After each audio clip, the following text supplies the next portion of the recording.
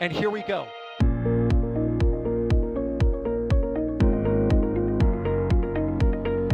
There's the deluge. Here's ignition. Roger roll with Atlantic. Doubling up. Did it just do a Kerbal? Back to the moon and beyond. Put that in the big bag, Jingle. Back at home, we all have a lot of work to do, but from here, it sure looks like a perfect flow. Propulsion continues to be normal. We did have an observation. Equalize. 343 unfolds to go. It's orange. Water towers fly!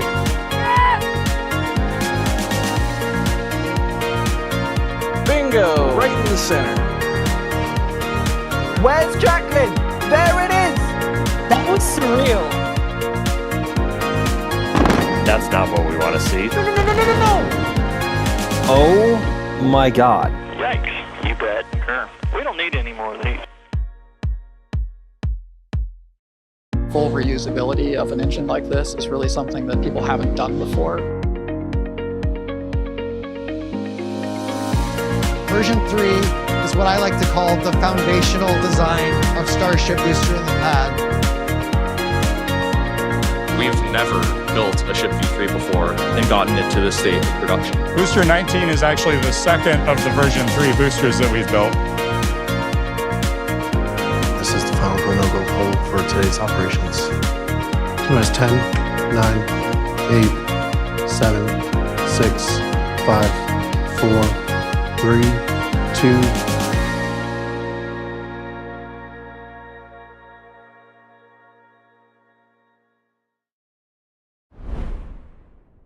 Hello, everybody. Welcome to, it's been a long time coming, Flight 12 of Starship, the first flight of the V3, the Block 3, both terms work, of Starship from the first time from Pad 2, for the first time using Raptor 3s. Lots of firsts. So it's going to be a long, long stream, as you can imagine, as we always do. This is called a Stakeout stream. This is where we have like a preview show and we talk about everything, go through a lot of subject matters. Then we go into what's called a launch stream. And that's where things get to the business end of the countdown and hopefully resulting in a launch later on today. That'd be nice, wouldn't it? Well, to talk about it, we've got Alex. Hello, Alex. Hello, Chris. It kind of makes you wish that this was not Pad 2 and instead Pad 3, because everything is 3 on this flight. Raptor 3, version 3. It should rhyme as well with the pad. Indeed. We're also joined by EJ. Hello, EJ. Good morning. Well, it's not morning for you guys, but hey, good morning to everybody that it's morning in. I've lost track of what time it is at all now. Yep. every day's rolled into one now. Also in the background, because I always thank the producer, I never forget to thank the producer, is Ryan Caton, who you'll be hearing from later. So Ryan is multitasking right now, doing the production of the Stakeout stream at this part of the juncture. But as you know by now, the regular thing, we do make this interactive as possible. If you've got any questions, do at NSF or at NASA Spaceflight, follow by your question that way. It doesn't matter if it rolls off the end of chat, which it will do because chat's already going fast and this is the start of the stream. It'll go into our panel so we can come back and refer to it and basically answer the question best we can. So that's what I always suggest. If you've got a good question, make sure you do it at NASA Spaceflight first or at NSF first. And that way it ensures it goes into panel. It'll don't do it that way, it'll scroll off chat. We'll never get a chance to see it. So that's the best way of doing it. I think the best way to start this one off is because we do have sections. We're going to cover subject matters. And guess what? Because I'm the old person, I get to cover a bit of the historical part of this. But let's do a status check, shall we, Alex? Because people be joining going, oh, rocket on the pad launch. I see T-minus 9 minutes, 51 minutes. Where are we? What do we do? This part is kind of quiet. Are they still loading the tank farm with tankers? Yeah, you can see one of them there on the road. It's sort of right now above the ticker, like when it says launch. And passing hopper. There we go. There we go. Yeah, so basically they're still just doing clears and everything, clearing the area and whatnot. They're still delivering cryogenic fluids and things like that, like nitrogen and oxygen and the likes. It's quite funny because it's been nonstop since yesterday's wet dress rehearsal, and it was like a continuous just line of these trucks unloading to this tank farm. It's kind of crazy. But they gotta get ready because today the weather has been a little bit iffy. Today, it's not been great. Let's put it that way. It's not, AJ. I'm unfairly asking you about the weather forecast, but as the resident American on here right now, it's better than me just checking the BBC.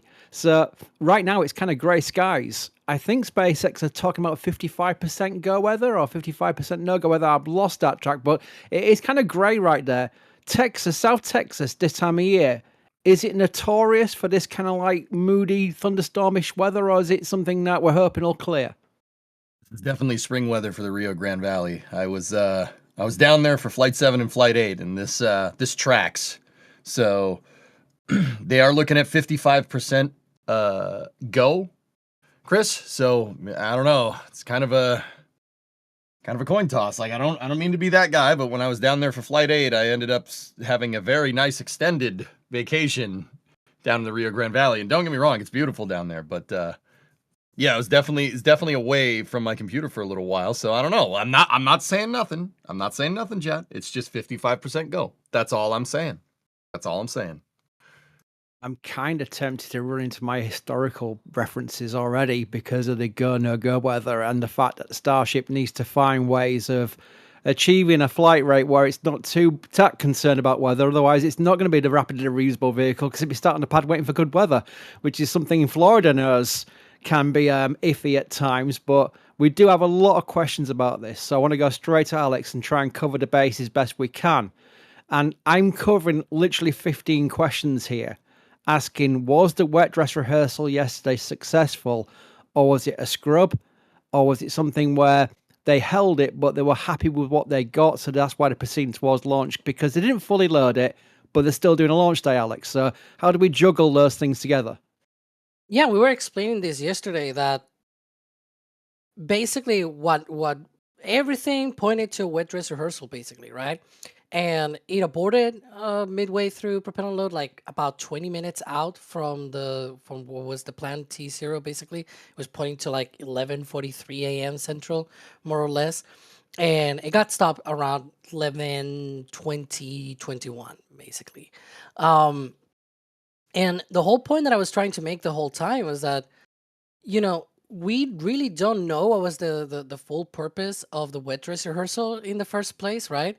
We know that there had been potentially some work on the pad. There might have been also work on the vehicles. And just like we saw with Booster 19's first engine test campaign when it got out to the pad with just 10 engines, they did a brief static fire test that was nowhere near the length that they wanted, and they still proceeded to the next step in the process with 33 engines instead of replacing those 10 engines and coming back again with 10 engines, right? And so it can be both at the same time that they did not complete a planned wet dress rehearsal, but they got enough test data to proceed into a launch countdown today that they were comfortable with that data to be able to come back here today and say, let's try this, let's launch it, right?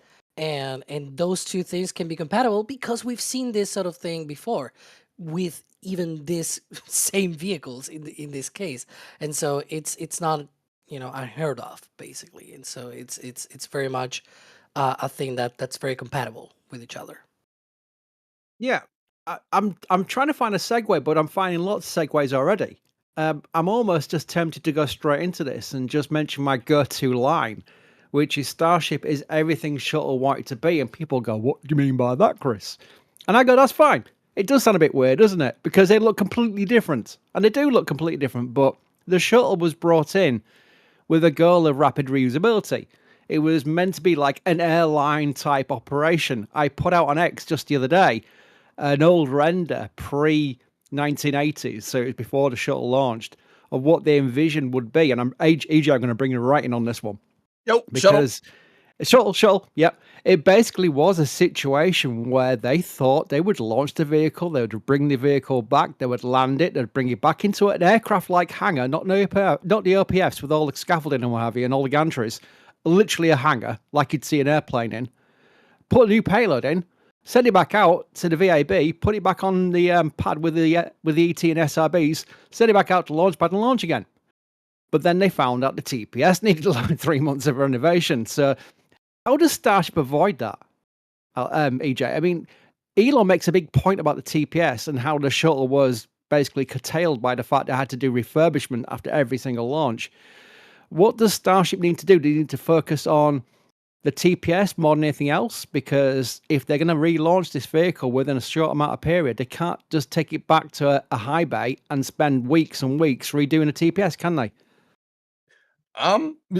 Chris, I think they could, to be honest with you. I know that's going to sound ridiculous, but if you're employing it in scale, sure, why not?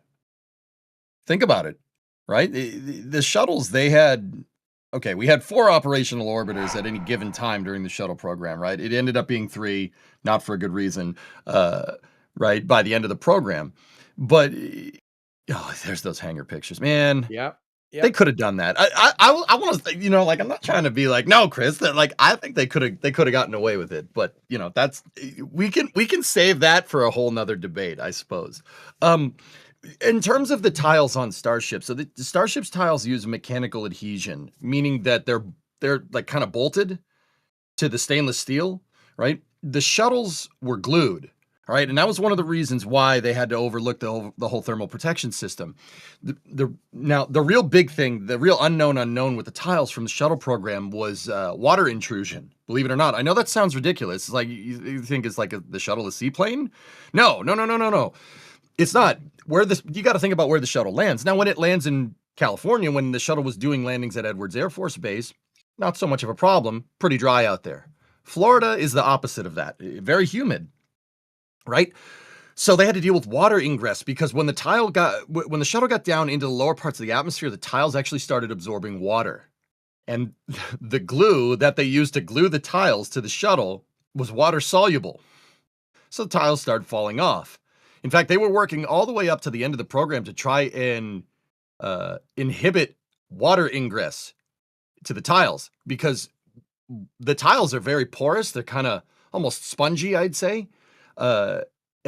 And water would get stuck in there. And if it gets stuck in there, the tile is going to fall off. That's part of the reason why they had to go and look over the tiles, et cetera, et cetera. But with Starship, you have mechanical adhesion. Now, some of Starship's tiles are glued. Some of them are glued in position, but they have a silica blanket backer, right? They call the crunch wrap. And then they're using that as a gap filler. And then the tile is actually bolted to it. Now, the mechanical adhesion you can get away with Starship. You can get away with it because it's made out of stainless steel. On the shuttle, not so much. The shuttle, it was made out of aluminum, or you guys would say aluminium. I say aluminum just because I like. We say it the correct way, AJ. Yeah. No. No, aluminum. We're gonna I'll meet you in the middle. All right, that's good enough compromise. Yeah. Yeah, fair enough. All right, cool. So because the shuttle is made out of aluminum, right? When they were going through reentry, some of the heat from reentry would get passed through the tiles, through the glue, into the aluminum. The shuttle frame would actually stretch, similar to the Concorde. Concorde would do the same thing, but for different reasons. You get thermal expansion, and that's the reason why they needed the glue, because they needed to take into account that slight expansion of the shuttle's airframe during reentry because it's getting superheated, right? With Starship, you don't necessarily need to worry about that as much. Now, don't get me wrong. I'm not saying that reentry is negligible here by any means, but the mechanical adhesion with the stainless and the silica backer to the tile makes it so it can tank a little bit more heat. We've seen that from the past Starship missions, right? Because SpaceX they bolted some Starlink antennas to this thing, and we've actually been able to see the reentry, which is pretty crazy. But Starship is aiming to get around that problem because, two basic things, if we're going to narrow it down: mechanical adhesion of the tiles and the vehicle being made out of stainless. So we'll see. I mean, only time is going to tell if this thing is as reusable as what the original shuttle engineers promised with the shuttle. We don't know for sure, but we'll see. Hopefully we see some action today. Yeah, absolutely. And well done to Ryan Caton for bringing up this tweet I was referencing, because it wasn't something I was planning. It was someone had tweeted something in reference to TPS and Elon retweeted it, so I got to see it and I thought, well, I'll just chime in. Even though the tweet was correctly mentioning the fact that TPS was a problem with the space shuttle, I thought I'd bring up the example of what they envisioned and what the reality was And with all the best hope in the world, SpaceX needs to learn how to avoid this issue. But again, with the caveat on top of that, from what EJ's saying, is that it's not going to be a case of where SpaceX is going to have only 4 ships, like the 4 operational shuttles were at the maximum. And remember, EJ, of course, they actually took a shuttle out of the rotation to send to California, to Palmdale, for their maintenance, their MMDs, their maintenance periods. So it was never really the maximum capacity of orbiters, even when they had all of them around. It was crazy, you know, but it's a different situation now with SpaceX. They're going to have a number of vehicles. We've seen, like, Alex, I'll bring you in on Falcon 9 now. There's a fleet of Falcon 9 boosters that they rotate through. That's why we've seen the numbers on the end. We've seen the new boosters with the 2s on the end. We've seen the older boosters with the 30s on the end. They've got a stable of Falcon 9s. I've actually forgotten how many they've got. Do you know how many they've got in rotation right now, Alex? Oh boy, it's usually around 20 nowadays, a little bit over 20, but it's always changing. So it's not like I can keep really a good track of any of that. There's not a cell in my spreadsheet that says these are the many, how many active boosters there are. I have a spreadsheet where I do have all of the boosters and their flights and everything, and they're like color coded whether they are active or not. But that will mean like I have to actually go one by one and count the ones that are currently considered active. And so, I will have to count this by hand. I can do it if you give me 5 minutes. I will give you 5 minutes because but it's usually fascinating. 20.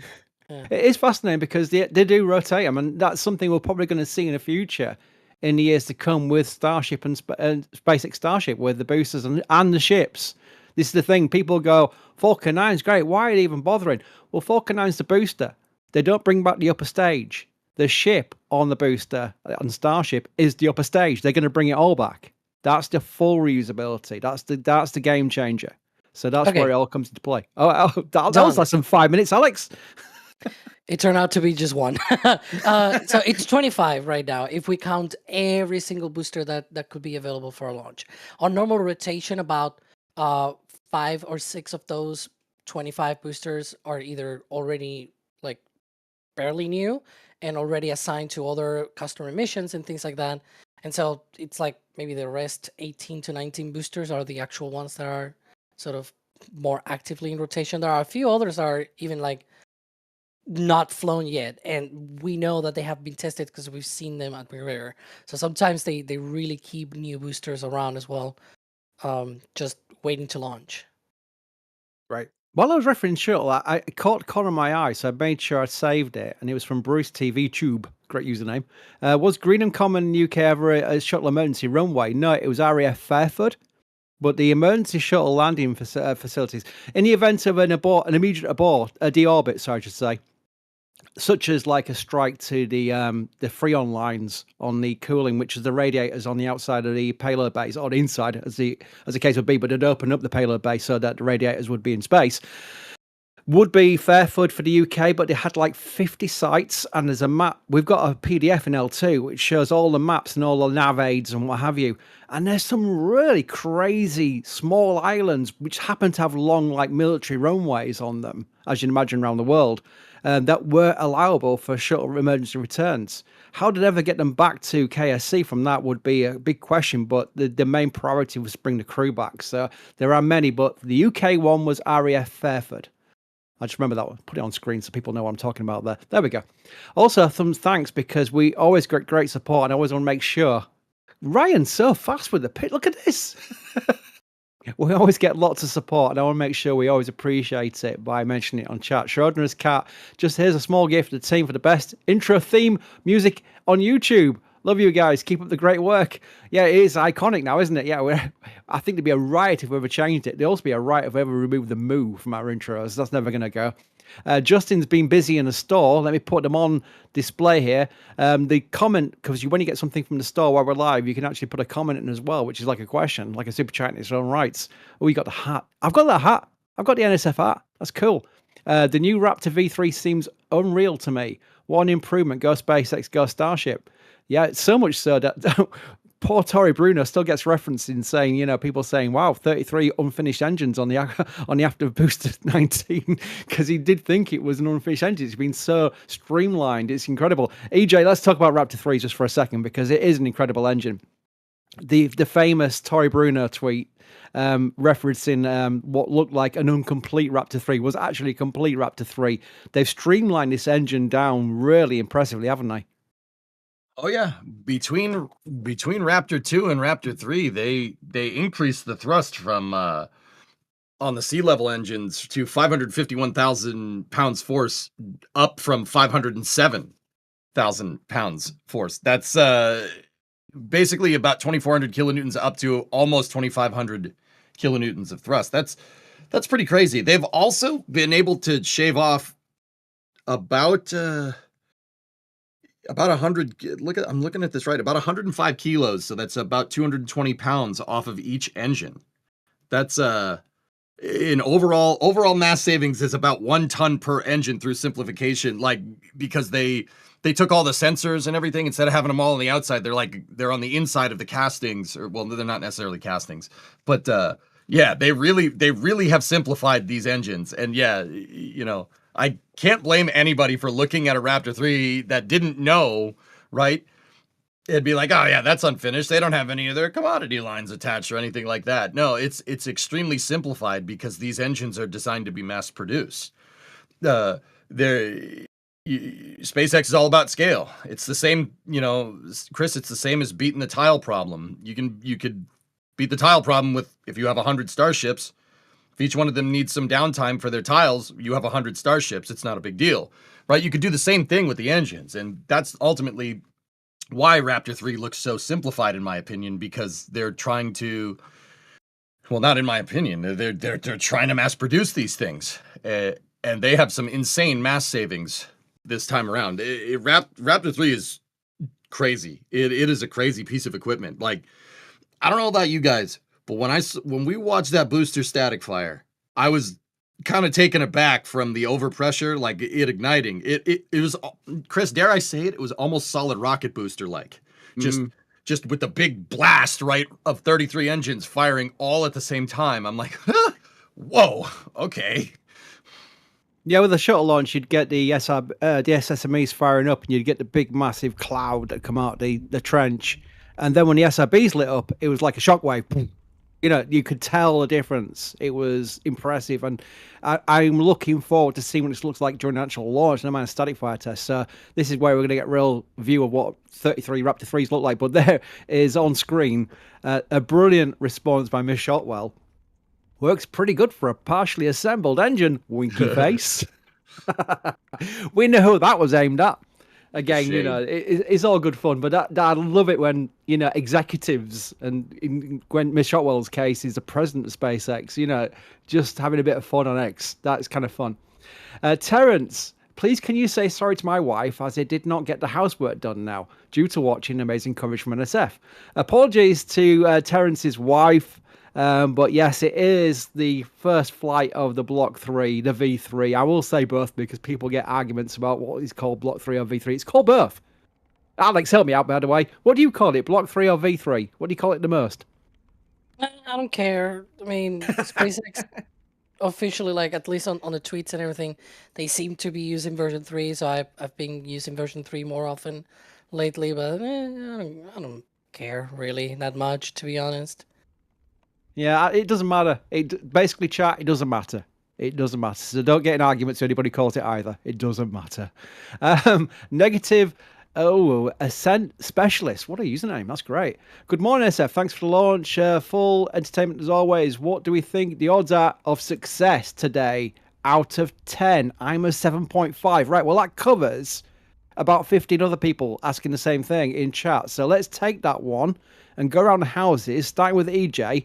Out of 10, and you have to qualify, I assume, by what you mean by a rating that you provide, do you give for the success chances of Flight 12 today? I'm going to go with a 9. 9 out of 10. I really honestly think that SpaceX has had some time to cook with this booster. They've isolated a lot of unknown unknowns. Booster 18, I'm thinking here. They've isolated a lot of unknown unknowns. They've had 8 months to figure this out. They've done all the testing. I think they've done their due diligence here. I think this thing is going to go, and I think it's going to be really awesome when it does. Alex?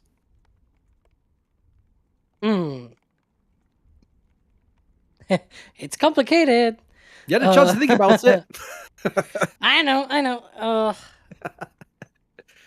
I'm about also the same as this supporter. It's probably 7.5. So yeah, 7 to 8. We'll see. I'm gonna do the same, and I'm gonna just qualify it by saying they'll probably lose the booster, during its landing burn or something like that, and that's fine. And people will go, Chris, you've been a SpaceX fanboy by saying that's fine. It's the first flight of the V3 Block 3. I'm going to say both again. As long as the thing don't fall back on the pad, you're already into bonus territory. Get to staging. That's great. The ship fires up, gets through its burn. Wow, okay, now we're cooking. The booster comes back, does a boost back burn. Great. It loses itself on landing burn. Not terrible. That's where I'm going with this one. So that will work for me. If it does everything perfectly, wow. But again, we've been around, immerse you in chat because you had a hardcore audience in from the Stakeout stream, literally like just under 10 hours to launch. Most of you will be hardcore rocket fans. You'll know the challenges involved in rockets. And this is the world's largest, most powerful rocket ever built. And it's coming off the back of some V2, Block 2, call them both, flights. Let's just try and get through some milestones here. Then we'll start, looking at increasing the cadence and having the other pads come online and bringing up, the Gigabay factories into production. We're going to start seeing vehicles moving from Starbase to KSC on barges. It's all coming. It's all coming. So let's get to the point where we just get through these teething issues that you fully expect with test flights, because it is still a test flight. There we go. That's my little speech. Williams, become a pad member. Sorry, EJ's going to say something, EJ. Dude, I'm kind of with you on that one, but also at the same time, dude, look, I just want to bring your attention to the picture on the screen. Look at the pad 1, all right? Or pad A, or that pad, or whatever you want to call it. Look, they're already building the commodities bunker over there. I don't think that they would send this thing unless they were sure. We know that the pad at 39A at the Cape is in a pretty far along state of being, like, not completed, but it's definitely there.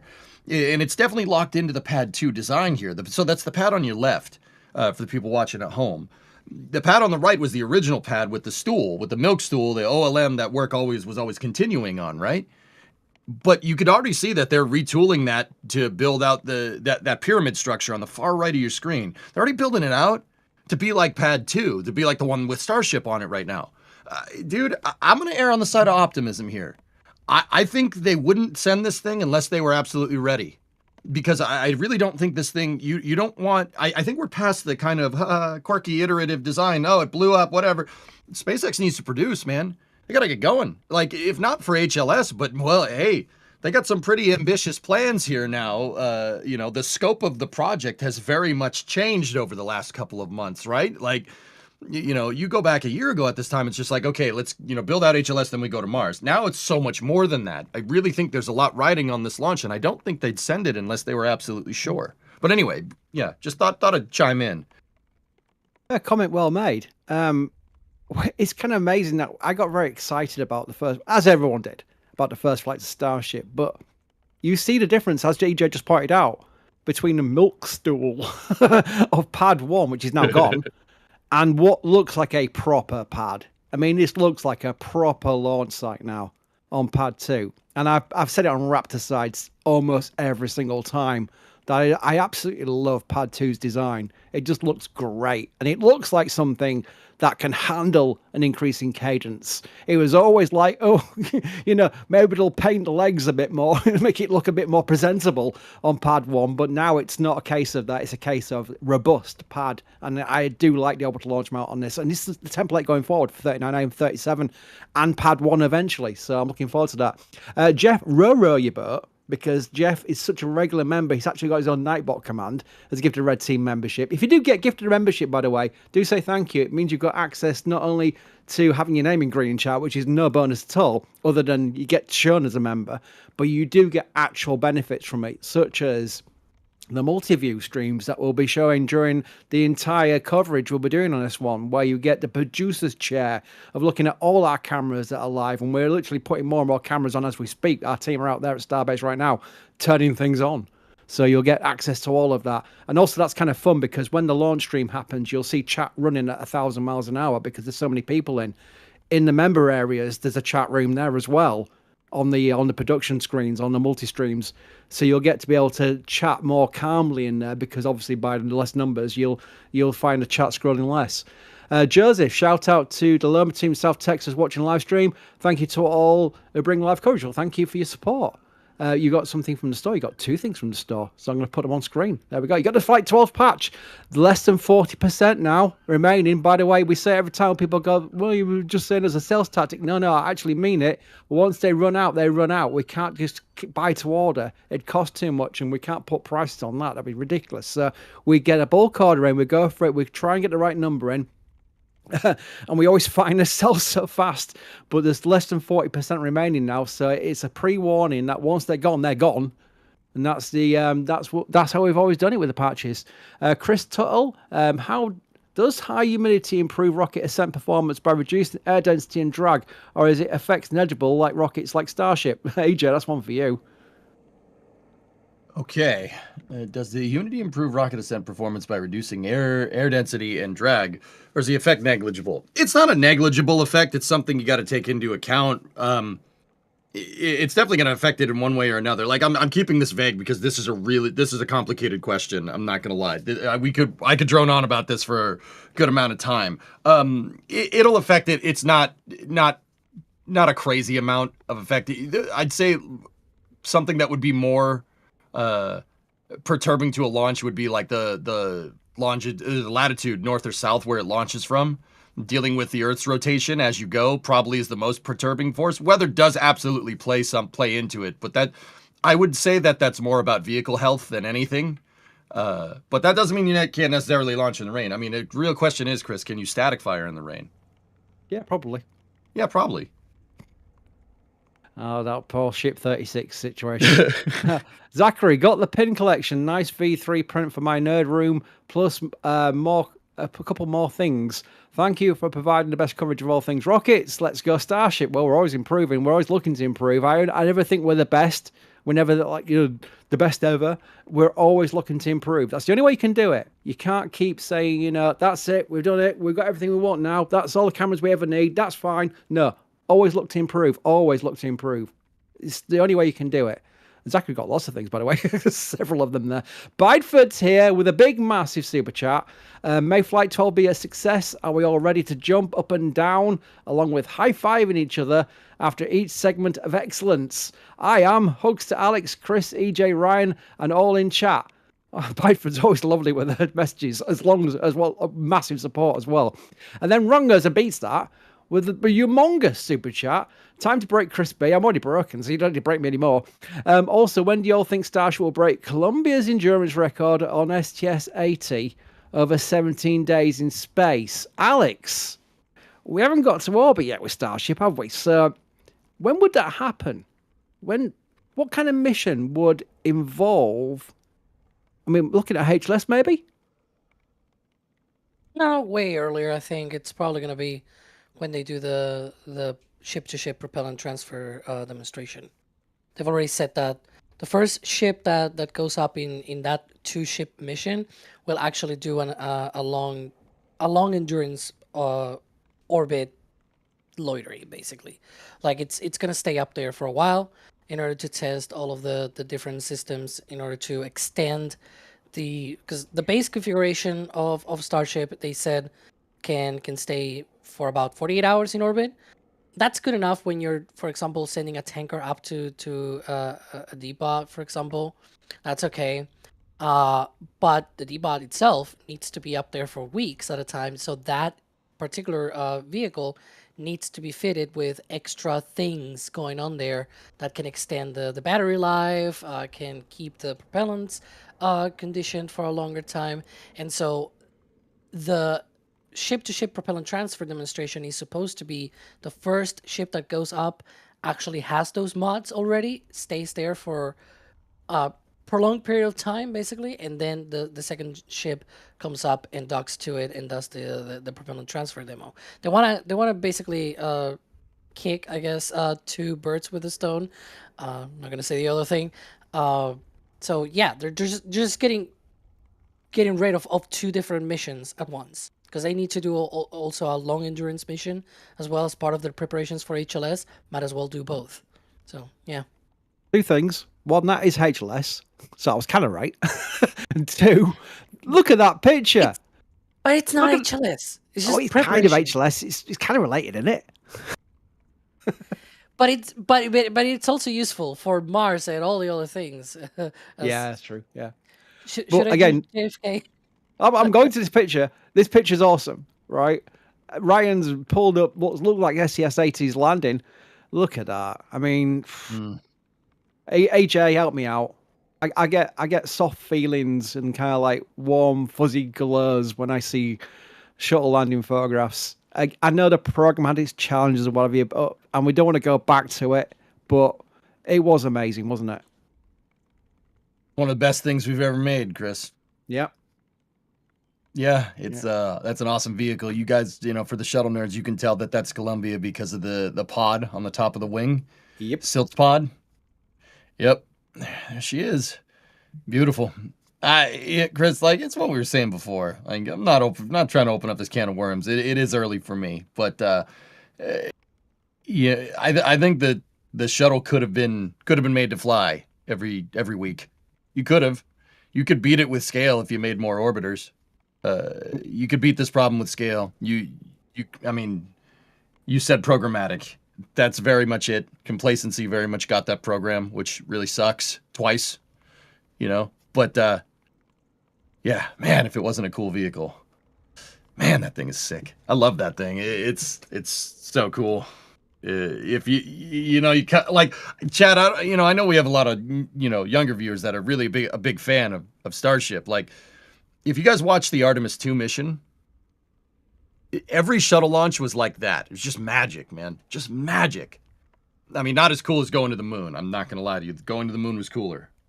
But every shuttle mission had that vibe, and it was just so special. If you grew up with it, there's a reason why Chris and me and Sawyer, the guys that, I'm not going to say the older crowd. Let's say the ones with more orbits, right? We're the ones with more orbits, right? Like we grew up with that thing, and it was a monster. It was an awesome vehicle. Hopefully we get to see that same magic with Starship soon. Yep. Back to Starship itself. I do have a look. I've just seen Doug Moody. Yorkshire skies is the reference to the weather there, but then spoilt it by putting LUFC at the end of it, which is Leeds United Football Club. No, we won't do that. Dougie, you know what you're doing there. You know you're trying to rile me there, and it's not working. It has worked. It has worked because I literally just referenced it. But let's go back to today's attempt, because Ravshan O'Day kind of rounds it up. A lot of people asking the same question. I will tend to gravitate towards one to answer several people, if you don't mind, because I think it's best we ask the question on behalf of everybody via one. And this one is, what is the whole crew's expectations for today's launch? Scrub, long hold, or go? So I'm going to go for Alex first. Do you think they'll go today, but after maybe a hold? So we'll get the drama of a hold, but then it'll eventually go, let's go and send it. Or do you think we'll get a scrub? Or do you think it'll go literally start the window? I wouldn't be surprised if we see a slip into the window. This horrible weather will continue for a few more hours, and that can delay some of the preparations. So I wouldn't be surprised if we end up seeing the T0 sliding into the window.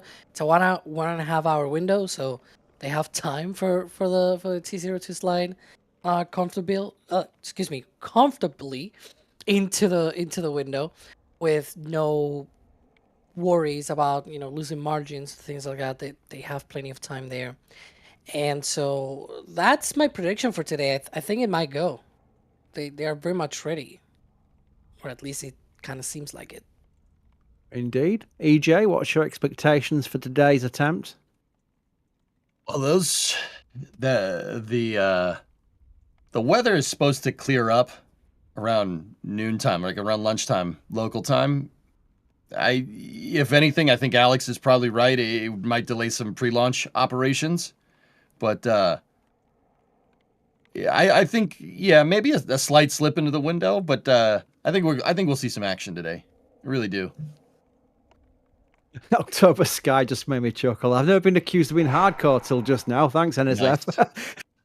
Well, think about it. You know, majority. You'll see what it's like when we get to the actual like T-minus 10 minutes. You'll see the watching now figure be probably 3 figures. You know, it'd be a crazy amount of people. There's 6,300 in right now, which is a lot of people to be fair, but it's like still over 9 hours to launch. You know, for you to tune in to a Stakeout stream of a launch that's not happening for the 9 hours at least, I would consider you hardcore rocket fans. So take that as a positive, take it as a compliment, as it's meant. And I really do think that is, you know, it's something I would do. I'd be like, okay, let's get the YouTube all riled up and get ready to watch this. You know, I want to digest all of it. And that's what you're all doing. So there we go. Well done. Ruby's been busy in the store. Go Ship 39, go Booster 19, go Pad 2, go Block 3, go Starship. Hope these NSDLs provide some good exterior views. Let's see what you got. Hang on. Because when I display that actual message on screen, it'll show, oh, you got some pins. Nice. And you got more because I got 2 of them there. So let's see what the other one was. More pins. You got lots of pins. Daniel asks, when do you think Starship will support rideshare? Oh, and got something from the store as well, so put it on screen. Alex, rideshares, because that's something even SLS and Artemis do, isn't it? Starship rideshares? Like they should have CubeSat dispensers, like they do with ICPS. 1,000 CubeSats. Yeah, right. I mean, they might fit out of the PES dispenser, but I mean, yeah, sure. If you've got the right size satellite that can fit in the PES dispenser, sure, you might be able to fly it along with the Starlink satellites. Who knows? Or the AI satellites, or the DTC satellites. So many different satellites that they're planning to launch on this thing. Well, it's crazy because I've mentioned these Raptor and I've kind of sort of doubted myself as I was saying it. But Alex, help me out here. I mean, maybe not now, but eventually, will it be cheaper payload to orbit on Starship for a customer? I know it will be economically for SpaceX, but for a customer to buy a ride on a Starship than it will be on a Falcon 9?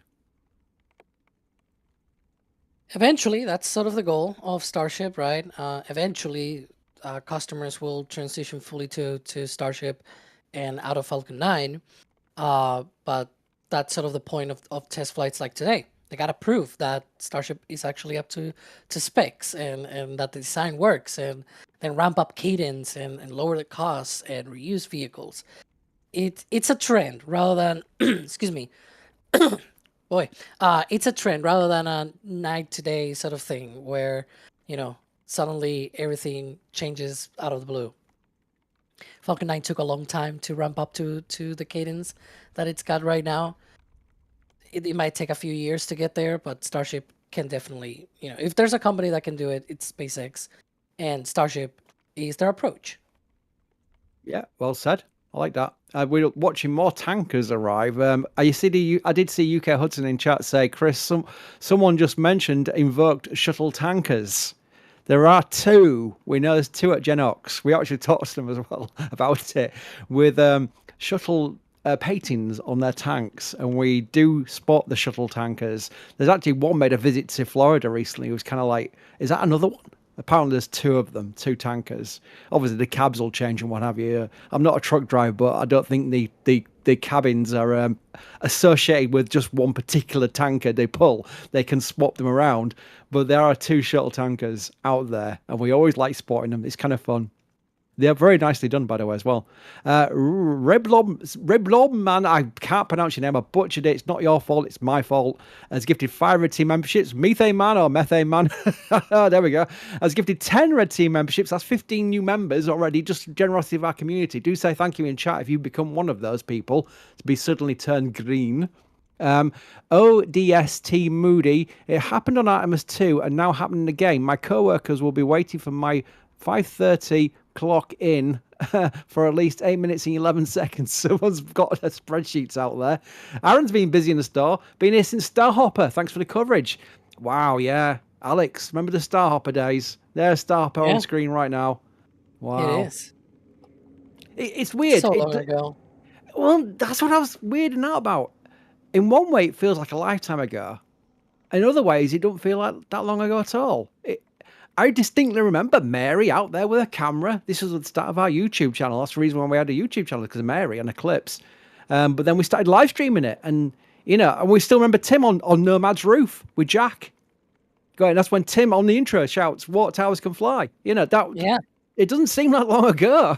Weirdly, a lot of people think that's actually because we sort of clipped from Tim's videos or something like that. He yells so loud that he can be heard on Jack's camera. Like, it's not that we clipped it from Tim or anything like that. He just yelled out loud. That was the excitement at the time, of course. Now we've gone through many more things. Oh, look at that. We've gone through many more things, right? And so we're now excited about much bigger things. Like today's launch, of course. I remember a story from the Cape where Chris G, now at SpaceX, was streaming for us. And there was quite a big distance between him and Tim was streaming for his channel, Everyday Astronaut. And because Tim and Chris G are both very loud, Chris G could be heard on Tim's stream, and Tim could be heard on our stream. Lift off or whatever it was. It was hilarious. I remember that story. They were both coming on here because they're both very loud. One Wolfie has gifted 10 red team memberships. John, let's go Starship. Got something from the store. Got a couple of things from the store. Clicking on them, so you'll see them on screen.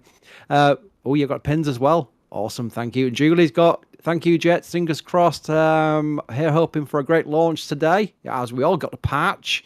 EJ, I can't pronounce YouTube. It's YouTube's fault. YouTube changed it from people's names to their names, their usernames. I don't know why. I think they're trying to be X or something stupid, but it makes it hard for someone like me who's an umpty to try and pronounce people's names. Became a Capcom member.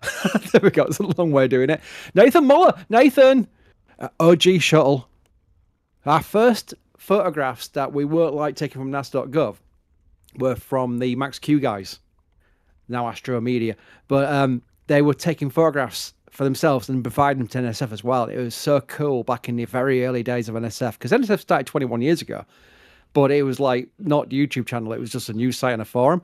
But it was really, really cool that we could get photographs for articles that were actually done by guys who were going out there, with us. It was so cool. Nathan was one of those guys with a $100 tip, by the way. Nathan, wow. Couldn't make this one, but wanted to contribute to the festivities. We'll be toasting with a Whataburger from Houston, which I thought wasn't a real thing. I thought it was in movies, but apparently it is a real thing. Good luck to the field team and Godspeed Flight 12. You didn't know Whataburger was a thing? No, I thought Panda Burger was made up as well. Apparently that's a real thing as well. Dude, if it has to do with food and us, it's most likely a real thing, man. That's all I'm going to say. You meant to say that Raising Cane's doesn't sell canes? No, it's a candy cane store. You get candy canes from Raising Cane. Yeah, obviously, right? Like, it's totally not chicken. I love canes. Yeah, Jack said, I'm going to Panda Burger for lunch. I'm like, you're making it up. Also, shout out to Nathan. Nathan, you rule. Yeah, absolutely. I don't know. We got onto burgers from Nathan's amazing tip. Anyway, it's mostly my fault. What a burger. That's why. Yeah, on my way to South Padre right now. Weather has been crazy, says Dultmer. But good luck. Hopefully, there's a launch you're going to be seen. Ethan driving down to SPI now. Hopefully, to catch my first rocket launch. Fingers crossed. Lots of people actually going to the launch. That's awesome. Vanishing Image. Thank you for becoming a Red Team member. And Chris Turtle. Could future damaged spacecraft in orbit be disposed of by sending them into deep space instead of burning them up in Earth's atmosphere? Is that too impractical? What about the sun? Well, a bit like Battlestar Galactica, the end of Battlestar Galactica. Yeah, there's so say we all. Sun. Yeah. EJ, what do you think? I mean, disposal is something they like to have, isn't it? Because if something goes wrong or if it's end of life, it can at least re-enter and be disposed of that way. Is there any benefit doing it the other way and sending it out in deep space? Well, so Chris, you're about to learn, so listen up. So, hey, baby. It's a nice S4 right there. You like it? Yeah. So, Chris, gather round. Time to learn. So it depends on the mission, to be 100% honest with you. It depends. So if we're getting a geo launch, so that is a rocket that's going to shoot something out to geostationary orbit, not transfer. Differences. Geostationary transfer and geostationary orbit are two different things. The transfer is just the uphill ride. A full geo insertion is going to have the second stage ride all the way out to geosynchronous and then circularize out there.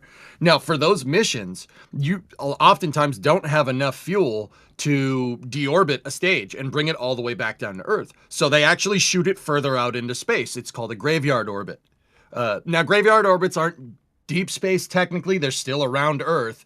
They're just a little bit higher than geostationary, because if you think about it like musical chairs almost, like you have slots for your geostationary satellites, right? And, you know, it's like real estate. You know, you park one in a slot and you leave it there, and then when the satellite's done, you vacate the slot, right? You don't want to leave stages around those areas. So they do shoot them off further into space. Now, they don't go like out of Earth's grav well. I mean, except for that S4. That one is absolutely out of Earth's grav well. The ones that we use to shoot off for the Apollo missions, like that's an S4B-500. Those ones are either crashed into the moon or way out into heliocentric orbit. Those ones did get shot off into deep space. But they do put them in graveyard orbits or deorbit them for a lower orbit mission, right? Now, in terms of sending them into the sun, no. You need an incredible amount of delta V. You need a lot of fuel to be able to get anywhere near what's called the solar corona, which is basically the sun. Now keep in mind, you only want to get something close. If you get something close to the sun, it'll burn up. I don't know if you guys realize this. The sun is hot. It's extremely hot. You don't need to crash it into the surface. You just need to get it close. But even getting it close requires an incredible amount of delta V. You have to slow down. The Earth is orbiting around the sun at 66,000 miles an hour. And if you want to fall down back to the sun, you got to step on the brakes. And you're going to need a lot of fuel to negate that 66,000 mile an hour orbital velocity around the sun.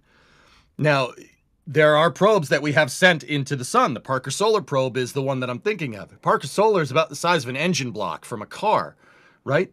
And even that took an entire Delta V, or an entire Delta 4, right? A Delta 4 heavy, right? That my brain just amalgamated into Delta V for some reason. It needed an entire Delta 4 heavy, and even then they grav assisted off of Venus to shoot that thing even somewhere remotely near the sun.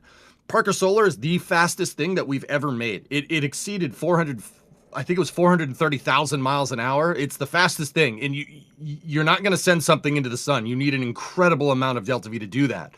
It'd be easier to send it further into space, but it does depend on the mission. Yeah, there you go. Hopefully you learned something. I did. I'm very grateful for it too as well, EJ, because it is something I immediately, if it was just me, I'd have said, well, no, disposables best, just get rid of it, you know. I wouldn't have gone into that about what the options are there. So that was really interesting. We do get a lot of questions. You can imagine these streams are very popular, and you can imagine that there's a lot of people in chat doing the NSF and at NASA Spaceflight.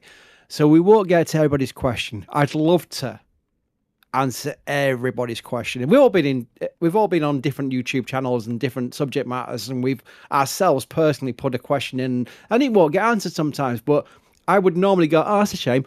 But now I appreciate the fact that whoever's talking on the channel doesn't get an absolute opportunity to answer 500 questions in an hour. It's impossible. It can't be done. But I'm going to go through as many as possible. It does not have to be a super chat. I always make a big deal of this, not just reading super chats.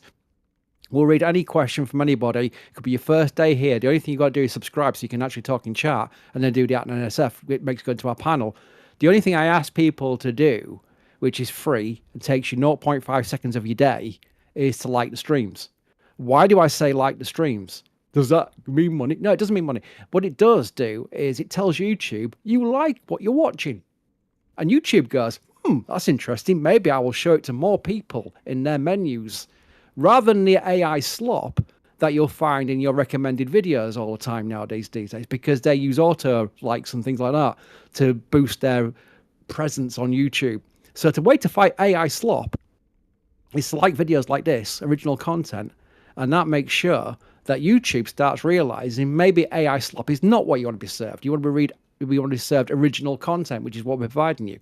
There we go. There's my little speech done. XEO wants to know, do you believe that the biggest technical challenge potentially holding Starship back from achieving full reusability, rapid reusability even, and also landing on the moon in the future? What is the biggest challenge? There we go. That's probably better if I start it off with the correct phrase. Alex, what's the biggest challenge? technical challenge that stops Starship achieving full rapid reusability and landing on the moon? From achieving full rapid reusability, it's probably the TPS, the thermal protection system on the ship. And from landing on the moon, of course, it's going to be on-orbit refueling. But that is why they do these test flights, right? And why they constantly change the design.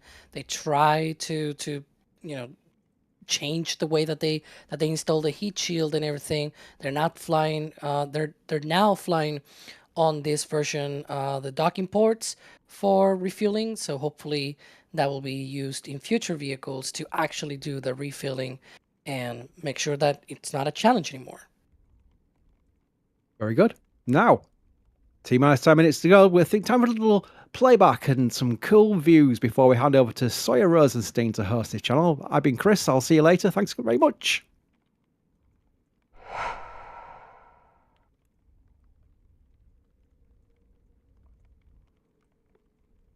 After all, you don't want anyone close to the rocket when it's time to go. For that reason, there are a series of maritime, aerial, and ground closeout areas that are enforced on the day of the launch as the clock counts down to 0. In the air, a set of temporary flight restrictions and notices to airmen are issued for the day of launch. On the water, a similar set of restriction areas and navigational warnings are issued as well. These areas are not only noted to cover the initial rocket's ascent, but also to cover the ship's re-entry area halfway around the world in the Indian Ocean. SpaceX works alongside the U.S. Coast Guard and the Federal Aviation Administration to coordinate their clearing ahead of launch. On the ground, a set of 3 roadblocks are set up along Highway 4, the only road that leads to Starbase and its launch site. The first of these is called the Soft Checkpoint, and it's located about 15 miles from the pad at the intersection of Highway 4 and Oklahoma Avenue.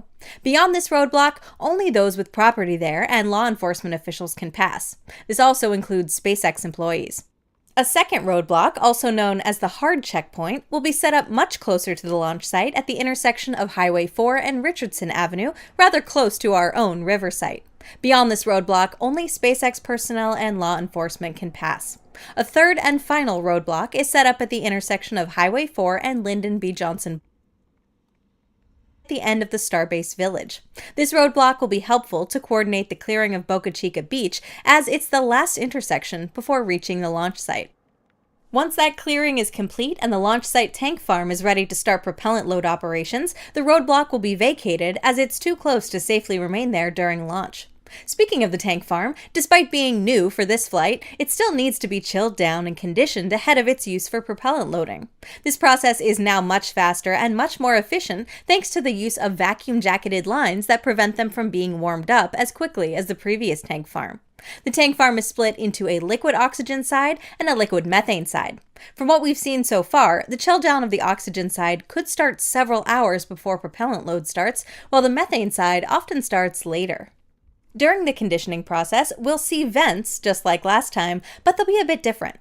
In this new tank farm, all of the venting from conditioning the liquid oxygen pumps and subcoolers is routed to a single location where a fan blows this venting upwards. In the case of the gaseous methane created as a result of chill down of the methane side of the tank farm, it'll be condensed back into a liquid and returned to the storage tanks. This reclaiming system will also be visibly venting and will give us an indication of when this process is underway. With the tank farm conditioned, it'll next be time to condition the propellant lines that go to the launch mount and tower. For the previous pad, there was a vent on the launch mount that indicated when this happened. Now, instead of venting it off the mount, there are a series of pipes located closer to the tank farm that vent when this process is underway. There is still a tower vent, though, and while we're still learning its behavior during countdown, it appears to work similarly to the one that we saw on the first pad. It first starts weak and vents for a few minutes, then dies out and nearly disappears for another few minutes, to then return again much stronger. The vent will then completely disappear right before propellant load starts on the ship. But for that, everything needs to be go as we count down to launch. Thank you very much, Alicia Siegel, for that, and welcome, everybody. I am Sawyer Rosenstein, filling in here for Chris Bergen. I'm sorry my accent isn't as cool as his. But anyway, we are under 9 hours to go now until the opening of the launch window for Starship Flight 12. boy, those words feel weird to say at this point. It's one of those where you know the day's coming, and you're still waiting for it, and yet here it is. We are now potentially 9 hours away from seeing version 3 of Starship finally take to the air. All right. So, getting caught up here, it looks like the weather's still on the rough side there a little bit with the rain happening. And already the jokes were coming in of, can they static fire in the rain? Can they launch in the rain? I guess, Alex, we'll actually tackle that first here. Cosmic Exploration asking, is light rain any problem during launch, or are there any anvil cloud rule issues? Well, generally for a rocket launch, the like light clouds and light rain are not a huge concern. We've seen this in the past, like Falcon 9s and even shuttles as well, sort of flew through that kind of weather. It's when you actually get the bigger clouds, the thicker clouds, especially the ones that are very tall as well, because they can create a lot of potential energy there for like lightning and things like that, which is not great. Those are the anvil clouds that we usually talk about, right? And so when the rocket goes through the cloud, it can actually trigger lightning and things like that.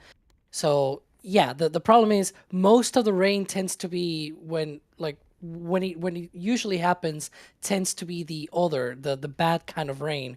And so that's why generally when it rains, it's usually, the launch gets S-worded. Today it's launch day already, so I cannot say the word.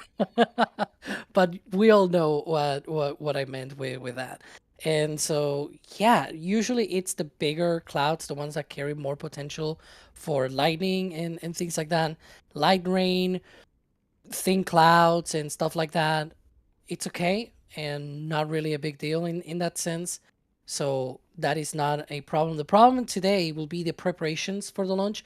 There's no rain schedule, or rather schedule forecast for the launch window today, but there is pretty much until like a couple of hours before the launch window opens, and that could delay some of the preparations ahead of launch. Yeah, that's the thing most people don't realize. It's not just the launch time itself, it's all the things that get done ahead of time. And obviously you saw there with the roadblock timing from Alicia's video, that's something they need to take into account. And of course, if they're late leaving and setting up those roadblocks, that could always push the time back. But again, thankfully they have a window today, and that is why, again, the clock you see is counting down to the opening of that window. SpaceX has plenty of time if they need to shift things around a little bit. And if you watch any of the Falcon 9 launches, especially Starlinks, you know that happens quite often. One of the interesting things, though, compared to Falcon 9, especially with those Starlink launches, is the fact that, hey, if they start fueling with Falcon 9, they are committed. That's not the case, right? The booster and the ship now can actually hold for a bit. Do you know about how long, or do we know about how long for Block 3 or version 3 that they can hold with propellants? We Alex? don't know specifically for this for this version, but they might be able to hold about 10 to 15 minutes like the previous version. It's not something that we know for sure because it's the first launch, right? And so we have not had a previous sort of update from SpaceX about those sort of things. We usually tend to hear about that sort of thing when we go into a launch attempt like today and we get close to launch, and then they start their own coverage and all that, and they explain things and all that. And then usually Dan here, he's like, oh, well, we have like 15 minutes or something like that of hold capability and that sort of thing. And that's when we get to know that sort of information. So hopefully we get to hear about that today. Although I hope they don't have to exercise that option. I want a clean countdown, just go through that T-minus 40-second mark in the countdown and just light the engines and go. Although it wouldn't be a new thing for them to just hold a T-minus 40 seconds for a minute or two anyway, just double check everything, say, yes, we are really go, we are going to proceed. We've seen them do that before, where they just take a minute or two, and then randomly the clock just restarts again. So I wouldn't hold your breath if that does happen, if it's not a bad thing. Let's see here. Things obviously getting really exciting now with this new ship, and in particular also the new booster. I want to talk about the booster a little bit because, yeah, it's somewhat similar, but admittedly, if you compare the ship versus the boosters of V2 and V3, booster kind of stands out as the one with the most obvious change, especially with that integrated hot staging ring at the top. So how is that different from the other hot staging ring that they had on V2 that they would jettison mid-flight, besides the fact that it's not jettisoned?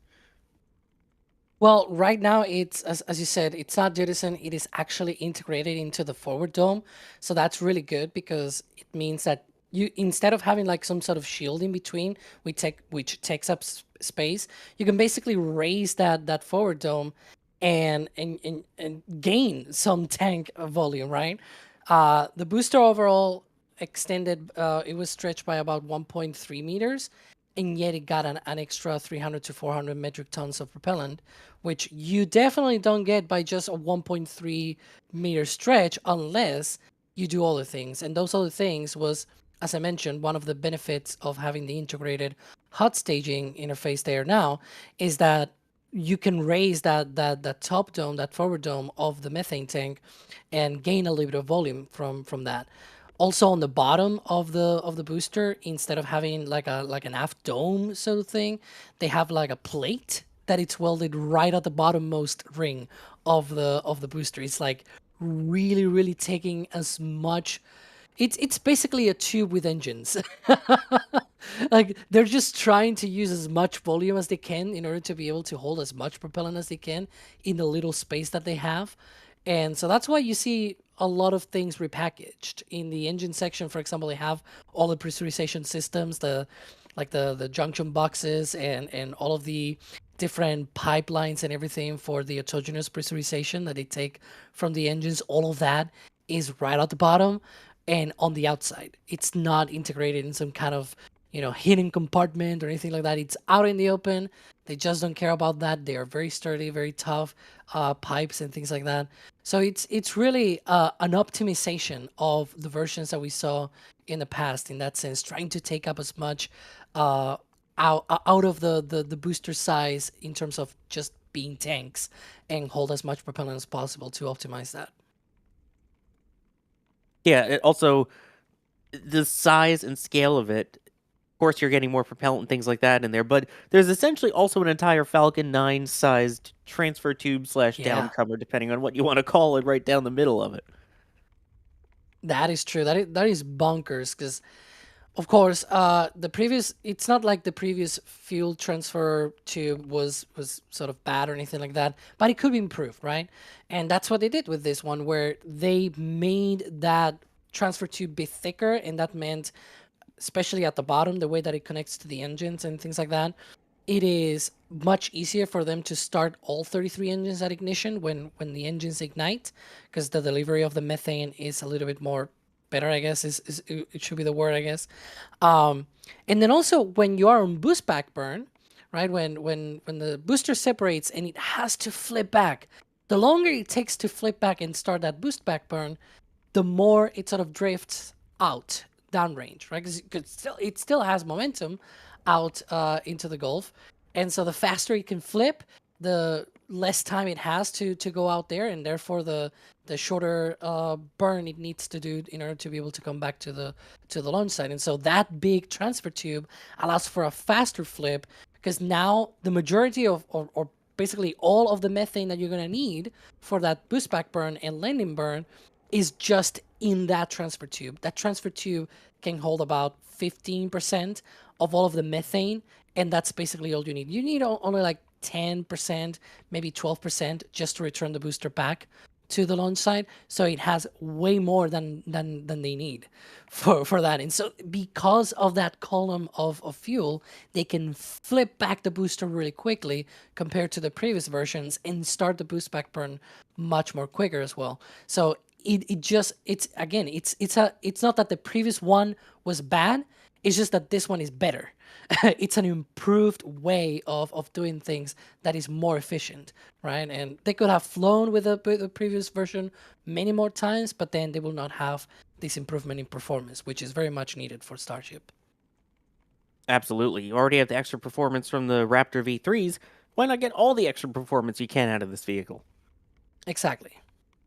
By the way, you mentioned downrange. There is something else that we're seeing downrange now at this point, and that is the SpaceX range safety aircraft that they have. There you go. You could see that on Flight Radar 24. That is their Beechcraft that they have to keep track of things going on in the range. Now, EJ, I think it's important to note the difference here, because when we see launches from Cape Canaveral and even from Wallops in Virginia, there is something called the Eastern Range that tracks everything and deals with a lot of this. Can you kind of explain what's different with the range for SpaceX and Starbase compared to the range that we're used to seeing for Falcon 9 and Falcon Heavy, either at Vandenberg or California or Florida? Okay, so the big difference here, Sawyer, this is a private spaceport. It's a private spaceport. It is not operated by the U.S. government. Starbase is a fully privatized spaceport to space, or, well, suborbital. Hopefully that changes soon, right? So you're not going to see the same type of, range safety planes flying around. This is all, it's a privatized plane. That's just, I believe that's a Beechcraft right there. Oh, yeah, no, it just looks like we got a Super King Air. Nice. Ooh. Nice. I was around a lot of those when we were at the design build fly competition that I did a couple weeks ago. Those are sweet airplanes. So that is they can't be relying on the Air Force or the Coast Guard or anything to enforce these areas, so they do it themselves with private aircraft. That's the big difference. I mean, hey, Beechcraft 350 is Super King 350 is a nice plane. I mean, UH-60s are good too. Like if you want to launch out of the Cape, I like those too. But yeah, everything is privatized here. It's a fully privatized spaceport, first one of its kind. It's so strange because you're used to hearing the range safety officers and the range downrange, the 45th Squadron, and all of that. They're not really involved, especially given that the trajectory now kind of is slightly different and goes even further south than what we saw for the previous flights. You can see now the launch air hazard area there now going closer to between Cuba instead of closer to Florida. It's amazing that they're patrolling most of this. Of course, there's obviously still other areas that need to be made aware besides just the area near SpaceX's range, right, EJ? Yeah, you're enforcing that corridor basically all the way down. You don't want to be there when Starship launches, just in case. Just in case. I'm not going to say it. I'm not going to elaborate any further. You got to enforce that whole corridor, and also the reentry area as well. You don't need a ship sailing through there and getting, potentially peppered with parts. We don't want that though. We only want one part coming down in one piece, right? That's what we're hoping for. Yeah, well, at least until it hits the water. Yeah. I mean, preferably one piece after water splashdown. But yeah, I don't know. I don't think that'll happen. But it'd be nice. I can dream, right? I can dream. What do you mean? It was so satisfying. Remember buoy cam where the ship would just touch down, and then as it flipped onto its side after a soft splashdown, quote unquote, you get the big kaboom. That's when you want the earth-shattering kaboom. Where was the kaboom? There was supposed to be an earth-shattering kaboom. Yes, something like, I don't know. I'm sorry, I had something stuck in my throat. If you didn't do it, I was going to make that, so it's all good. Yeah, gotcha. Let me take a moment to thank some people here, and then we'll get back to more of your questions. Reminder, you can tag us at NASA Spaceflight or at NSF. Pops up in the software we have back here, and makes it a lot easier to see all of the questions, given how many of you there are in here chatting away. Jerwa with an important follow-up question from before I joined, talking about Parker Solar Probe. EJ, they're wondering, is the sun hot? It's about 10,000 Fahrenheit, or I believe that's 5,500 Celsius on the surface. Yeah, that's pretty hot. That's pretty hot. Don't lick it. It won't end well. It's not a good idea. I mean, I guess that's also like the technical update that we got that one time from SpaceX that Starship is big. They forgot to answer the question about the sun. Mm-hmm. Nice. Salty Clam Pirate. It's my 40th birthday today. Hopefully I get the most epic 40th birthday candle possible. Thanks for all you guys do. Oh man, we got to tell SpaceX they only put 39 candles on this, not 40. Yeah. Hey, it's all right. Nobody's perfect. Nobody's perfect. But also, Salty, please make sure to not blow out the candles, please. These at least, yeah, good point. Although at some point the 33 engines on the booster and then the 3 Raptor vacuum and 3 Raptor sea levels on the ship will have to shut down. Just when they're supposed to, please. Artist saying, be sure to wait for the right time. That's what we're trying to tell you. Yeah. Don't do it while people are still singing happy birthday. You got to wait till after they do the happy birthday to you and then check before they do the RU1, that kind of thing. Artist Space, got my orange Flight 12 hoodie on. Go Flight 12. Eric Rogers, thank you for becoming a Padrat member. Anonymous saying, time to expand the collection. Love the work, NSF, as always. Getting a patch. Nicely done. And also grabbing... Oh, no, it just showed up twice. Ben Vision, they may not have gone to orbit, but they've been well into space. What is the highest altitude reached by the Starship program so far? Alex, do you have that? What was again the question? What's the highest altitude so far reached by Starship? 200 and something kilometers. I don't remember exactly. You will have to go through basically all of the different flights that had reached at least SECO. It's in the order of that, 200 and something. I think it's like less than 250 at the very least. But yeah. So then when it comes time for deploying Starlinks, about what altitude will that be once it's operational? And how would that compare to, say, an orbit they might use for rendezvous with Artemis on Artemis 3? No, for Starlink, that kind of altitude, it's fine. For example, today's Falcon 9 launch from Florida went to a 247 by 258 kilometer orbit, so quite a low orbit. They do this because the lower that you insert a payload, like the rocket has more performance the lower the orbit, right? Because it doesn't need to do as much work. And the satellites themselves, they have their own Hall effect thrusters. They're very efficient. They have plenty of performance in order to be able to raise up to their operational orbit, which is right now around 460 kilometers. So I don't expect them to insert these directly. If they don't have the performance, they might want to save it and insert them lower. If they do have the performance, because this is another thing with Starship, currently it's probably limited by volume. You can only like launch 60 of these at a time, and 60 of them, unless they're close to 2 tons each, it will not hit the mass limit of performance, the theoretical mass limit of performance of Starship to low Earth orbit. So it might be that once we are in V4 and everything, then they might just insert them directly into the final orbit. We'll see how that works. Exactly. Of course, need the first flight of V3 to work so that they can then make their way to orbit, so then we can get to the booster and ship catches, so then we can get to that point. So still a couple flights away. But what's crazy is mentioning all of that, they could only be, 2 or 3 flights away from that actually happening. I guess follow-up to that, Metal Manny was wondering, does the booster cross the Kármán line? Obviously the ship does. Do we know about the booster altitude? So before version 2 happened, version 1 boosters, they did, because the ship was lighter compared to version 2 ships. So for version 2 ships, what happened is that the version 2 ships got bigger and heavier, and so the booster could not do as much work, and so it did not get beyond 100 kilometers. So you can see this difference, for example, on booster 12, on flight 5, it did reach over 100 kilometers in altitude, but then booster 14 on flight 7, it did not.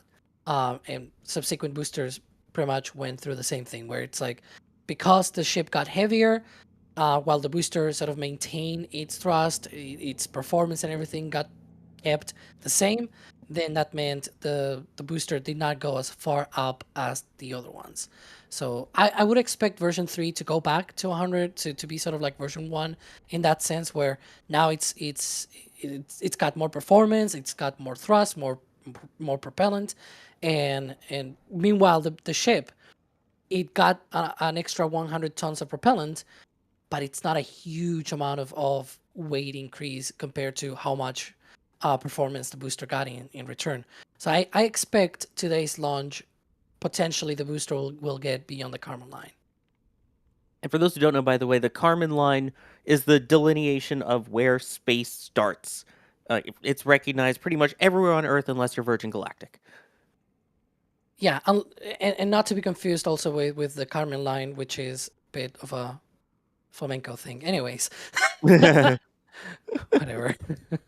Nice. I'm going to tap my way around that one. Let's see here. Oh, EJ, we get to geek out a little bit on this one. Shuttle? Absolutely. Oh, nice. All right, JS Web Productions saying, did the shuttle have an aluminum frame or was it a solid aluminum structure? Or what material was the main body made of that the tiles are glued to? It's aluminum. Yeah. It's the shuttle used riveted aluminum stringers. It was built very much like an airplane. The thing about that is that, okay, so we'll get into airplane construction here real quick. So airplanes to this day still use rivets. And I know what people are going to say, why rivets? Isn't that old? Yeah, it's an old technology, but rivets allow for expansion and contraction with the aluminum airframes because the environment which an airplane operates down here is a little bit different than up there at 30,000 feet, right? The shuttle was built in a very similar manner, and because of this, it expanded and contracted during re-entry. And that's why they ended up gluing the tiles to the shuttle, because the airframe's going to expand and contract, and you don't want the tiles to pop off like pogs, right? Like they can do that with thermal expansion. That's why they ended up gluing them. But that proved to be a double-edged sword because, you know, when you get down into the lower parts of the atmosphere where it's humid in Florida, where the shuttle was landing, water ingress, the tiles would absorb water and they'd hold water against the glue, and the glue's water soluble and it would pop the tile off. In fact, in 1979, when NASA moved Columbia, the first orbiter, right? The first spaceworthy orbiter, I should say, when they moved it to Cape Canaveral, they brought it in on the shuttle carrier aircraft. They put it in the hangar. They came back the next day, all the tiles fell off because of all the water ingress from Florida's humid atmosphere. So yeah, they were made out of aluminum designed to deal with the thermal expansion and contraction, like from reentry, but that proved to be a little bit of a teething problem with the tiles because they would absorb all that water. Yeah, and it's funny, if you go and take a look at any of the orbiters as they are in the museums right now, you may notice that some of them have these little tiny circles on them. Oh, yeah. Yeah, if you see those, why some of them do and some of them don't, if it has one, that means it's flown more than one time because they would have to basically reinsert the material that is used to make them not keep as much water as possible. So it's basically a way to almost like drain and refill the tiles to make them more water resistant.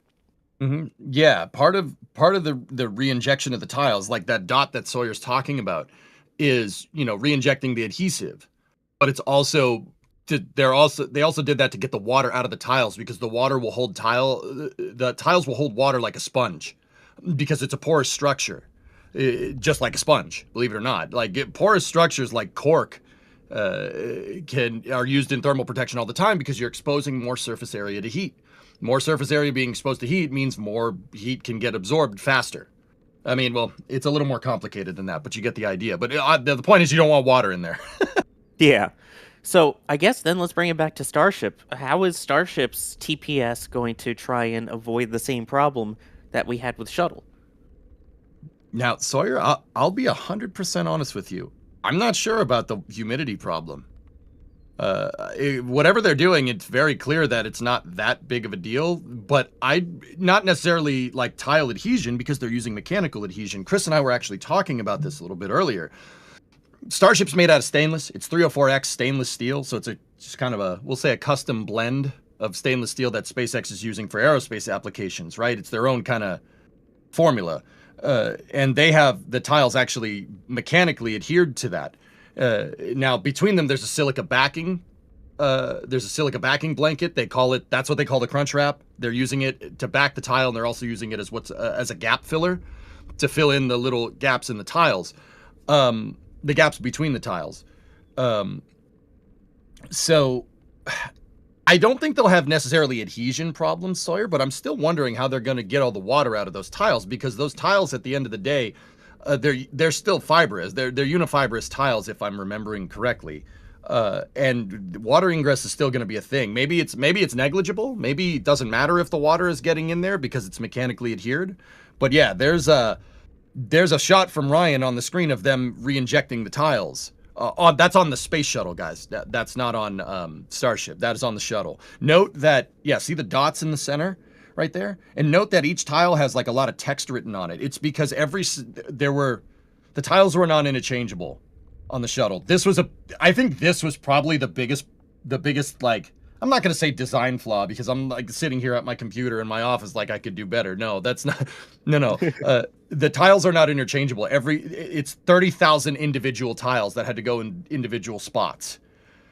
So that's what all that text is on those tiles, as well as the dot where they re-inject the tiles. I think that proved to be a big problem with the program. Like, there's no interchangeable tiles. Like, you have to have a factory that's making 30,000 individual tiles in change. Every orbiter had a different amount of tiles on it. Challenger had the least amount because it's the best orbiter. Just saying. I'm not sure if water ingress is even a problem with Starship, Sawyer. I don't even know. Like, the water ingress is a problem with the shuttle because it melted the glue. Well, not melted. It loosens the adhesive. Yeah, it loosens the adhesive. Like, I'm not sure if they have that problem. Do they even have to worry about water ingress with Starship tiles? It's possible, but it might not. Maybe SpaceX doesn't care. I don't know. That's going to be a question that we'll see the answer to that question in a couple of years, I think. Well, I think less. Again, we're supposed to start seeing vehicles make their way to Florida this year, so we'll see. Even if they don't fly on the shuttle carrier aircraft, once they come off of You'll Thank Me Later and roll out, it's going to be, okay, let's see how many of these stay on. Yep. By the way, what are the materials made of on the Starship TPS? Just so people are aware, because you had the silica-based ones for shuttle. Yeah. The shuttle tiles are kind of more analogous to a bunch of rocks that they glued to the bottom of the thing. Yeah, they made it fly better by gluing rocks to it. That's the short answer. I do believe that SpaceX's tiles are unifibrous, so it's tough and unifibrous reinforced oxidation-resistant, corrosion-resistant tiles, or tough rock for short. I'm pretty sure.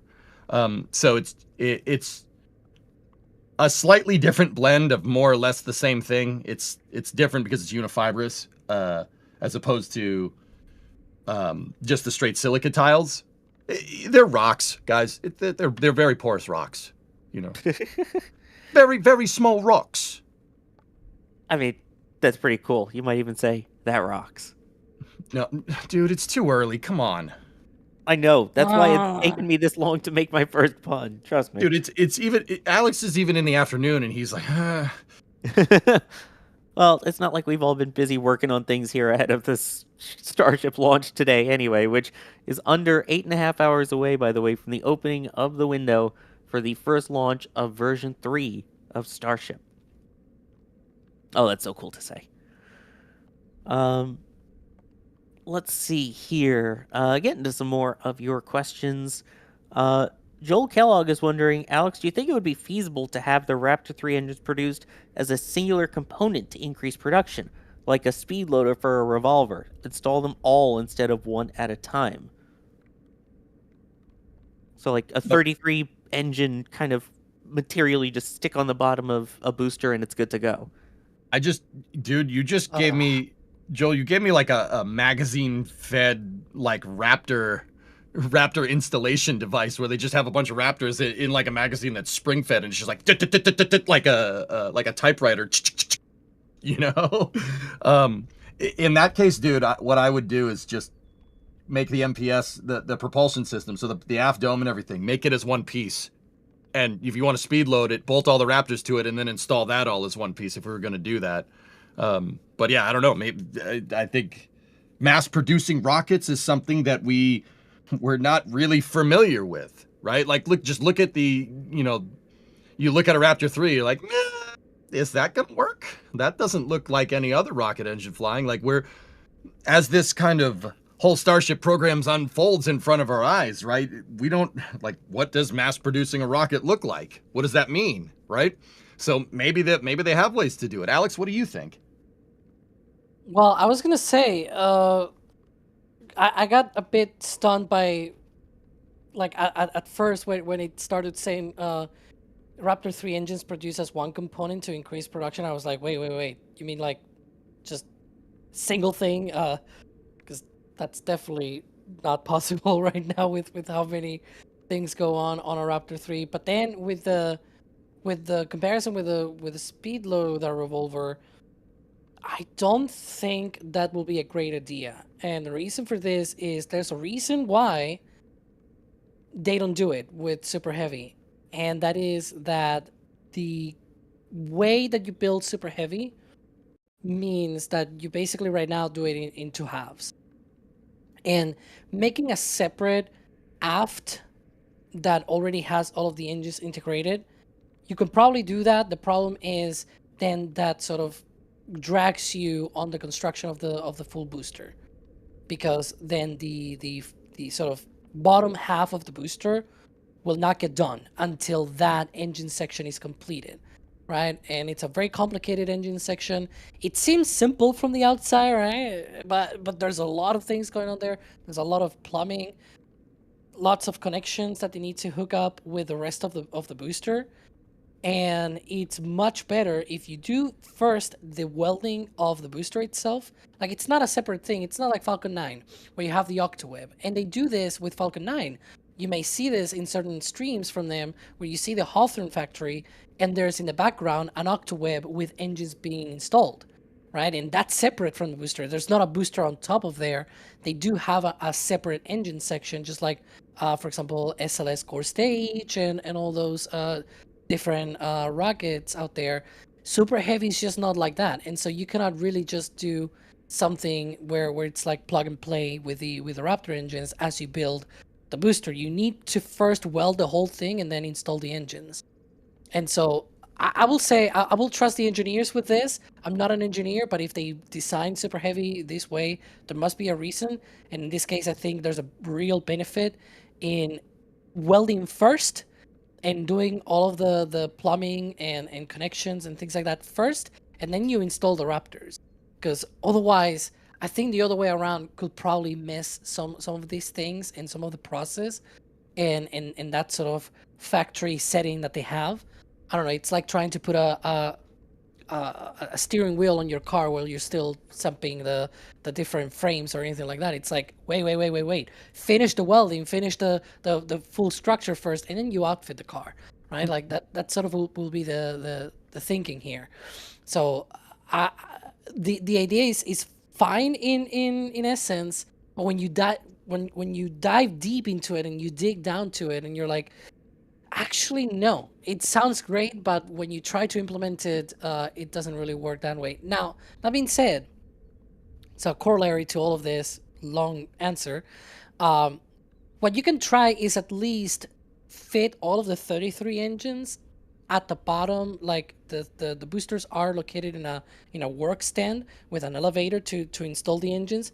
What you can do is already preset the engines on that elevator, and then you raise the elevator and allow the engineers to do all the connections to the 33 engines at once. That could be in the future a thing. They do that for the ship engines. They install the engines in like they have even silhouettes drawn on the platform, and they place the engine where it needs to go, and then they raise the platform and connect the engines. Like, that's a very simple way to speed up the process. Instead of going one engine after the other, you just install all of them at once. Alex, I actually have a question for you. And, you might not know this. I don't mean to put you on the spot. Are the tanks pressurized when they're, like, obviously with inert gas, like to an extent when they're inside of the mega bay? Because you said do the welding first.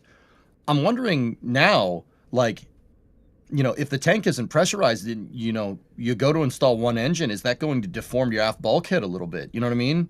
I'm wondering now. When they weld them, of course not, because they're Well, yeah, open. obviously. I'm talking about during But like engine installation. I don't think so. Maybe they do. There are connections for the boosters. There are quick disconnects. Well, they're not quick and not disconnect, I guess. But there are connections for both boosters and ships. We've seen this. There are connections for pressurizing the vehicles, but I don't think they're pressurized all the time. The benefit of these vehicles is that they can stand by themselves on their own without any pressurization, right? The benefit of the pressurization side of things is that it can take loads better. So if you have, for example, during a transport, that can be very useful because a pressurized can, it's usually tougher to break and bend and do all that sort of thing when it's pressurized. And so if you're moving it around and you're doing things on it, it's usually better to do that sort of thing. I think in the base themselves, they do that sort of thing sort of as a preparation. Like once it's built and you have integrated all of the tanks, all of the different systems, you can do pressure checks before you roll it out for cryoproofing, for example. Or once you install the engines, you might be able to run some high pressure gas there. It's a bit of a crowded environment, but it's not high risk operations. Let's put it that way, right? And so that sort of thing might be very useful for them with those connections that they hook up. I don't think it's all the time pressurized, though. I think it's mostly useful for when they do rollouts and the likes. See, because I'm wondering if they're installing motors or rocket engines, if they're installing Raptors when their tanks aren't pressurized, they might have to install 2 at a time. Right, so one on one side, one on the opposite side, to make sure you don't get deformation on the aft structure of the booster. Because I mean, I know these vehicles look really solid. They're not solid rocket boosters, right? I know the vehicles look solid, but at the end of the day, they bend and flex just like everything else. Everything is a spring. Everything is a spring. So now I'm wondering if they need to put one engine on one side and one engine on the other side. If they're if they were installing engines when they were unpressurized. When the LOX tank is unpressurized, right? You might have to do it in sequence. So that might explain the single engine or seemingly single engine installation, right? I have no idea, to be honest. This is one of those no, I'm things just brainstorming, man. Yeah, like it's just something to contemplate. Yeah, we've seen at least for the ships they do at least 3, like the 3 centers and 3 RVACs at a time. Not all 6 at once, but they can install 3 at a time, which obviously it's faster than installing 1 at a time, of course.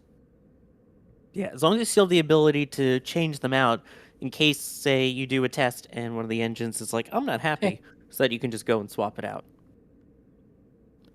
One thing that doesn't look happy as well, you can see there is the radar on the left side of the screen. Of course, watching the weather at this point, the official post that we saw most recently from SpaceX is that weather is 55% favorable, the opening of the window. And again, they have a window to work with. So if it doesn't go right at the top, if the weather's iffy, that's not so much an issue at least. But of course, keep an eye on that. And even on the right side of the screen with the live view from our cameras down at Starbase, it doesn't look terrible. I mean, obviously we like nice clear skies, especially because we want to be able to see the booster and ship once they launch, but it could be worse. Let me thank some people here really quick, then we'll get back to more questions, because I see a lot of people talking about the rain going away and the weather and all that, but I want to talk about something positive, and that's the people who are allowing us to do what we do and have so many cameras out at Starbase and all the people there today. Boxford, thank you for becoming a launch director. That is one of the highest levels of support here at NSF. In addition to all of the regular perks, in addition to the Discord, you also get your name at the end of Flame Trench and NSF Live. So thank you so much for doing that. Sausage Man saying, during staging, could you theoretically hear something for a few seconds as the exhaust creates a medium of the sound waves to travel through? I mean, Alex, we hear that engine start when they actually stream Rocket Lab launches, so I don't think it would be impossible. Especially if you have your ear against the wall of the ship. Right? Because if you have your ear against the wall of the ship, you're definitely going to hear something. That's for sure, because all of the vibrations will just go through your ear and everything. You don't even need your ear actually against the wall. Like if you have like your hand or your elbow or something like that. I don't know if people have tried that sort of thing of like trying to hear through their elbows. That's a neat thing that usually... I got taught about this in music school when I was a kid, where it's like you have the tuning fork sort of thing, and then you put it in your elbow, and you can hear it. Like if you have your finger in your ear, and then you hit it in your elbow, you can actually hear the tuning fork through your elbow, which is really cool because the bones sort of basically let the sound go through your body, and it's so cool. So yeah, materials. How do they work? You don't need air to transmit any sound through it. You just need any material, and solids are really good at conducting all of that sound. So just touch the wall of the ship. Oh my goodness, I have never done that. Chat, has anyone else done the tuning fork to your elbow thing? Also, very much the difference between the education system in Spain and in America when it comes to the arts. Tom saying, go Flight 12. Man. Did you ever do it, EJ? Yeah, we had music class too. You had music class, but I've never done the listening through your elbow thing. Huh. Okay. I'm kind of with Alex on this one, just saying. All right, then we'll just blame New Jersey. Tom, go Flight 12. Go Ship 39. Getting a shirt from the shop. Nice. Hey, that's the exact shirt I'm wearing right now, which you'll see later when we go on cameras for the launch stream. Noah getting items from the shop and also asking a question along with the patch saying, do you think on the first flight with a ship catch, they will also catch the booster? Can they move it in time before ship comes back in a few orbits? Ooh, that's a great question. EJ, what do you think? Okay, let me just reread it just so because it's still early and I'm still drinking coffee. Do you think on the first flight with a ship catch they will also catch the booster? Okay. SpaceX is all about incremental testing. I'm going to go ahead and guess that they wouldn't do that. However, we all know that they're kind of under the gun here for getting this infrastructure up and running. So maybe. Who knows? In this day and age, I mean, SpaceX. What SpaceX is going to do next was already difficult to predict. Now it's even more up in the air with, lunar satellite manufacturing, magnetically accelerated railgun facilities thing going on here. So I'm gonna go ahead and say, IPO and crazy data centers in space notwithstanding, that they'd probably do one at a time. Or maybe they could wait until another pad is operable for catch one on one pad, catch one on the other. I'm not sure you're going to see ship and booster on one pad all at once, just for the sheer reason that what you see on your screen is the only operable pad right now. And if this mission happens sometime in the near future, so like the next couple of months, provided this flight goes okay, right? You're not going to risk your one operable pad. Right, because there's still plenty of other things that they need to test for Starship to really kind of build out its full architecture. Like on-orbit refueling, et cetera, et cetera. You're not going to risk an operable pad. That's just my guess. Like, I don't know if that's entirely true because who knows? SpaceX, with these new lunar plans and lunar data centers and AI computing in space, et cetera, that they've rolled out. Dang, Robert, with 10 gift memberships. Thank you very much. Sorry, I just saw that out of the corner of my eye. Stealing Sawyer's job here. Yeah, hey, sorry. For like another hour and a half. All right, I don't have to do it, Robert. We'll get to you later. No. Yeah, guys, it's hard to predict. Alex, right? Everything's kind of up in the air except for the rocket right now, right? Like. Yeah, I would say, with version 2, we did have these questions where it was like, we'll see. Version 3, now that we know that it can stay for 48 hours, I'm not too worried because that's plenty of time for them to remove the booster if they want to loiter the ship a little bit for longer in orbit before returning it. in the future, in the long run, probably perhaps starting next year, Pad 1 will become available again.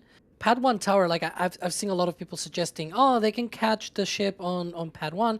Pad 1's tower is currently gutted. Like it's literally just enough for running the elevator and the lights that you see there blinking. The chopsticks have been disconnected, like all of the wiring and everything has been disconnected. The hydraulics have been disconnected. They have disconnected, like there's no drawworks at all, like there's no base. Like the base of the tower has none of all of the systems that used to be there for powering the drawworks. There's no drawworks themselves. There's no cable run through the whole, like it's just completely inactive right now, other than again power enough for the lights and the elevator. Those are the only two things running in that tower. Everything else is very much currently dead, and so it needs work, probably months of work. And I will say perhaps in 2027 we will see them then splitting the work between both pads. But frankly, I think for them to risk a catch on Pad 1, they're probably going to just wait until it's fully active. Like not just the tower being enabled again, but also a launch mount fully activated and ready to go with its own tank farm and everything. Because that's sort of their plans for the future of Pad 1. So I think in the future, that's what we'll see. Like they're probably going to wait until it's fully active. It can fully support launches. And then you can activate deluge, right? Like if you catch a booster or if you catch a ship, you can activate deluge because it's fully active and you can do all sorts of things that it's more than just, there's a tower there that can catch, but might not be super duper protected. Yeah, I mean, it will happen. It will have to happen at some point. But I don't know if those first couple flights. Yeah, I think once we see proof that they can catch one, maybe they just offshore the booster for one of them and then to the ship. And then the next flight, maybe they try it. And hopefully by then they'll have two pads operational and they can not have to worry as much. Sorry, but again, there is that 48-hour loitering capability as well for Starship once it's in orbit. Sorry, can I build off this question just a little bit more, if that's okay? Now, Chad, you guys tell me what you think, but, and Alex and Sawyer, chime in with me. Like, okay, I'd say in the future, all right, here's EJ's hot take. We discussed, we're not going to get flame trench hot, all right? Not going to get flame trench hot. Just add a little added discussion here, all right? I think in the future, with SpaceX building out all these pads, right? We know there's going to be 2 at Slick 37 on the Cape. There's going to be 1 at 39A. You see 2 on your screen. Well, I would say 1.5 on your screen per what Alex was saying. Do you guys think that say one launch goes off of Pad 2, right? And let's say in this conditional hypothetical that Pad 1 is also operable, right? And they want to send the ship and you want to send the ship up there, that 48-hour loiter, right? Do you guys think in the future, like when Starship is fully operable, that you would see ship and boosters landing on the same pad? Like say that, you have ship 39, booster 19 there on the pad, right? In the future, let's say 5 years down the road when Starship is completely operable, everything's working. Would you see that stack return to that pad? Because the more I think about this, the more I think that you're not going to necessarily have a tower for catching, or a tower just for launching, but it's somewhere in between, right? If you want to do these tanking operations, right, and a super heavy lands back down at the pad that it just launched a ship to, right, you're going to want to get another ship up and on that thing as soon as possible. But it might take a second for the other ship that they just sent to come back down. So maybe you catch on the other pad, right? Sawyer, my mind goes back to like the Apollo program, right? They did a majority of launching from 39A, but when they were in the thick of it, Apollo 8, Apollo 9, Apollo 10, Apollo 11, they did do a launch from Pad B to kind of, because they were facilitating a high launch cadence, right? So do you think like they'll ever, I'm not sure we'll ever see a ship and a booster, if we're going through a high cadence, ever come back and land on the same pad that they took off from in the future? I mean, I don't know. I'm just putting that idea out there. What do you think? I agree with you that in the future, it will probably be sort of a flip-flop between pads and towers and whatnot. But for the time being, as long as it's not active, I don't think they're going to use it for obvious reasons. Yeah, exactly. Yep. Mm-hmm. I think it's very possible, especially with the cadence increasing, that they're going to need to be able to launch and catch at the same tower, the same pad. So, again, like you said, maybe 5 years from now we see that. I don't think it's going to be anything quickly soon, but I think they're going to have to for the cadence they want to hit. Yeah, that's what I'm thinking, man. Yeah, in the future, you know, a super heavy comes back down. You got to wait a couple orbits for that ship to be up there. That's downtime. That's downtime for the pad. SpaceX isn't going to have that. As soon as that's What's that? I was going to say, doesn't even need to be to Starbase. Yeah, there you go. If they're free. Oh man, I don't know about you guys. That sounds keep orbiting and lining up with Florida. At some point, it'll happen. So, if that occurs, then might as well just land in Florida, right? Why did juggling starships just pop into my head?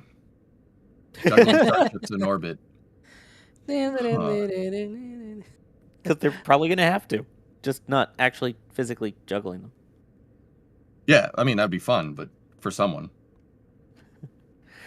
Drunar from earlier asking, EJ, what's a POG? Kidding, I'm that old too. Yeah, I know. Some people don't know. I remember them. Okay, yeah, cool. I remember. I remember. Cass, thank you for all the streams. They're great. Thank you also for getting a patch. We are under 40% of those remaining, and once they're gone, they're gone. Just a reminder. Everything Compute saying, what are your opinions about HLS after watching Everyday Astronaut's video? Does this architecture seem too complex to be ready for sending humans to the moon in 2028? And if yes, ready when? I mean, it's complex, but you also have such a heavy vehicle, and you're going to need lots of propellant regardless. I mean, you look at the competitor, Blue Moon, they also are going to have to do refueling flights for something this size that they're talking about to the lunar surface. If you want to be able to get as much stuff to the surface as possible, and more importantly, bring stuff back, you need a big vehicle, and a big vehicle needs a lot of propellant. So I think it's very complex, but I don't think it's too complex. I don't know what you think. Alex, I'll ask you, what do you think? I will point out one part of Tim's video very early on. In fact, I think it's within the first 20 minutes of it, where he talks about comparing what Apollo did with Saturn V and how little amount of payload they actually got to the moon compared to how big Saturn V was, and you know, it was a one launch approach, but it was minimal, bare bones sort of thing to get down to the surface, plant a flag, go back up, return to Earth, basically. Starship, you're landing a vehicle that it's something in the order of like 50 times as big as the LM in terms of how much mass you land on the moon, including the propellant remaining in the ship in order to be able to return back to orbit, the dry mass, and like the cabin and everything. It's about 50 times more. And yet it's not launching 50 times more often. It's only like a dozen times for the refueling and everything, and you reuse the whole thing. I think that's a good price to pay. You're not launching 50 Saturn V's. You're launching maybe 15, 20 Starships for 50 times the payload. And so that's my takeaway from that video. I think it's a fair takeaway. Yeah, again, it's not going there just to go. It's going there to stay. And so you need a more sustainable architecture, and that's what this is, fully reusable. Can I throw another wrench in to the discussion, if that's okay? Sure. All right. So, guys, as Sawyer and Alex were saying, these are sustainable architectures. They're designed for long duration exploration of the moon. So they're designed to build a moon base. Starship, Blue Moon Mark II from Blue Origin, SLS and Orion. It's designed to build out a long-term presence on the moon. All right. The thing is, we've decided relatively recently that we need to get there quickly. So those two are kind of at odds with each other. Do you want to sit there and make sure your architecture's good for a long period of time, or do we want to get there quick? I don't know. You're kind of like those two things are kind of at odds. But You know, the hot take is like, you know, even if we don't get back to the moon in 2028, I think that, you know, we're going to be able to, you know, the moon base is going to get built, right? You see, I mean, look at the hardware. Look at what's on your screen. Oh, it's going to get built, even if we don't get there in 2028. And that, I think that is a more important long-term strategic goal here for, you know, scientific exploration, getting that moon base up and running. And, you know, 2028 would be nice, and it'd be cool to make it. If we don't make it, oh well. Oh no. You know, it's 2029, and we can land 100 tons on the surface of the moon sustainably. Oh no. Oh no, we lost. Like, you know, I don't think, you know, it's not that big of a deal. I mean, Alex, what do you think? I'm pretty much on board with you in that right? sense. Yeah. Yeah, I agree. I want to see it flying, and I want to see it bringing stuff back and forth. One place it will not be flying from, NNNSSS is asking is, will it be visible from the Wyoming coast? It's a running joke. So Adrian's still with us here on the live stream for that. Forward, weather bother me a lot. Net slipping Friday? Now, again, it's 55% favorable currently at the opening of the window, and it's a long window. They've got, I believe, 90 minutes that they can play with here, so they've got time. Joshua's saying, good morning from Lafayette, Louisiana, very close to Vermilion Parish, yelling at clouds this morning and pray for a great launch. Soon. You'll get Starship stuff there soon then. Kobe saying, if we put Starlink satellites around the moon in orbit, will they be able to communicate with Earth? I still think a stage 2 can work. I mean, they're going to need some kind of communication satellite network. It's part of the infrastructure. So I think you're going to have to at some point. But of course, that's a little bit further down the road. Right now, we need to make sure that this new version of ship and booster can actually work. Which, speaking of, how about we take a look at what some of those changes are to Super Heavy? And for that, I'm going to hand this over to a video with Ryan Caton. The stage of Starship, the Super Heavy booster, has already undergone many changes during its development. The most recent design change from Block 1/2 boosters to Block 3 is by far the biggest leap. This new design we are about to cover is a clean sheet design built from the ground up, informed by lessons learned over the last 7 years. Start with the new integrated hot staging ring. This truss is a massive improvement over the old add-on hot stage ring that SpaceX used for boosters 9 through 16. This new design uses an N1 rocket style hot stage truss system, which is more open, and instead of a separate surface for the ship exhaust to hit, the exhaust hits the booster's forward dome. The forward dome also has added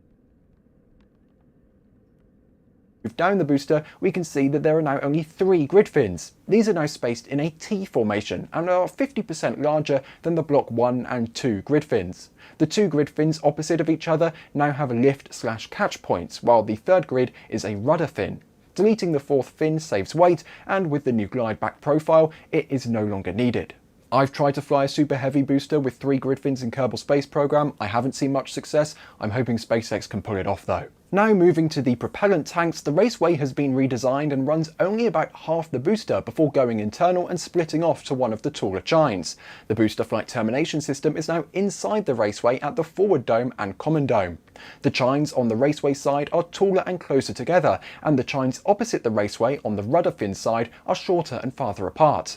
Inside these chines are upgraded avionics, COPVs and batteries. The large steel CO2 tanks have been deleted, since the engine shielding cavities were deleted as well. These COPVs, or composite overwrap pressure vessels, contain all the needed gases for the booster: gaseous methane and oxygen for spin start and igniters, nitrogen for actuating pneumatic valves, and possibly helium for subcooling and other uses. With all the requirements, SpaceX has nearly doubled the amount of COPVs located on the booster. As for the tanks themselves, the methane tank is now shorter and the LOX tank is longer, but the methane tank capacity was made up for by the new transfer tube.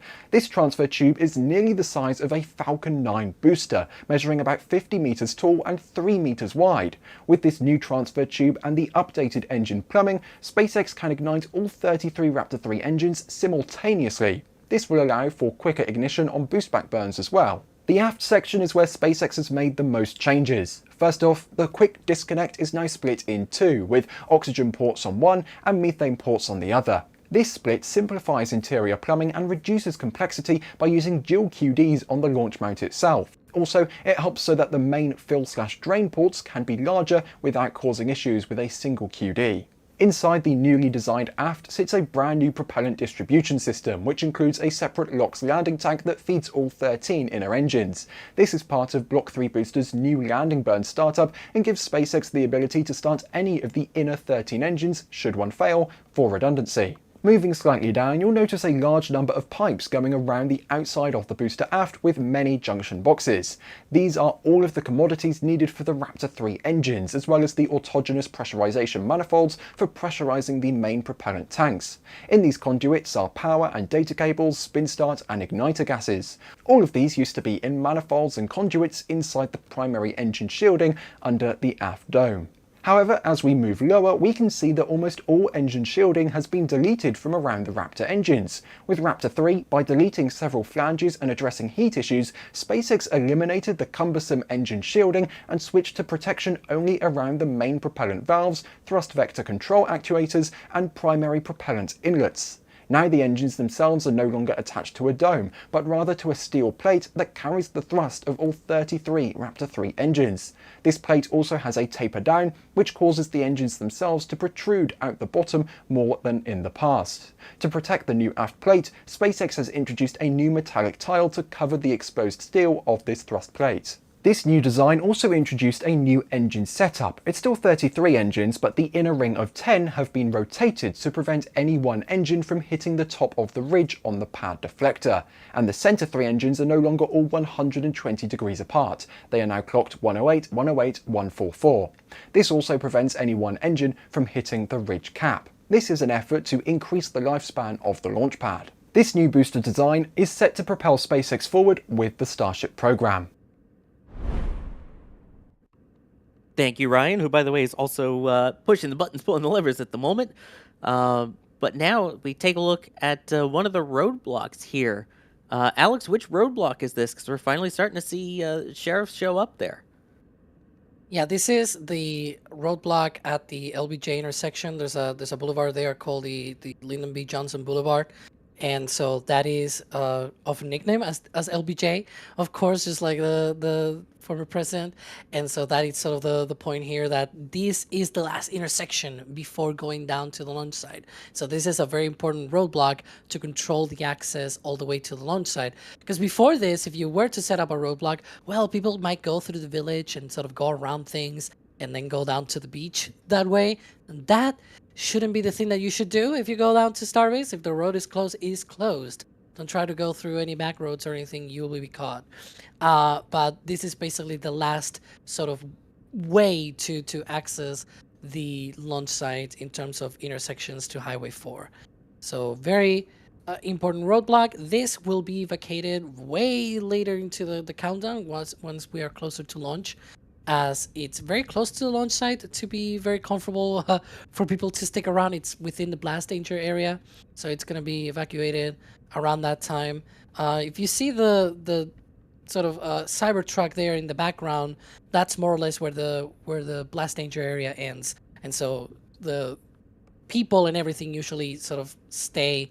The closest is usually around that area. So it's usually sort of removed out of the place and then moves back. There's like another boulevard as well. There's a Martin Boulevard where it usually retreats, basically. But yeah, there we go. That's the standard closure point, as we're showing here our graphic of where the roadblocks is. That alternate closure point is the one that I was mentioning at the San Martin Boulevard. There's another one at the Richardson Avenue intersection with Highway 4. That's the hard roadblock, as it's called, or hard checkpoint. And then the soft roadblock or soft checkpoint at the Oklahoma Avenue intersection with Highway 4, all the way back basically at the end of Brownsville. So that is, I think, 15 miles away from the launch pad, but it's the only highway that goes down to the launch site. So the earlier that you can start closing the road, the better. Makes things easier for law enforcement. Yeah, the earlier the better, unless you're actually trying to get somewhere. Let's see. By the way, you mentioned this earlier.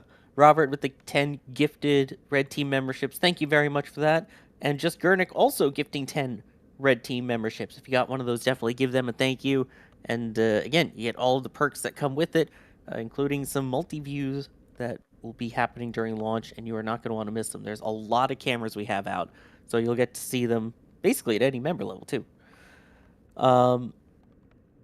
Robert also with a $50 super chat saying, got a great metal print from the Artemis 2 launch via the NSF store. Big fan. Thank you. Enjoy the print. Trust me, we love going out there and taking the photos, and I'm just amazed as a photographer that people actually want to hang it up on their walls. So we're all very appreciative of that. Virgo the Drewski wondering, EJ, if all goes well, do you think they might surprise us with a booster catch? I mean, they did update the launch license to talk about that kind of stuff with the booster and the ship. This flight? I mean, I'd like to be surprised just as much as the next guy, but I'm not. All right, I'm going to say that that's not in the cards. But, you know, I'd love to be surprised. That'd be great. That'd be really cool. I mean, I'd say the chances are probably slim to none because they've basically said that they're not trying to on this one. Also, this is a brand new booster and a brand new launch pad and a brand new tower. You might want to make sure that the booster actually works properly and has a good descent profile before sending it towards your currently only working pad. Yeah, so it's all about that incremental testing, Sawyer, right? Like, yeah, you don't want to risk the pad. If that booster comes down and something goes wrong, now you have no pads. We don't want that. I think in the future, when they have more data on the booster, like how it flies, you know, et cetera, you'll see landings. But for now, it's incremental. Guys, there's so many changes on this vehicle comparatively to Flight 11. I would, dare I say it, you're basically starting from square one. You know, Flight 11 gave you a lot of data, or all the previous 11 flights give you a lot of data on how to get this working, et cetera. Now you're using that data to make something that's more baselined, so to speak. So, you know, new vehicle, new pad, like you said, Sawyer, it means you're starting your testing regime basically over. I would say that this is very much like Flight 1 in terms of test objectives. Hopefully we get further than Flight 1, though, right? Yeah. There's also... Oh, sorry. Go ahead. Sorry. No, I was just going to say, part of the objective for Flight 1 was also don't destroy the launch pad. I think we're beyond that objective now, at least. Go ahead, Alex. Yeah, I wanted to point out as well that during a catch, it's not just a vehicle, but it's also the pad that's active as well. And so that's one of the things that is really important to keep in mind, that it is not just the first launch of version 3 booster, it's also the first launch out of pad 2. We call it, like, Elon likes to call it stage 0, but he's sort of has a point there, where it's like, the pad also needs to be ready for a catch. We saw on Flight 6 that it was not ready for a catch, even though the booster was perfectly fine. Poor booster 13 had to be dumped in the Gulf. And so, yeah, it's not just the booster, right? How will that pad be after liftoff from the very first version 3 booster firing all of those 33 engines? I want to make sure that all of that is correct, right? If I were the guy running all of these things, it's like, yeah, I want the pad to actually survive a launch first, see how it copes with the launch forces and things like that, and how all of the systems are, and then if they look good, then let's launch it again and catch a booster. If nothing works or some things need to be changed and things like that, that's good. Now we know that they need to change things, right? So let's go out there and change things. That's how I take it at the very least, because the pad is also very important for the catch. Yeah, just a little, huh? David getting something from the shop here, getting a bunch of Flight 12, Flight 2, and Flight 6 patches, saying, I wish SpaceX would play the theme from Thunderbirds at the launch. I would fall off my chair laughing. Nice. I like that. Here's one from Rear Den Bentley in chat who's asking, will they do the quote-unquote blocking some of the vents thing on the hot staging ring to force the booster to flip a certain way like they did with the disposable hot stage ring? So again, obviously we have that new integrated hot stage ring, but it looks like it's mostly uniform around it. Alex? Yeah, they don't need that in this version. So for the previous version, what happened is that the ship engines would all ignite very much, well, RVACs and sea levels will ignite at different times of it, but all three will ignite at the same time, right? All three RVACs ignite at the same time, all three sea levels ignite at the same time, just those two groups are in different points in time. But when they did that, they all just were told, yeah, start up. And they all three started up, and that meant very much a random push of the ship against the booster top. And so depending on the different little differences on how one engine throttles up relative to the other and things like that, like little differences, basically randomness in that sort of sequence, right? That's what decided what the push was for the booster when it did the boost back burn and flip back. So on Flight 9, what they did, in order to convert the randomness into a directional flip, they blocked off a little part of the hot staging interface on version 2. That happened on flights 9, 10, 11. We saw that. This is what this question is all about. Now, why do I preface this answer with that explanation? It is because for this kind of version of the ship, in this flight and subsequent flights, they will no longer tell the engines, oh yeah, all ignite at once, all RVACs ignite at once, and then all the sea levels ignite at once. There'll be potentially a delay and also a different throttle setting in order to be able to push the booster in a different direction. And so the ship will already, it's smart enough to push the booster already in the desired direction when it lights up the engines. It'll already be told, push the booster in this direction, and so the booster will be pushed in that direction. You don't need to close off the hot staging interface for that. There you go. And that's, you could see what the hot staging looked like on the previous flights there, with the part that was kind of blocked off. It was funny when we were told, oh no, the flip is totally random. Now we're doing it directional, and we were like, oh, what? And then they explained, yeah, it's because the push of the ship engines, all of the things that I explained basically. And it was like, oh, okay, now it's interesting. And yeah, and then they said for version 3, we will not need this. We'll just do differential thrust and things like that on the ship engines in order to push differently the booster away for the flip. SpaceX coming through. Yep. Here's a question from Stephen Lewis, and I want to kind of go deeper into this whole procedure itself. So, EJ, they're wondering, how much fuel do they use in the orbital docking maneuver? And I guess the kind of follow-on to that is, how exactly will it be maneuvering for the docking, and what type of docking mechanism is it using?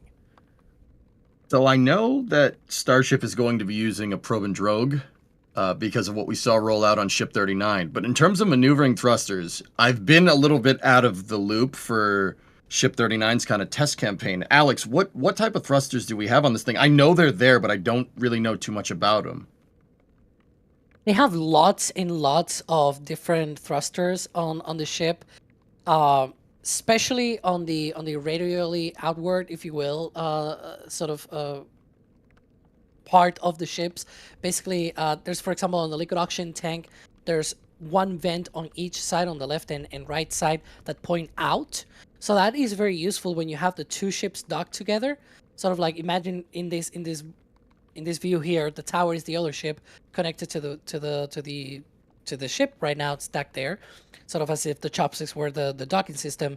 And now you have these two sort of almost radially outward jets of the coal gas thrusters now firing out from the leeward side, left and right. And so you have a positive, like a net positive force down sort of to the belly side of that ship. That means on the other ship, which is connected leeward to leeward, the fluids are going to basically move all the way down to the bottom of the leeward side. Basically, it's sort of as if the leeward eventually became the floor, so to speak. And then that is where the quick disconnect is. That is where the interface is for fueling and everything. So that means the fluids will just be able to be settled against that interface. You open a valve, do a bit of pressure differential and whatnot, and the fluids just go through. So those sorts of things are really important for them. There's other radially outward jets, for example, on the sides, and instead of going leeward, they go more left and right, like starboard and port in that sense. They have a bunch of these all around. There's also a few of them that point down to the heat shield. There's clusters of thrusters as well below the aft flaps. They have so many thrusters on this thing. There's even thrusters that are flush against the heat shield. It's bonkers. It's just such an improvement compared from the previous version. It is beyond impressive how many there are on there. And while we're talking about that kind of refueling and docking and everything, Dave Dustbin is wondering, will they need male and female propellant ports on the tanker and depot? And EJ, we already kind of have some of that hardware on here. Can you talk about how the docking mechanism works? Yeah, so those are the drogue. That's the probe and drogue system that I was talking about here. So if you look, it kind of looks like a funnel around the rim there. And what happens is you... Okay, I'm trying to explain this without saying weird things. What happens is you have a guide rod, and the guide rod will basically get moved into that funnel, and then it'll get centered in the funnel, and that will center everything to get lined up for refueling and transfer operations. There's 4 of them on Starship. There's 2 kind of up. You're looking at the port bow drogue right there. Actually, I think that's the port aft. No, the ship quick disconnect is there. That's the port aft. So there's 2 on port side, 2 starboard side, and then there's 2 that are kind of closer to the front of Starship, and there's 2 that are down around the engine section, which is what you're looking at there. There's another one on the opposite side in the exact same spot symmetrically on the ship's long axis. So one Starship will have the probe, and what you're looking at is the drogue system there. That is actually very similar to how Soyuz docks things. Soyuz basically has a ball-shaped docking port and then a cup-shaped docking port on the space station, and it attaches that way. Apollo also used a probe and drogue system too for the CSM attaching to the LEM. Yeah, it's basically ball in a cup if you ever use that toy. I'm mentioning Pogs and ball in a cup. I'm mentioning all these toys that nobody knows anymore, Sawyer. I feel bad, but yeah, that's what's going on there. That it's funnel shaped because it's a guide to center everything and get all the umbilicals lined up for propellant transfer. Well, as you put it earlier, apparently we have more orbits under our belts. So yeah. Yep. Oh yeah, before it was iPads. It was ball in a cup. It's the best game ever. Ball in a cup. And let's what see. What is Ryan trying to draw here? Oh no, we got Ryan Caton art here. Is this the probe and drogue? Oh, that's sort of probe drawing? and drogue, I guess. Yeah. Yeah. See, you gotta. Yeah. That's how it works. Yeah. Pretty much. You can look at Apollo as well. Apollo and Soyuz, both of them use probe and drogue systems. Yeah, this is just the same, basically. Only 4 of them at once. Exactly. Of course, for HLS, it should have an actual docking port that Orion will be able to dock to. But for the refueling portion, at least, that's what those are for. Yeah, there'll be one in the nose cone, sort of basically in the tip. That'll be the APAS one. Which is weird. And now that I think about see, that's why I was trying to be careful with my words, man. Now, in terms of the umbilicals, Alex, the umbilicals have a centering system too. It works like the ship quick disconnect, right? So when they dock, it is the ship quick disconnect, yeah. Yeah, exactly. One will just have the SQD. The refueling ship will have the SQD on it. They just attach to each other, and when the when the probe and drogue docking ports line up, it'll actually attach the umbilicals together too. It's pretty trick, man. It's a pretty trick design. No one's ever done anything like that to my knowledge. I mean, the closest thing would be progress refueling the Zvezda module on the space station, right? There is documentation that apparently SpaceX has been working on that connection since 2020, 2021. So they've been working on this for 5 or 6 years. So it's something that they've taken seriously. Like there's specifically a paper from like Marshall Space Flight Center, because they obviously work with NASA on this. NASA is also interested in vehicles that can refuel and everything. And so they helped out these companies, not just SpaceX. They also have worked with Blue Origin. Blue Origin is also trying out refueling as well in orbit, and zero boil off and all those different technologies. So yeah, there's like a paper in particular from like 2021 talking about tests done in 2020 of SpaceX refilling interfaces and things like that. So they've been thinking about this for a while. It's not something that they just sort of threw together and yeah, let's see if it works. They've done testing on the ground, very thorough testing. By the way, we can see the mass exodus on the way away from the launch site, heading out as we see the cop car, the sheriff's deputy's car there still. So that's a good sign as they get closer to launch and as those roadblocks will start going up. It's also, what, 10 a.m.? About to be 10 a.m. in... Yep, 9:54 a.m. Central. Yeah. I did see someone ask, by the way, have 4-point docking systems been used in space before? I don't think so. I mean, I guess it depends on how you count that, because most of the docking to the space station is done with, it's kind of like teeth. There's 3 teeth on one, 3 teeth on the other, and they kind of meet up in the little gaps, and then that's where they get clamped and then retract. I don't think we've seen 4 points, have we? No, not anything like this to my knowledge, Sawyer. No. I would say that the closest thing that comes to this would probably be the shuttle external tank attachment system, but that wasn't something you dock to in space. I mean, it could have been, had we decided to do cooler things with the space shuttle. It could have been, that's all I'm saying. But yeah, nothing on this scale, nothing with a 4-point system like this.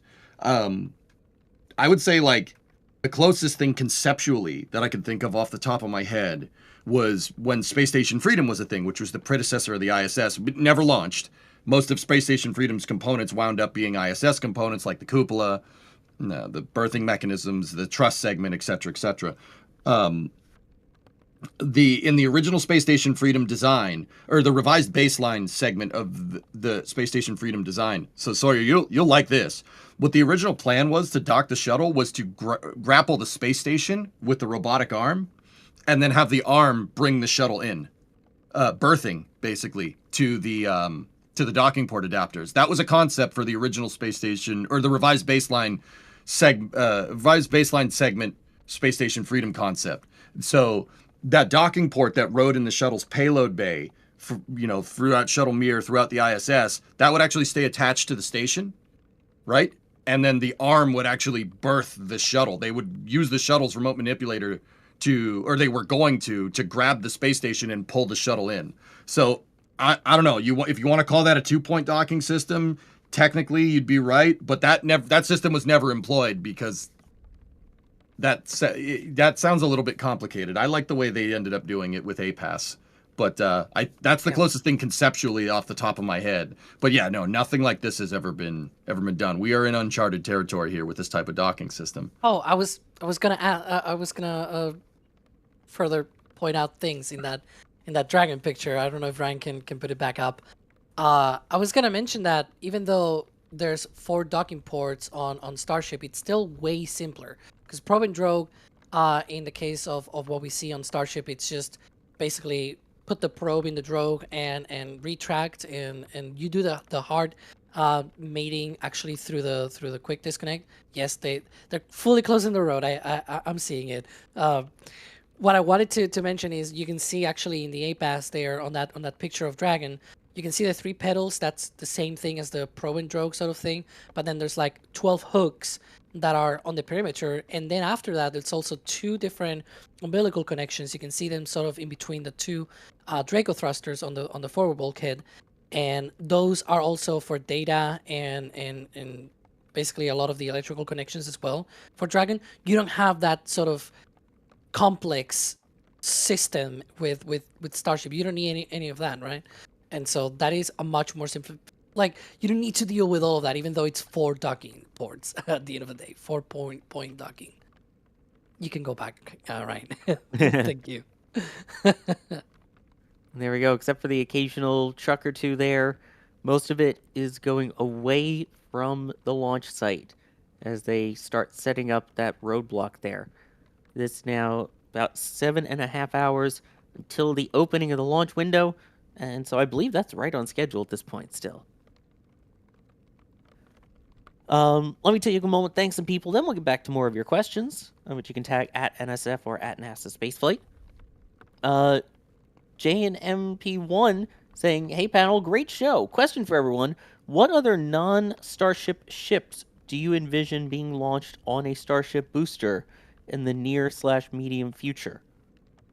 I don't think we would see anything besides a Starship launching on the Starship system. I guess maybe it would be a different kind of payload, though. Obviously, something that isn't flat-packed with a different way of deployment. But I don't think they would launch anything atop the Starship booster that isn't Starship. Perhaps something different in the payload bay? That's the only thing I could think of, is obviously having a different way, a different payload deployment method. Goodness gracious. Actually, Sawyer, I mean, if we want to speak to the con-ops of doing something like that, that was my alarm. It's time to wake up. I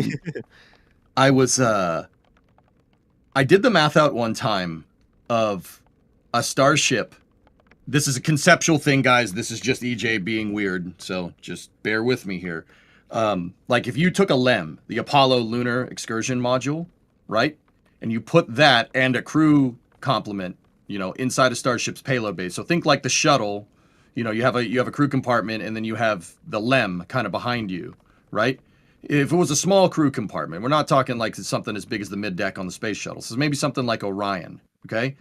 Starship with 100-ton payload capacity, if SpaceX can do that, could shoot that all the way to low lunar. And then the LEM could go land on the moon and come back, right? And then the Starship just barely wouldn't have enough delta V to be able to get all the way back. But I don't know. It's just a fun kind of theory craft that I had in my mind. Like if you had a 2-stage hypergol lander and some crew complement, like a small crew complement, maybe the LEM was 16 tons, right? And then you maybe have 10 tons for a crew tank inside of it. I'm talking like it's Kerbal, right? And sorry about that. But Starship with 100-ton payload capacity could move that all the way to low lunar. Where you'd really have some trouble is trying to get that whole thing back to Earth, like doing a trans-Earth injection return trajectory. But maybe we'd see something like that in the future. Who knows? Only the future will tell. And of course, we'll be covering it all. So I'm sure it'll be a spicy flame trench if we were to hear about that. Astro Wanderer becoming a Red Team member. Richard becoming a Pad Rat member. Thank you very much for that. And Chance Cash becoming a Launch Director. Again, one of the highest levels of support here at NSF. Getting the Discord access, getting your name at the end of NSF Lives and the Flame Trench. Thank you for that extremely generous support. That's why we're able to have all the different cameras that you see on screen.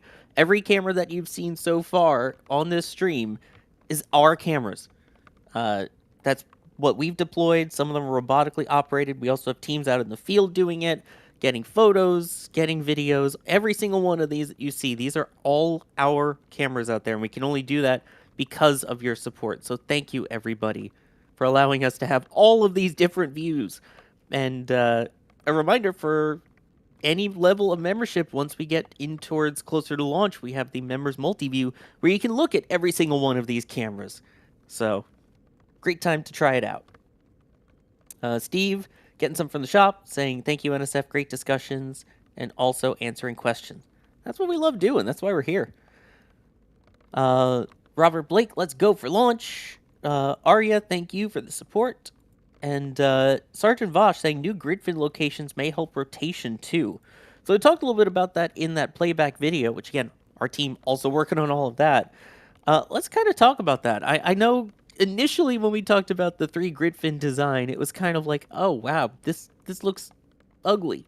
Admittedly, I will say it's grown on me, but I don't know. EJ, what are your thoughts on the new design? Obviously now with only 3 of them, with the different purpose, and also basically having the catch mechanism integrated right into that.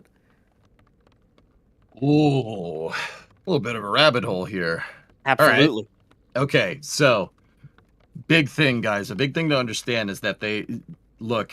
All right, I don't mean to reduce it to its base element, and I know that steel is not stainless steel. Those are 2 different things. But at the end of the day, you're looking at a gigantic steel tube on your screen.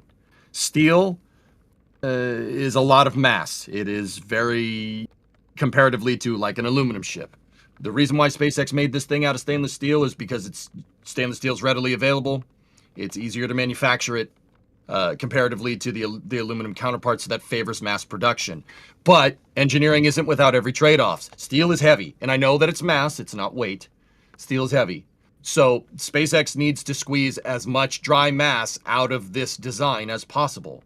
I think that is one of the big driving reasons why they're using 3 grid fins instead of 4. The 4th grid fin is redundant. You don't need it. You can have 3-axis effective control, or 3 degrees of freedom effective control with 3 grid fins.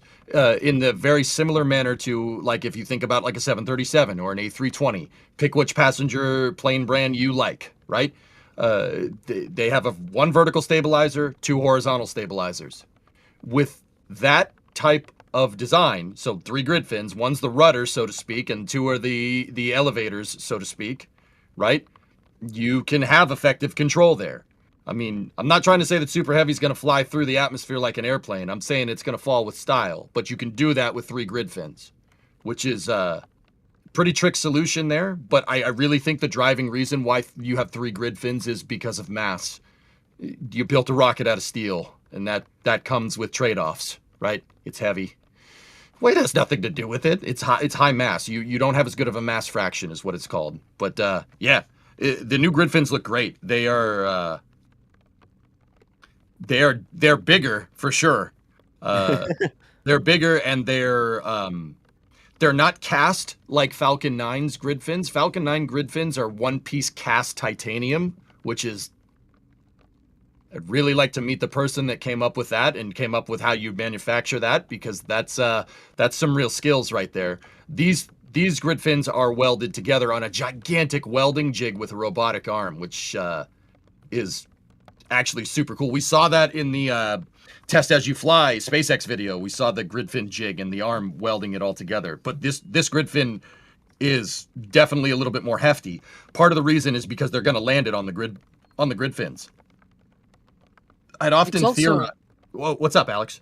Oh, sorry. I thought you were done. No. Point out. They're going to land it on the grid fins. You know, we theorized that back in the day that, you could land on the grid fins. But yeah, that's what I was finishing up. Go ahead. Yeah, I was going to point out that it's also more optimized for the trajectory that the booster does. Because it's sort of as if you can imagine, for example, if SpaceX had started the ship with 6 flaps, and the 2 of them are sort of in the leeward side, and it's like, why would you have flaps on the leeward side?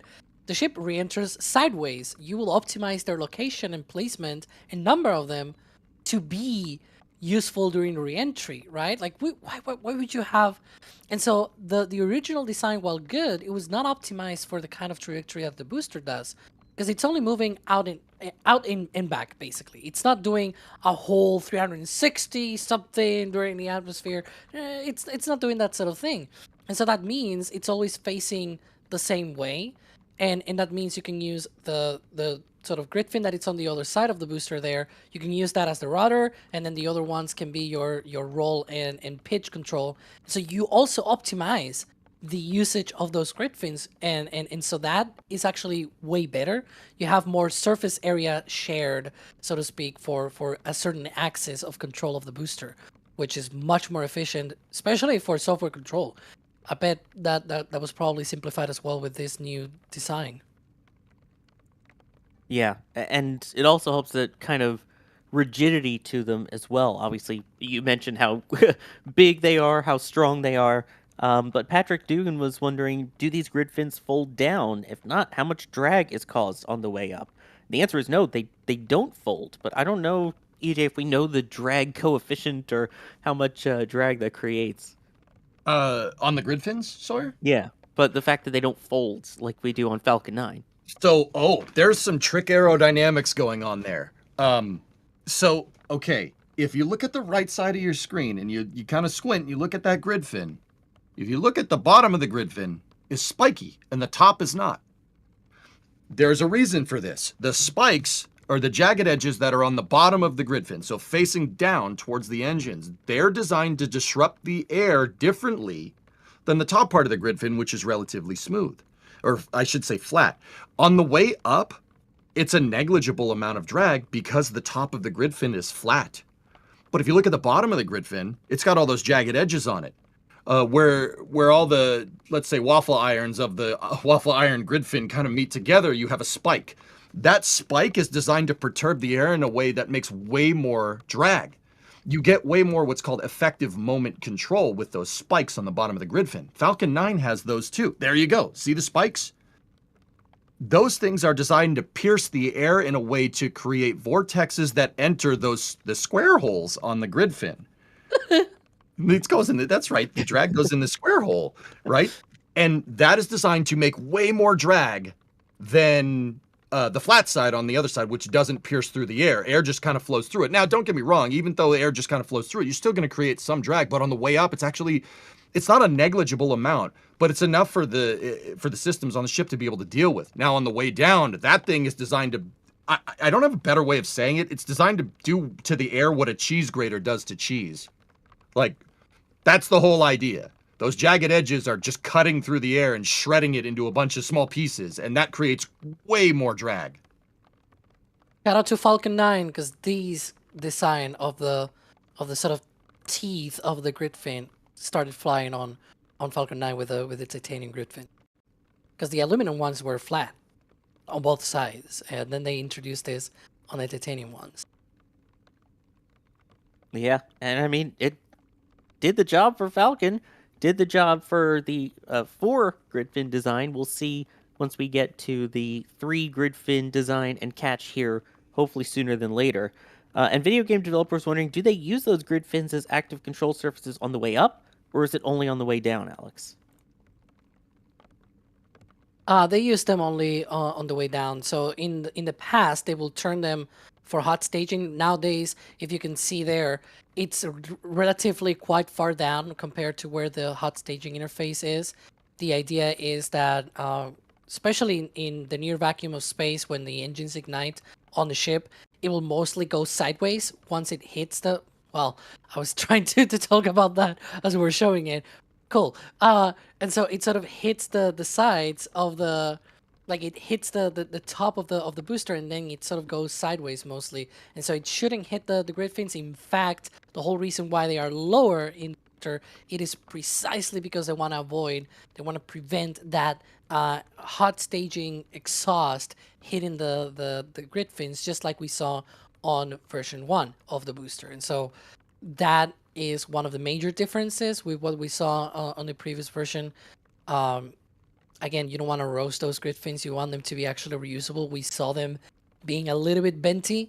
It was fine for a second flight and things like that. But yeah, I want them to keep that shape, and probably SpaceX too. That's why they moved the grid fins lower in the booster. Yeah, it's usually a good idea to not melt your your thicker air control surfaces for landing. SpaceX literally says that they lower that precisely so that the exhaust doesn't damage the grid fins. But yeah, that's probably a good idea. And while we're talking about that, especially when it separates away, S. Murphy was wondering, can you talk a bit about how the ship attaches and detaches from the booster? So obviously we're talking about during the hot staging portion itself, but this was what we saw on on version 2. How does that work for version 3? Alex, you want to take that? There is a bit of a different design of the clamp system, but there's still clamps that sort of, it's more like a grip in this case on the new version, but you can still call them clamps. there's still a connection system. A lot of people thought way back on Flight 1, oh no, it's just gravity. The ship is just sitting on the booster and it flies like that. No, there are actually clamps that hold down, like they physically made together both vehicles. In fact, the hot staging interface clamps, they retract on this version because when you do this ignition, at first the exhaust is going out through the vents on the hot staging ring, but of course as the ship separates away, the exhaust starts hitting the top of the hot staging, and so what they do is they retract those clamps inside of the hot staging ring in order to be able to prevent from to avoid all of that damage. Yeah, again, avoiding the damage, that's the important part for all of it. Because you want to be able to reuse this, and rapid reusability means not melting your attachment points as well. Yep. All right. Now, we are about 7 hours and 15 minutes or so away from the opening of the launch window, and we saw earlier one of the SpaceX range safety King Airs out there. Now, the range helicopters are also on their way out. So you can see there the SpaceX range helicopters starting to do their rounds and hit the air as we get closer to launch. And that little red dot placed there, thankfully, by Ryan Caton, that is the launch site for reference. Trying to see what type of chopper those are. EJ, you able to read what that says or see what kind they use? That looks like a Bell 2. What is it? A 209? It's the twin turbo shaft version of a Huey. What's that? 212? 412. 412. Okay. Hey, I was 60% right. I got the 12 right. So that's a twin turbo shaft version of a UH-1. It's a Huey, guys. It's not a Huey, but it is a Huey. It's a civilian version of one with twin turbo shaft. So the military one would be like a UH-1Y Venom that the Marine Corps uses. It's basically that. It's a good helicopter. Nice helicopter. I mean, I like Hueys. I'm a huge Huey fanboy. You know, for all the av geeks out there, you know, the you can't. That noise is iconic. You could, kind of a bad though because your enemies can hear it too. But whatever, it's fine. There's a good chance if people are joining us here with this long until the opening of the launch window that are space geeks. They may also be av geeks and enjoy aviation. I'm NSF's resident av geek. So you guys got plane questions. The King Air 350 and the Bell 412 out there. There you go. Tell you about those. Oh no, the next rotation, that's when it's really going to happen. Because did you know Ryan Webber worked on planes? Really? He mentioned that once or twice. He may be joining so you can geek out on all the planes and helicopters in a little bit. Six String Simpleton is wondering, EJ, do you think that we might expect a catch simulation like on Flight 4, for example, the chopsticks moving and then activating the deluge system? What do you think? No, I don't think so. Not this time around. I don't think all the systems for catching are on the tower just yet. If you guys notice, there's no antenna on top of the tower. But then again, that might be a different design because Pad 2 is different. So, actually, I'm going to go ahead and, I don't have any problem admitting this. I'm not sure, dude. I'm not sure. It's entirely possible. Like, a good indicator with the Block 1 and Block 2 starships for a catch or not a catch or a simulation would be the antenna that's on top of the tower. But Pad 2 doesn't have that because there's a roof up there. The reason why there's a roof up there is because the top of the tower is going to get blasted by rocket engines when the ship comes down into land, because it's going to fly over the tower and then kind of come back in over the catch arms. Oh, soft roadblock? Soft roadblock? Okay, yeah, looks like it. Or at least they're checking the credentials of people as they go through. Yep. But yeah, that's why it's a speculation question, EJ. That's exactly why, because we don't know. Yeah, it's hard to say. There's guys like as much as I want to sit here and be the know-it-all about Block 2 or the Block 3 version of the ship, there's still a lot of unknowns for us as well. That's why we look at this stuff with a magnifying glass all the time. We're like, all right, this pressurized at 3 T-minus 3 minutes and 15 seconds and 2 milliseconds. Like, there's a reason why we do this. There's a reason why we tank watch. But yeah, that's one of those things that's kind of an unknown for us outside observers. A good question. But yeah, I'm not 100% sure of the answer now that I'm really thinking about it. By that, you do know computers have a zoom function. You don't need to use a magnifying glass. Dude, I'm up here mentioning dogs and ball in a cup. You think I know that? Fair enough. Do you know how a carburetor works? Because I do. No, I don't. I know how carbonara works, if that counts. Hungry. By the way, I see a bunch of the Av Geeks coming out. Someone's talking about the new VC-25 flying over their house. Someone here said that they saw the last Starship launch from the flight deck on their 777. Now that's cool. I'm just a little bit jealous there. That's really cool, man. Yeah, Transatlantic Allison saying that, yeah, they saw it from the flight deck on the 777. That is so cool. G90s. You G90s don't miss. All right? That's all I'm saying. If you know, you know. Hopefully same with Raptor V3s coming up here in a bit, trying to bring it back. Let me take a moment here really quick. Thank you, Board News, for gifting a Red Team membership.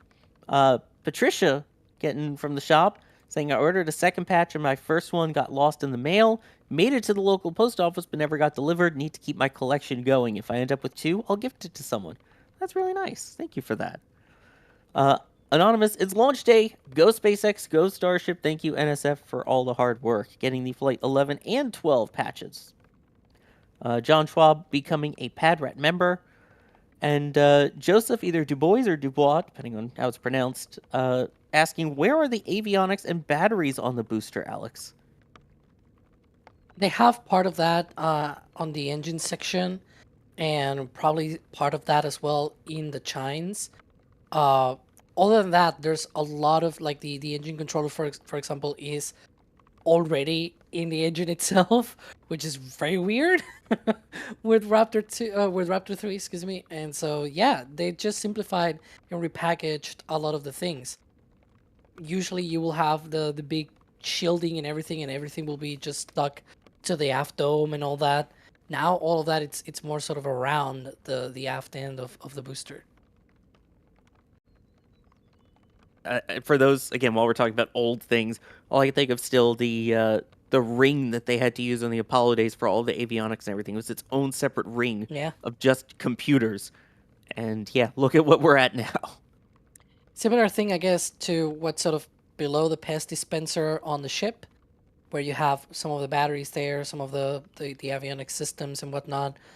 It's funny because in the old era of the SN flights and whatnot, some of those systems were actually in the engine bay. Not a great idea, in my opinion. But look, they did what they could do at the time with what they had. What? Nothing ever caught fire in the engine bays during the SN testing or anything? No, it's fine. It already catches fire. Rocket engines shoot out fire. What's just a little bit more? It's not going to harm anything, right? Am I right, guys? It's just a little fire. It's still good. Hello? It's still good. Yeah. That's the worst I could. Oh wait. Flames are still coming out the bottom, so Tim Dodd's monitor still works here. Flaming Yeah, it down. flaming it down. Oh boy. Eric wondering, has SpaceX said anything about the wet dress rehearsal abort yesterday? I was expecting another rehearsal today. We don't know if it was an official abort or not. They really haven't said anything, Alex, officially, other than just, we're going to try to launch today. Yeah, it was funny and a bit suspicious how they did not even acknowledge that there was a test yesterday at all, despite them talking about it when they rolled out the vehicles and they talked about one final test or something like that, or final testing and flight. And then that final testing happened, might have been aborted, and then they did not acknowledge that. They just went straight to say, yeah, watch tomorrow's flight of Starship. And it's like, please address me here, right? It's like, address the elephant in the room, please. But, you know, whatever they want to do, they want to do. And that's basically what happened. It was funny because I sort of predicted that in our back channels where I was like, it's been a while since the test and they have not acknowledged. I bet the next thing they talk about it's like the weather, preparing for launch and that stuff, and that's what they did. Yeah. So, yeah, we've seen this play out before, and yeah. If it doesn't get posted on SpaceX's official X account, did it even happen? Yeah, nobody remembers Booster 13 static fire. It's okay. No, definitely not. Then again, they don't even remember where Booster 15 is right now sometimes, so. I always keep bringing up the update. I'm sorry, that's still the funniest thing that's happened during a broadcast for Starship, when Elon gave the technical update that Starship is big, and that somehow 15 is still in the rocket garden, even though it doesn't exist anymore. All right. Looking from this view, you can kind of see there's that one random black square near one of those flaps. EJ, do we know what those large square tile patches are for on the ship? Ray Perigi wants to know. Okay, so Ray's, those are tiles. They are tiles. The two big rectangular spots. Those are tiles. Now, here's the thing. Those tiles are on what's called the leeward side of the ship. So, you know, with re-entry vehicles, you have your leeward and you have your windward side. The windward side is the one that gets hot. The leeward side is the one that doesn't, right? So we do have those clusters. Oh, we got a drone up there looking at the chopsticks from what I can see. But and this, by the way, one of our other angles, a new one that we have for you here. Yep. And so those tiles are on the leeward side. They're on the quote-unquote cold side of the vehicle. I'll be honest, I'm not entirely sure why you have them there. I'm sure they also have tiles on the top side of the flaps, on the leeward side of the flaperons, right? I'm not entirely sure why you do that there. I know it's for some type of testing. They're probably testing heat rejection on the leeward side during re-entry. That would be my guess. There's really not another reason to just put a splotch of tiles there, I guess. But yeah, those are tiles. Now, this thing does also have Starlink antennas on it that are smaller squares, right, Alex? There is Starlink antennas somewhere, but those are up at the top, I believe. They're up towards the nose. Yeah, there are 4 on the ship. There's like 2 closer, like directly on the left and right of the ship, sort of like on the edges, and then there's 2 closer to the leeward. So yeah, there's 4 Starlink antennas. Those patches seem to be mostly about testing new adhesive materials. You can sort of see that it's purple instead of the usual red that we see. So that's really interesting. Because you were mentioning this, to expand slightly on this, the majority of the tiles are pinned to the vehicle, but there's a subset of them that are glued because of the geometry and things like that. Kind of doesn't let you pin those tiles, so you have to glue them. And so they have been struggling to find the good adhesive for these. Surprisingly, it is the glued ones, the ones that tend to fall off, instead of the mechanically attached ones. So same as shuttle. We're talking about this for the last 3 hours, where it's like shuttle used to drop a lot of tiles. Those were glued. Guess what? Starship has also a bit of a challenge with glued tiles. So they might be running those tests just like that, you know, with new glue material and things like that. Yeah, I mean, you had Chris Bergen, EJ, and myself, the three of the 4 main shuttle people here at NSF. All that would be missing is Philip Sloss to make it fully complete there. Of course, we're not going to ignore the comparisons between Starship and shuttle, because everything is a shuttle-derived problem still, is it not? Oh, absolutely. For those who watch the Flame Trench, that's our weekly Friday news show where we kind of talk about things a little bit more loosely. We always joke about everything being a shuttle-derived problem. Coming up on almost 7 hours to go until the opening of that launch window. I'll say Transatlantic Allison, the one who was also, by the way, saying the GE90s, showing the love for those two, saying, I wonder if those tiles on the leeward side are new attachment tests, kind of what we were just talking about there. So it'll be interesting to see what returns. when it does come back down, which hopefully it will, towards the Indian Ocean there. And I guess there's also, those tiny little spots where it looks like there's silvery things, and there's not really any major missing tiles from what I can tell on it. So do you think maybe that we will see this come back in again with those giant orange streaks like we saw from the other metallic tiles, Alex? I don't think they are gonna see any orange, because this time around there's no metallic tiles. The things that you see there is just white tiles. They painted white, regular tiles. I don't know what kind of paint they used, but I'm guessing it's probably not metal based or anything like that. It's probably just normal paint, and that's actually for the imaging of the tiles. Two of the satellites will be deployed, and then they'll do the imaging of the tiles and everything. That's going to be very useful for that. Yeah, exactly. To finally see what it looks like in orbit, because I'll bring it back to shuttle. You had the Orbiter Boom Sensor System, the OBSS, following Columbia STS-107, where once it was in orbit, they would then use the robotic arm, attach another arm to the robotic arm, and that had not only regular imaging cameras, but also more in-depth, detailed scans that it could do across the entire thermal protection system. So we're talking the thermal blanket, we're talking the heat shield tiles, under the orbiter, on the leading edge of the wings, all the way around, to check for any damage. They would do that before and the day after launch and the day before reentry, in addition to for the ISS missions, where it would literally do a backflip so that people on the ISS could take photos of the heat shield. You don't really have this going to the ISS. You don't have people around it to take the photos when it flips, so might as well use the satellites that you're deploying if they're not actually going to go into full orbit and get some data from it. I think that's pretty cool. Yeah. I hope we get to see video of that, though. That's what I'm really hoping now. Yeah, me too, man. I really, really need to see that. And, that'd be really cool. Yeah. It would, Sawyer, it would harken back to one of the early shuttle missions where they had a payload that was made by the German space program. It was made by MBB, Messerschmitt Bölkow Blum, called the Shuttle Pallet Satellite. They basically took shuttle pallet, gave it thrusters, and used it to test pulling payloads out of the payload bay. This was on the early shuttle missions.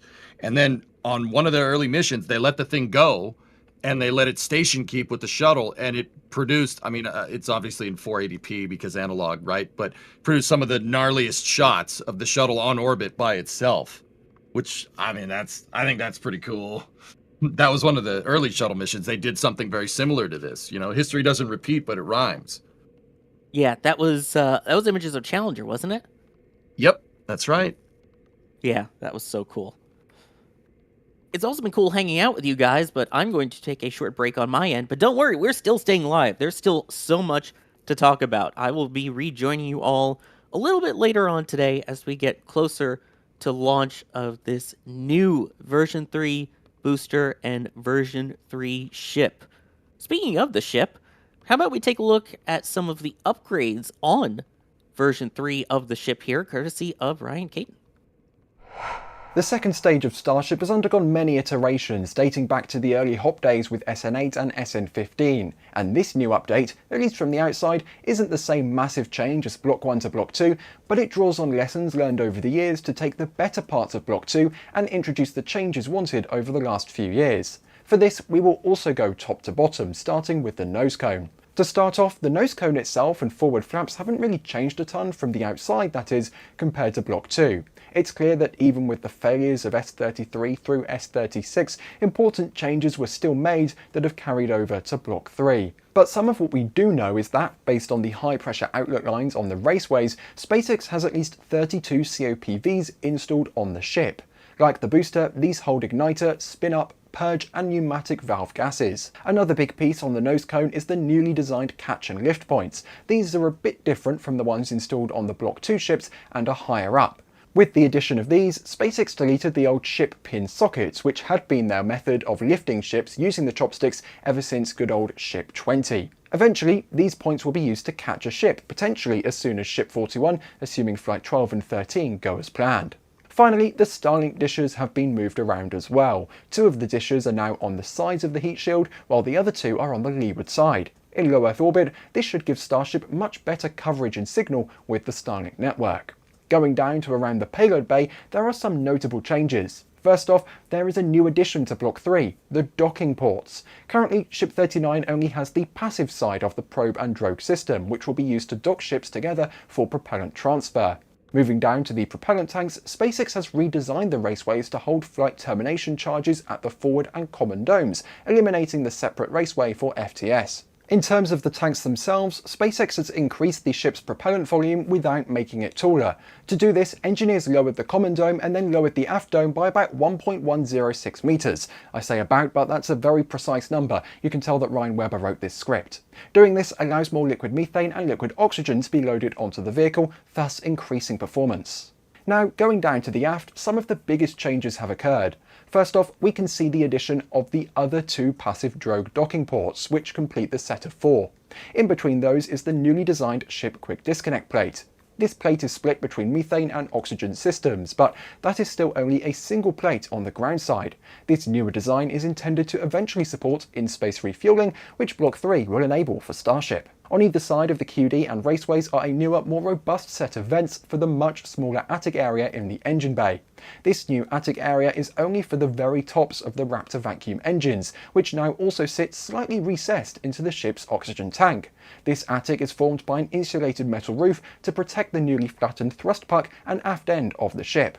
As for the overall changes to the ship, the Reaction Control System, or RCS, has been completely redesigned. The placement of the RCS thrusters has been refined for better control, and additional thrusters have been added to support docking and maneuvers in space. For example, there are newer roll thrusters placed on the payload bay section, as well as another set about midway down the ship. The thrusters on the payload bay are arranged in 2 pairs, facing opposite directions for greater control. Another new set of thrusters comes from pipes built into the aft flap hinges, which route gases to a new plate that redirects them in certain directions. Block 3 of the ship has also had improvements to its avionics and battery life, which will help it stay in orbit for 48 hours. This is more than enough time to launch, rendezvous and dock with a depot or another ship, transfer fuel and then return home to Earth. Last but not least, the heat shield has seen some major changes as well. For starters, SpaceX has introduced a new style of tile pin across the entire vehicle. They have also removed an entire horizontal seam from the nose cone to improve sealing during re-entry. The aft end of the ship now uses the same size standard tile that the rest of the primary hull uses. This helps reduce the need for special tiles. However, they then added even more special tiles, including a complete redesign of the aft flap tile setup to improve gap sealing. Block 3 of the ship is set to push the envelope of human exploration, spawning the human landing system, tanker, depot and possibly cargo variants. The hope is that this will be the template for increasing launch cadence and even ship reuse. There you go. That was Ryan Caden with a little infographic there about Starship. Now, it's up to me. What's going on, everybody? I'm EJ. I've been doing kind of, subject matter expert commentary on this stakeout, but now they gave me the keys to this stream, okay? I'm the master of ceremonies now. So, it's going to be a part. Alex is like, nervous laugh. What's up, Alex? You're still with us, right? Yep, I'm sticking with you for the next hour, and hopefully we'll see if the weather improves at the very least. Nice roadblock that we have now there at the LBJ intersection. It looks real muddy out there. Yeah. You think the weather's going to clear up? It's supposed to. That's what the forecast says. But there's always probabilities to these things because chaos theory and all that stuff.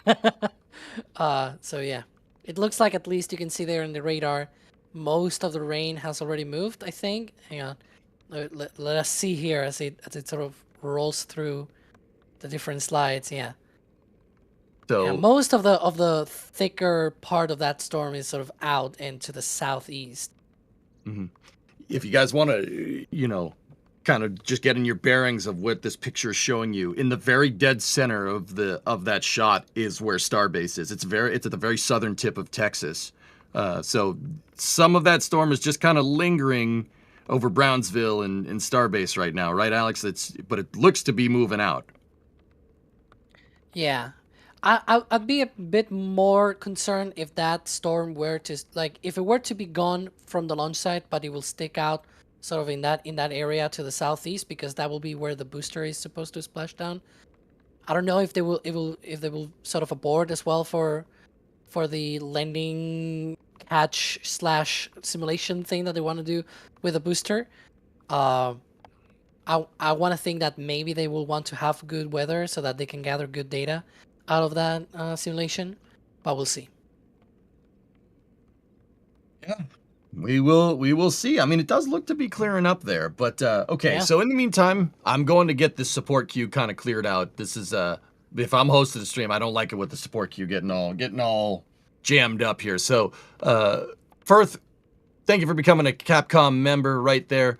We got Tom with a store message here. Go Flight 12. Thank you very much, Tom. We appreciate it. What'd you get? You got a t-shirt? All right. You got a t-shirt there. There we go. All right. So the next store, we got another store message here from Philip. What do you got? This hardcore space nerd loves this patch, but the best patch is still Flight 10s with the Phoenix. Thanks for the coverage. You're very welcome, Philip. Thank you. Enjoy the patch. Good stuff. Those patches are a good time.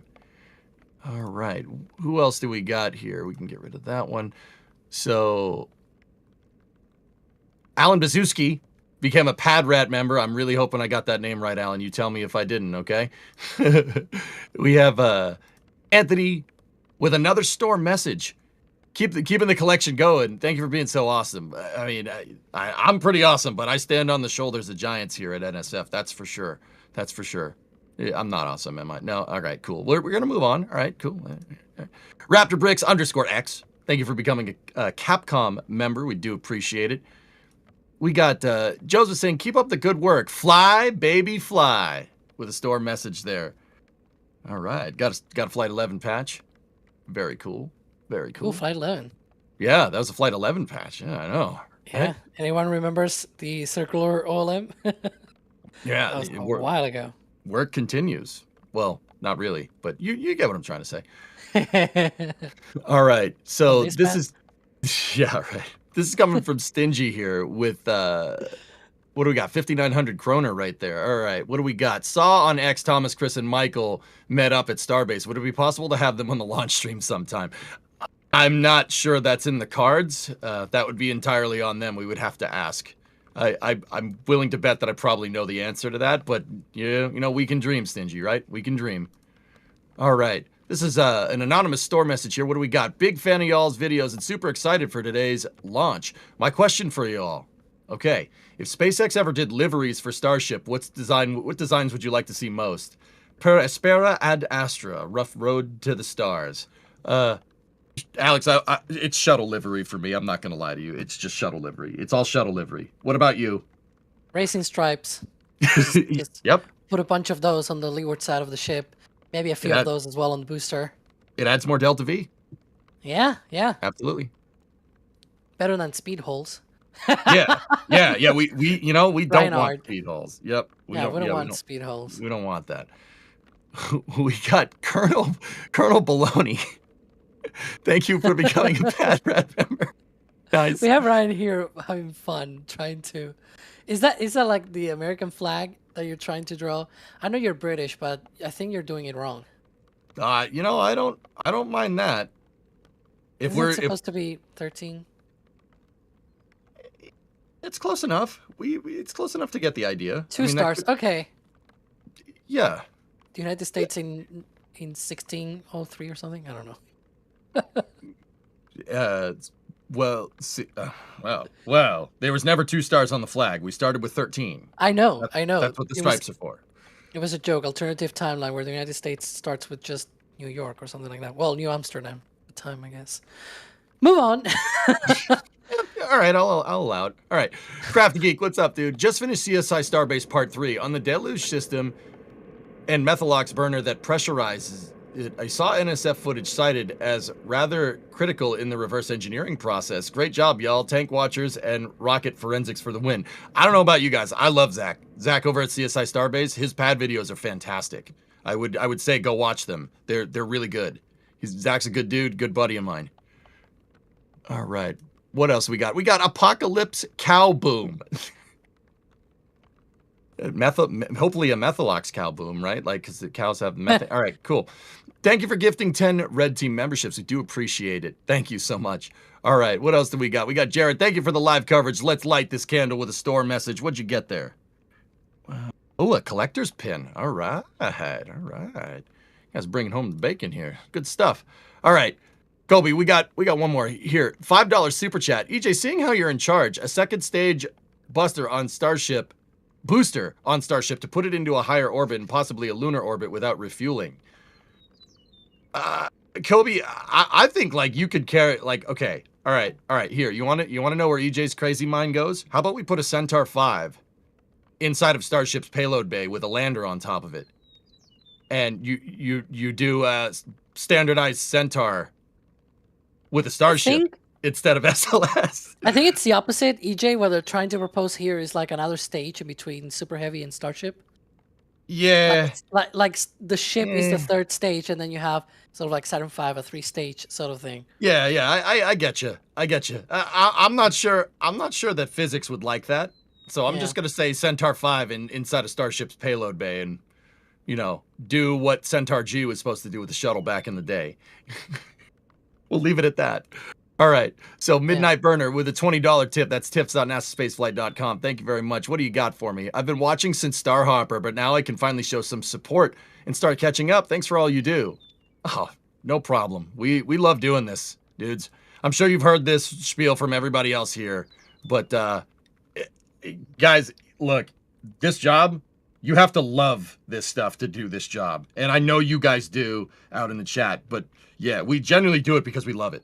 Like, you think Alex goes and compiles spreadsheets because like he wants to do a good job? No, Alex, you compile those spreadsheets because you love this stuff, right? I used to do spreadsheets even before I was at NSF. I was just doing this for free basically before. So I was just a nerd, and NSF was like, let's put that to work and use it. And I was like, cool. Yep. And that's how it happened. I mean, they were talking, we were mentioning like, Michael, Thomas, Trevor, all those guys, they did it because they love this stuff. Exactly. They were doing cool stuff, and they saw NSF, and NSF saw them as well, and they were like, there's a good partnership here. And then, they had also their own lives and their own careers, and they moved on to SpaceX, which I guess they can use now their whole different set of different abilities and work that they can do. I always say, like, nobody gets into the aerospace industry to make money. You get into it because you love it.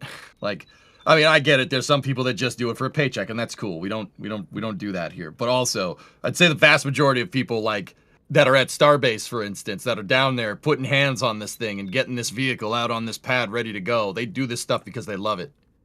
Like, personally, I've talked to a lot of those people that they make our, obsession with rockets look timid. And we really do like this stuff a lot. Tanker truck going around the roadblock, it looks like.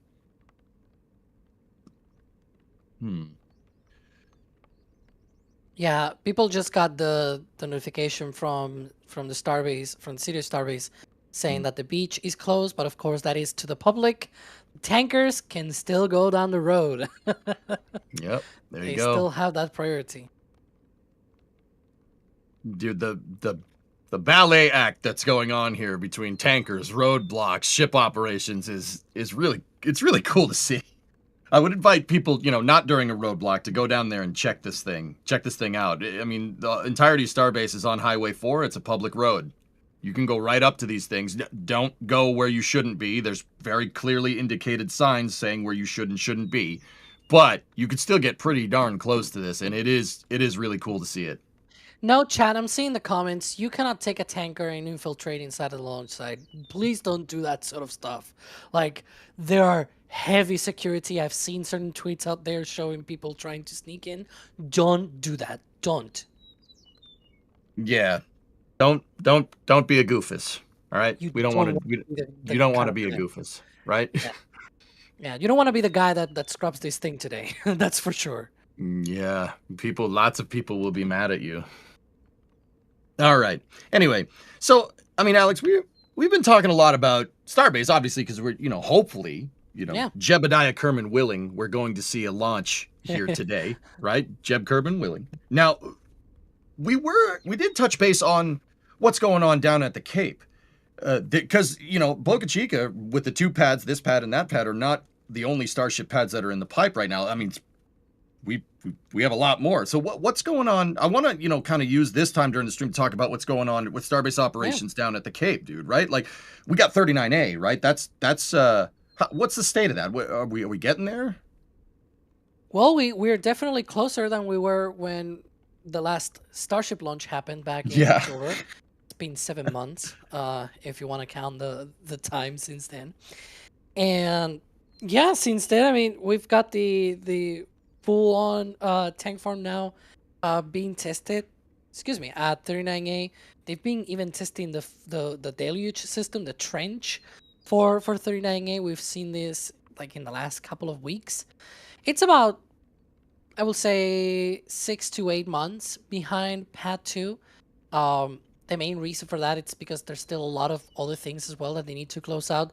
For example, the service structure for the OLM, it's still not fully closed out. They cannot test certain things and whatnot.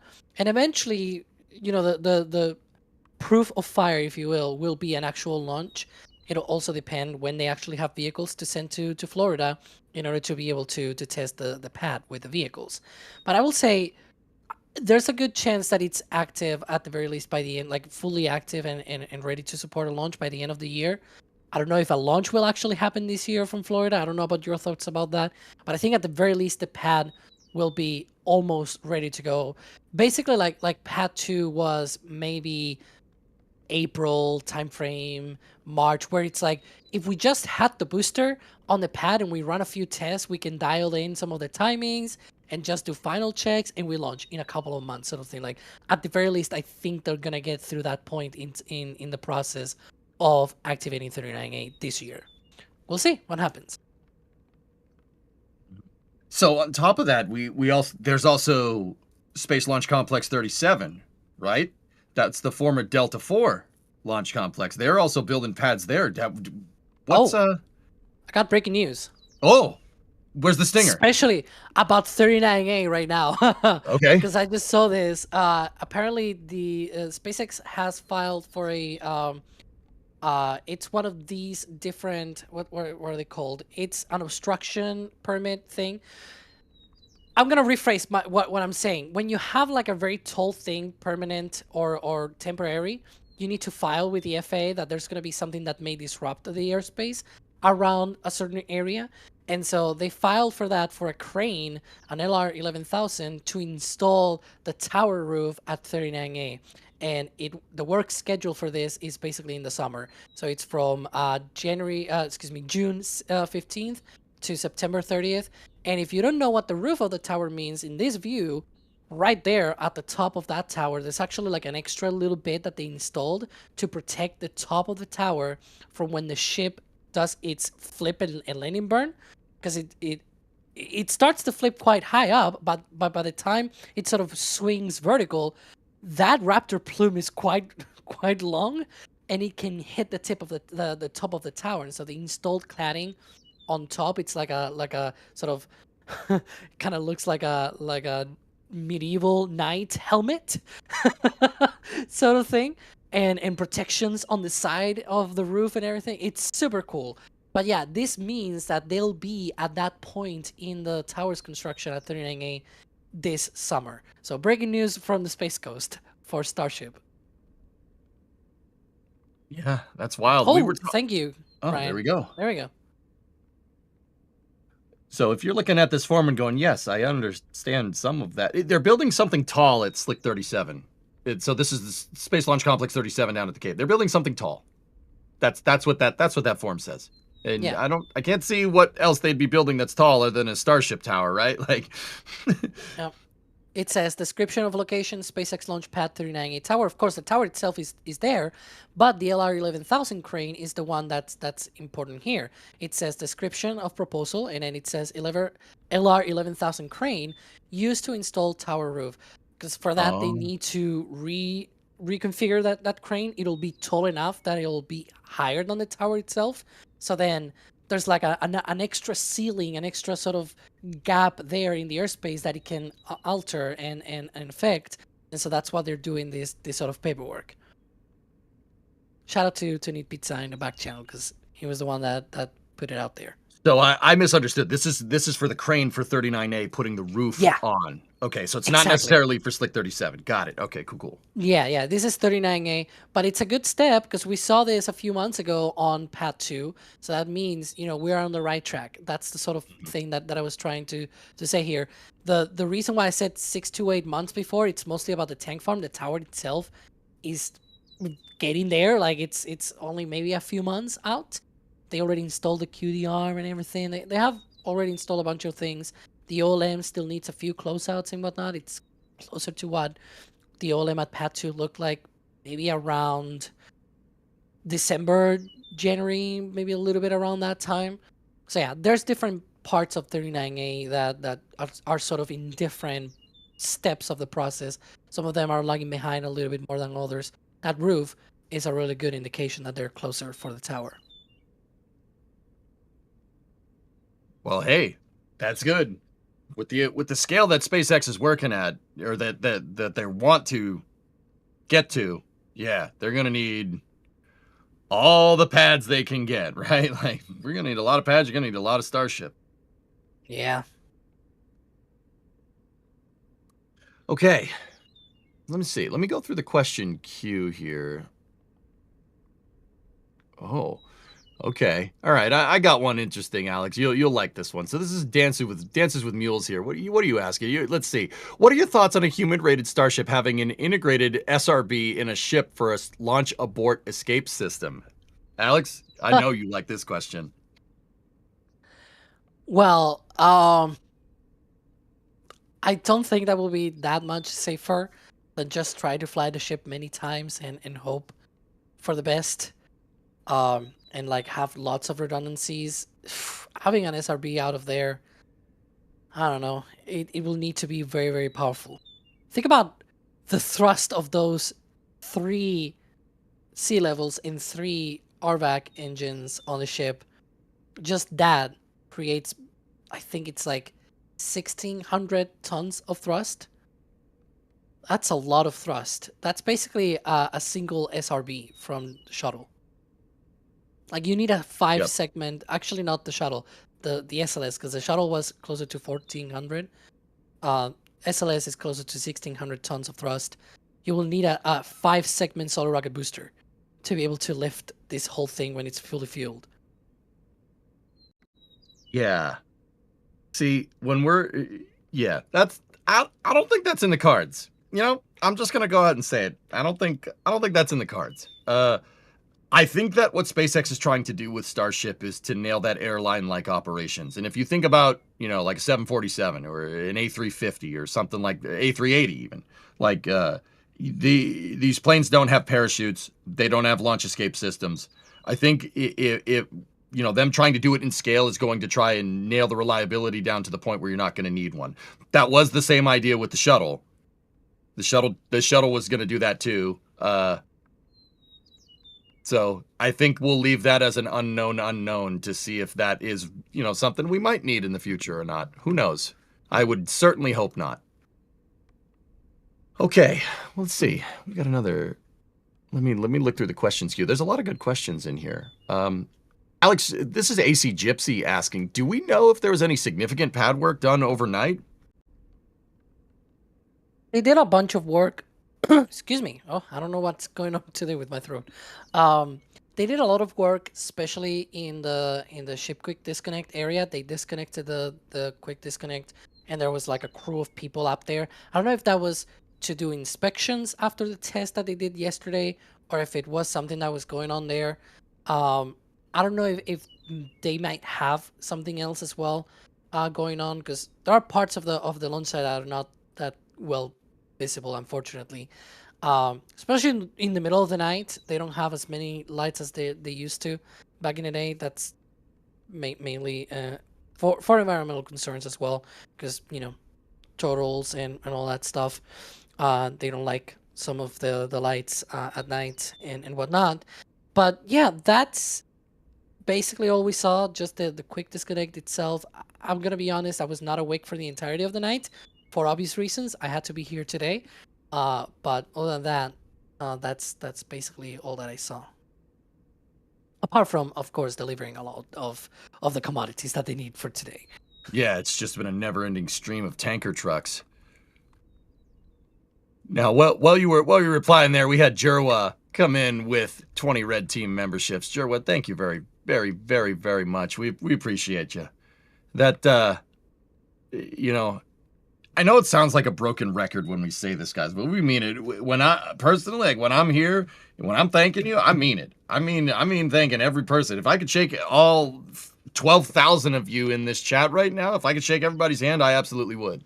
It would take weeks, but I'd still do it.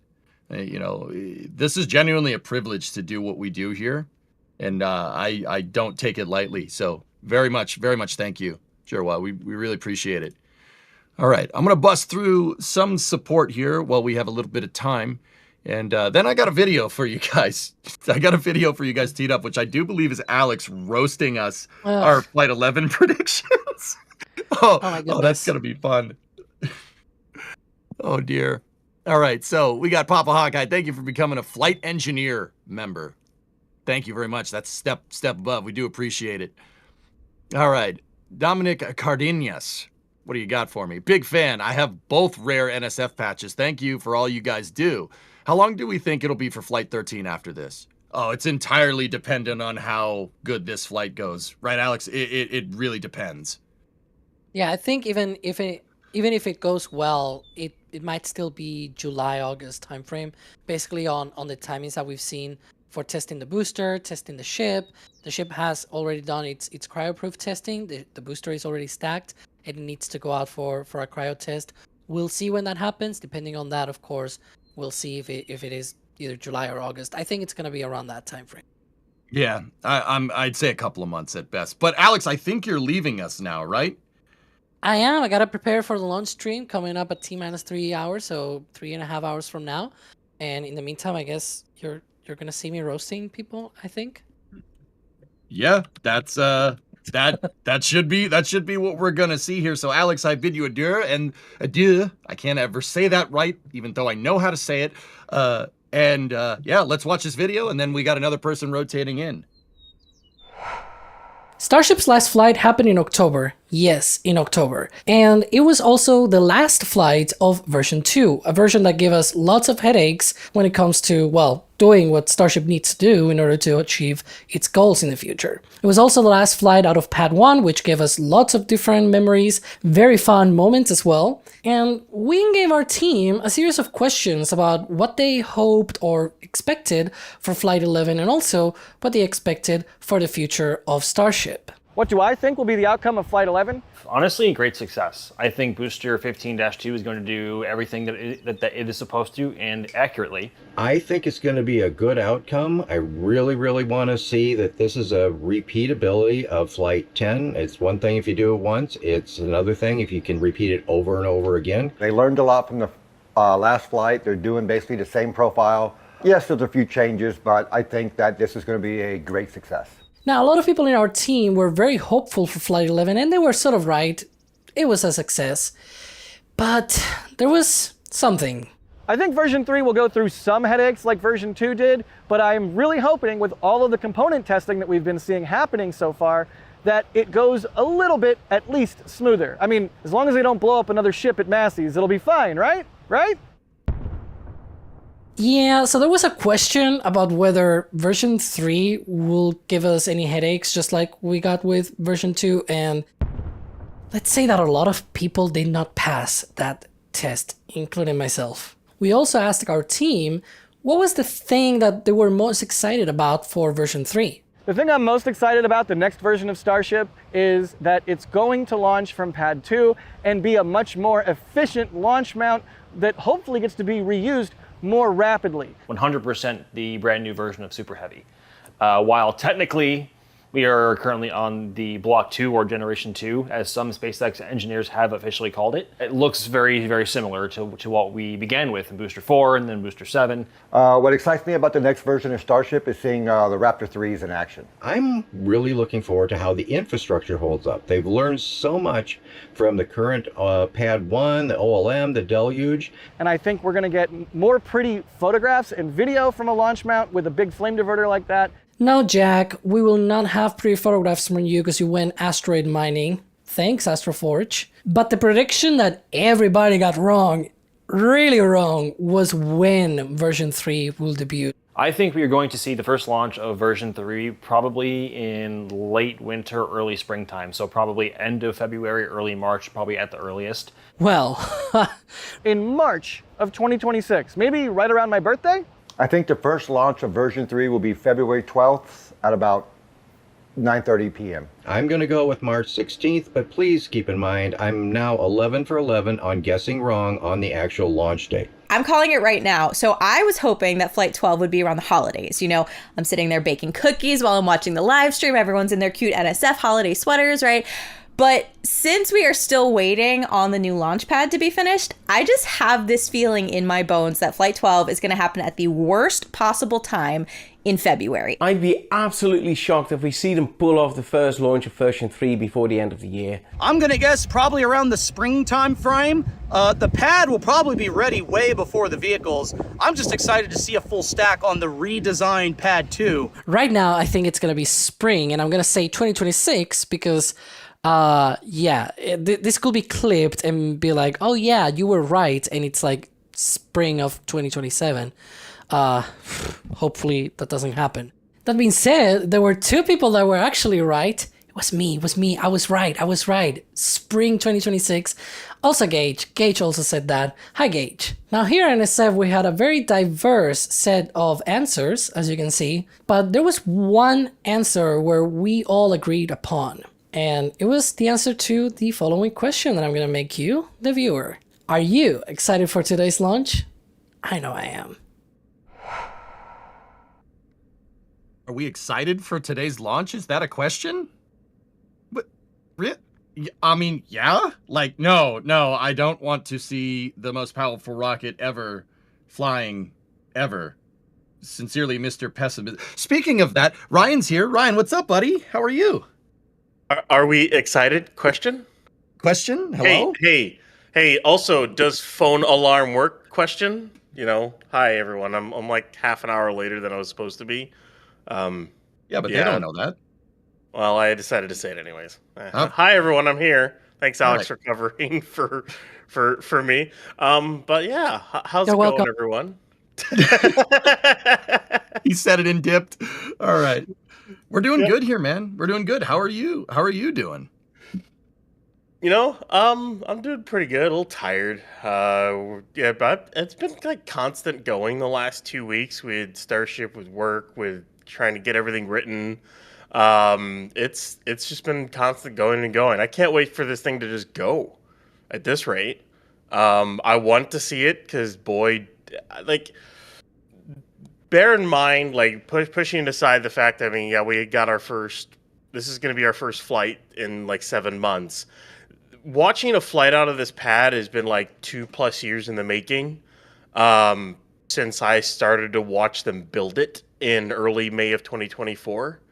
And then, of course, you get the little snippets of information on Block 3 of the vehicles, on Raptor 3, and then you start seeing the pad get built together, and then you're like, oh my goodness, watching a launch out of here is going to be amazing. I can't wait for it to happen. And here we are. We could be 6 hours and 23 minutes and like 15 seconds away from it happening. Like 2 years in the making, EJ. It feels like it's been a long time coming, to say the least. It's been a long time. Been a long, lonely time. Yep. All right. So we're in, let's see, what are we looking at here? We are inside of 6 hour 30 minutes. We're T-minus 6 hour 22 minutes 47 seconds until the window opens here for Flight 12. The first flight of a Block 3 Starship, Block 3 booster, and redesigned pad. This is...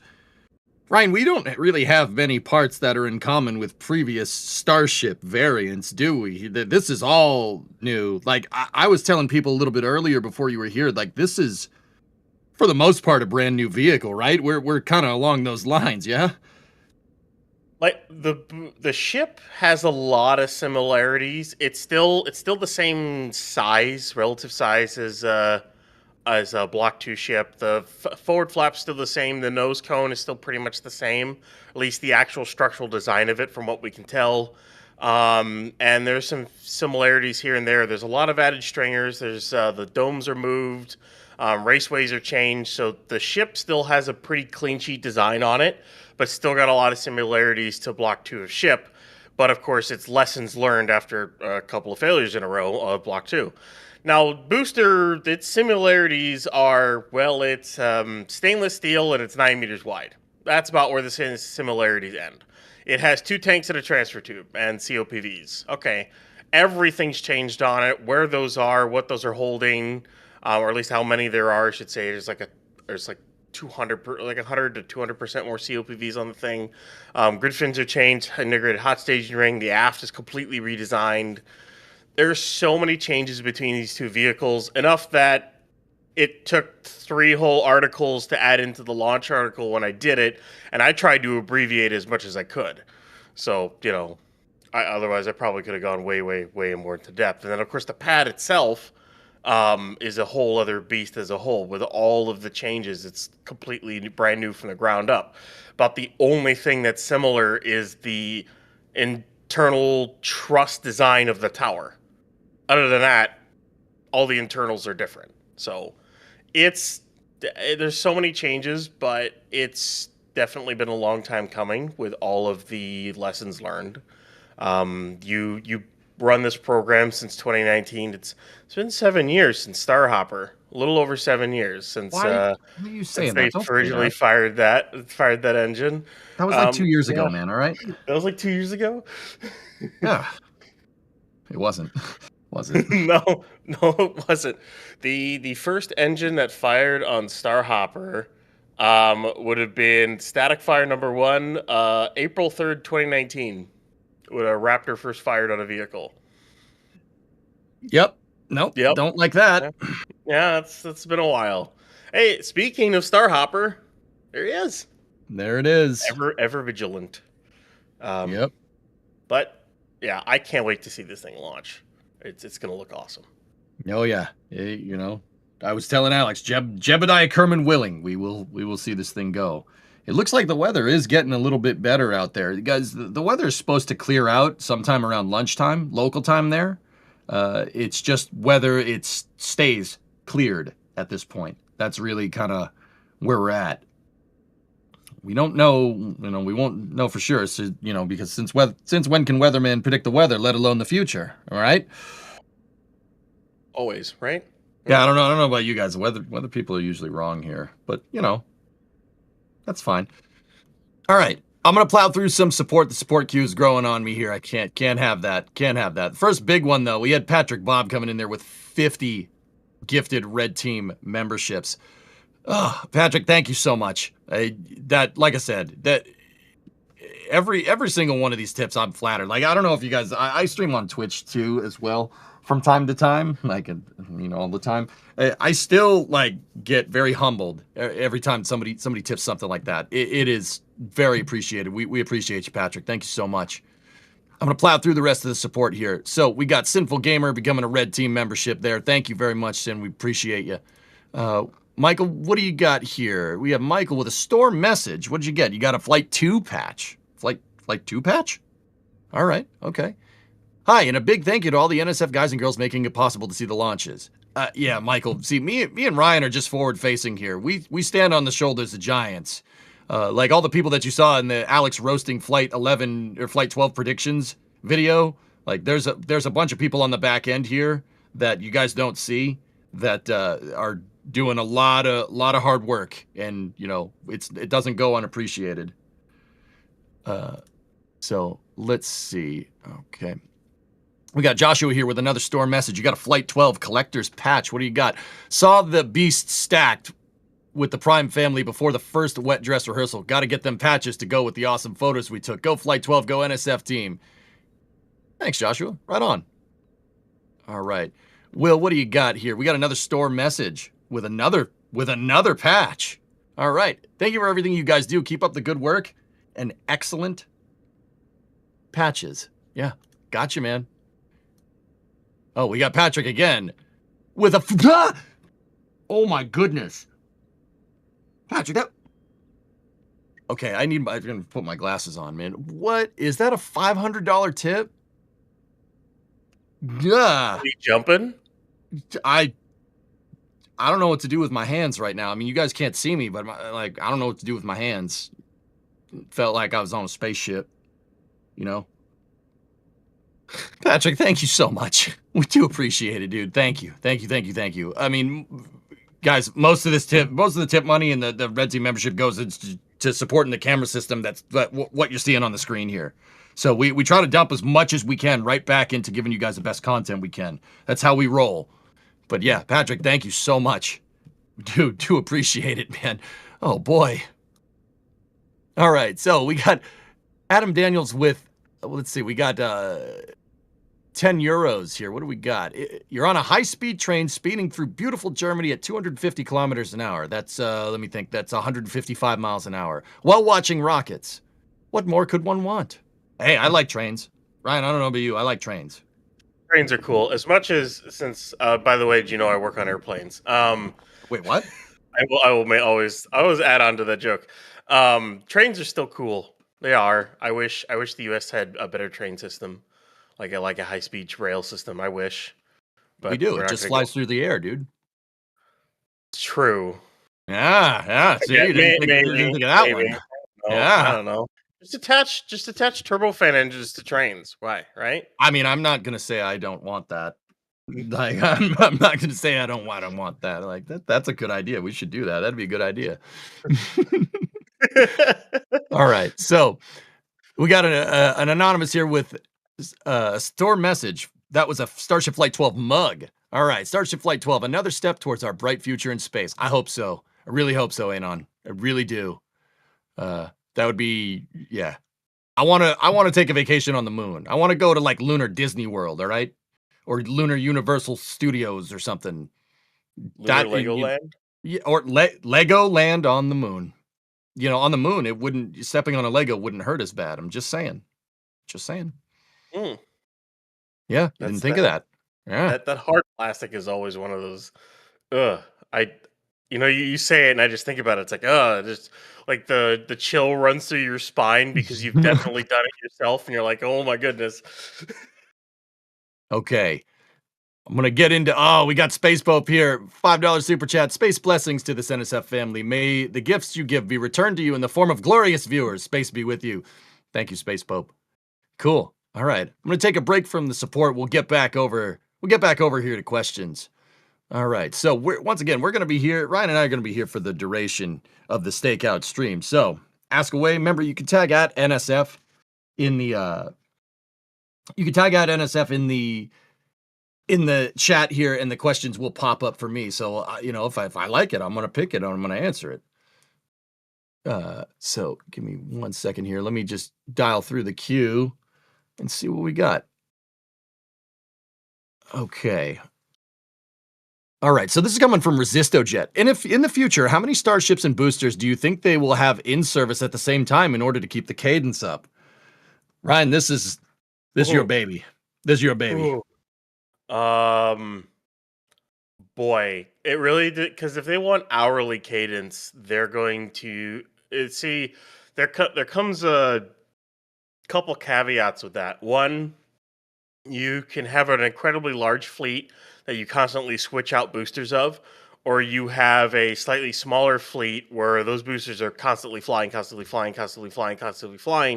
and you only take them out for any like heavy maintenance stuff, which The one thing SpaceX is going to have to come up with, which they've had to come up with for Falcon 9, is a maintenance program on like after so many cycles of this flying, are they going to have to do these certain objects on them, or certain tasks, I should say, like inspecting certain parts of the system. How long does a grid fin last for? How long does all that protection on the forward dome last for? That's not like a simple thing to change. You can't just take off welded metal and replace it. You basically just have to keep welding on more metal until the forward dome is, you can't do it anymore, and at that point the forward of the booster is useless. I don't know what their solve is for that down the line. It's going to be interesting to see. They may come up with some kind of ablative they can replace every several flights or something like that. And there's going to be a lot of other things that you're going to have to change out every so often that can only take every so many flights. And that ties into how many boosters you want to have on hot standby. So say you launch a mission, you get a booster back. Oh, well, that booster's not great. All right, well, you got one ready to go. So you just take this one off the mount, get another transport stand, get a new one out there and go, basically. And as long as you have a ship ready to go. But if you don't have those backup boosters, then you got to fix this one and then fly it again. So I don't think there's an actual number I can give you, because as of right now, they're building like 5 pads. So you've got 2 pads in Starbase, you've got 3 over at the and 3 over at the Cape, and then there is supposed to be an unknown number, probably 1 or so at Vandenberg. I wouldn't be surprised if Slick 6 happens at some point, because Falcon 9 ops are going down. The Louisiana area, I think, which we're going to talk about, that could have several pads, and then the international pads they're going to build. I think it depends on how many pads and in which locations they're going to have, depends on how many boosters and how many ships they're going to have. I don't know if there's an upper limit on how many, because if they want an hourly cadence, you're probably talking about hundreds of boosters and ships, which means you're talking about a gigantic infrastructure of gigabays, star factories, and launch pads and payload integration facilities to keep up the massive logistics train of trying to make all of it work. So, like, logistics is going to be one of the craziest things this program is going to have to solve. And it kind of goes into, well, how many ships and boosters do you actually need for that? Okay, let me play off this. Another conditional hypothetical. Let's say that SpaceX wants to do 4 lunar landings, at least like initial baseline capability once HLS gets up and running. So say the year's like 2030. SpaceX is planning 4 landings. What type of, so that's 1 landing every 3 months. What do you think the fleet looks like then? To do that kind of fleet, the bare minimum for that fleet would probably need to be, I would say, 5, a couple of boosters per pad. Or something along those lines, in order to be able to swap out and make all the tanker runs that you have to make. I would say like 5 boosters and 5 ships per pad, assuming you can catch and reuse every ship and every booster at all times, so that you can send up 15 tanker flights to do 1 HLS run to the moon.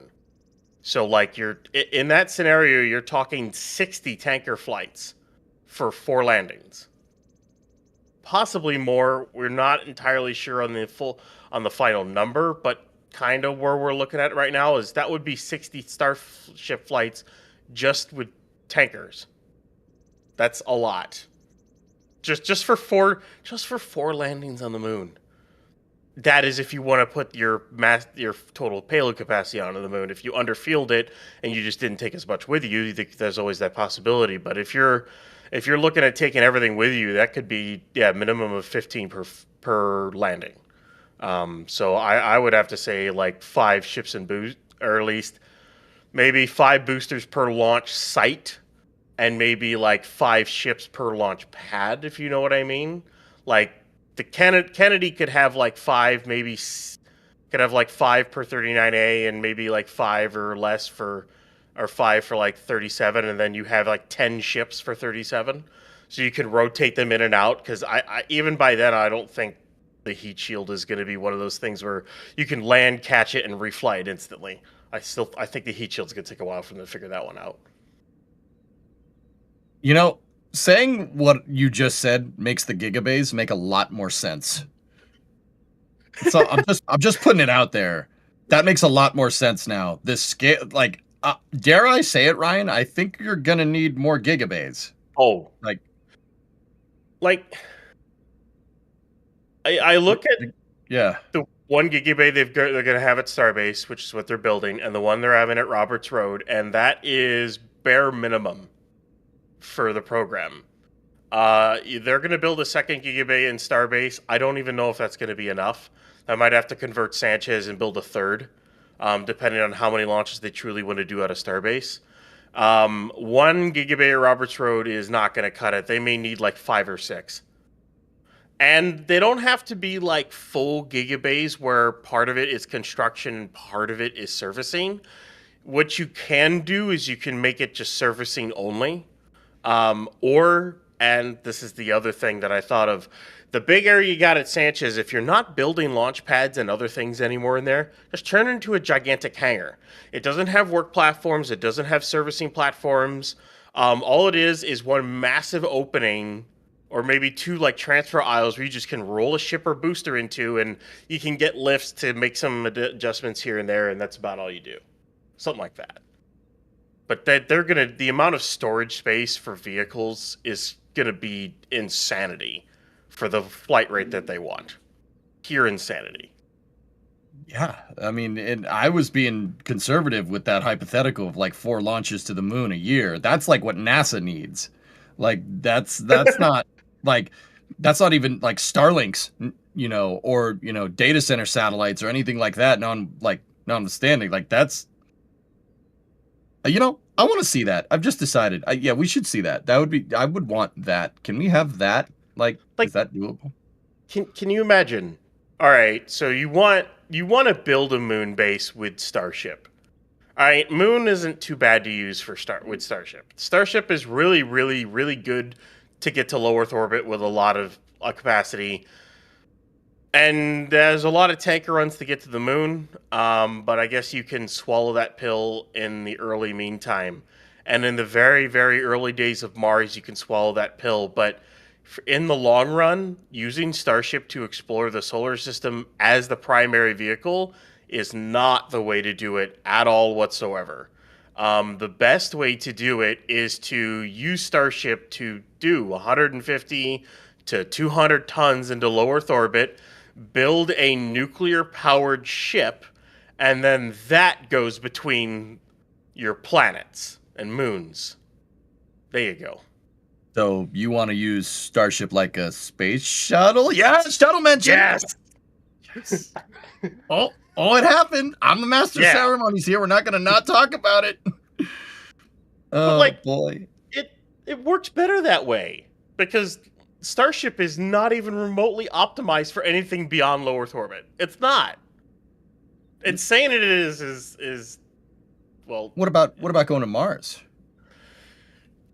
Well, you're if you want to get 200 tons to Mars, you still need at least 15 tanker flights, maybe 200 of it. It really depends on what they can do for reusability. Maybe 10 tanker flights per run or something like that. That's still 10 launches for just a single launch of like 200 tons to Mars. What if you could use that capability of 200 tons to low Earth orbit and then having to refuel, you build a massive ship and then you attach a couple of Starships to the side, all loaded with stuff, and you take it all in one single burn, along with a bunch of people, with a centrifugal like habitat ring, and then you take all those Starships and land them on Mars all at once with a bunch of equipment. And then he can do shuttle runs from cargo bays on the ship to transfer materials down, like an MSAM or a Hopper. For all mankind, we're making, What? I want MADV. For all mankind's good, but I want MADV. Yeah. But you know, we can dream. I mean, that's certainly an architecture of all time. You know, I mean, I'm not gonna say, you know, don't build a gigantic spaceship in space. I would want that. And speaking of things that you guys would probably want, we have less than 40% of those pins left for this flight here. If you want to go in and score the pins, we have them. We have them in the merch store, but supplies last. You know. Oh boy. Patches, not pins. Excuse me. I'm gonna go ahead and say that I'm not really the best at merch plugging. Sawyer's got that on lockdown, but he's not here right now. So leave a message after the beep. All right, we got 40% of those patches left. Now to take two. We'll do it right. We got 40% patches left here for the next for flight 12. Get them while they're hot, because once they're gone, they're gone. We ain't making any more. So yeah, be sure to go in there and see if you could score some of those while supplies last. Sorry, I always think about it like I'm plugging a sealant product or some clothing cleaner or something. Like this product is the best, Buy it while supplies last. We still have more and more tankers rolling in. Really? It makes me wonder how full the tank farm was when they did the wet dress attempt yesterday. Because I would have thought they would have been topped off by now. I'm not gonna lie. I was at work and I saw how many tankers went in. They must have been close to empty when they tried that yesterday. That's what it feels like, anyways. Or they vented off a lot more than we thought.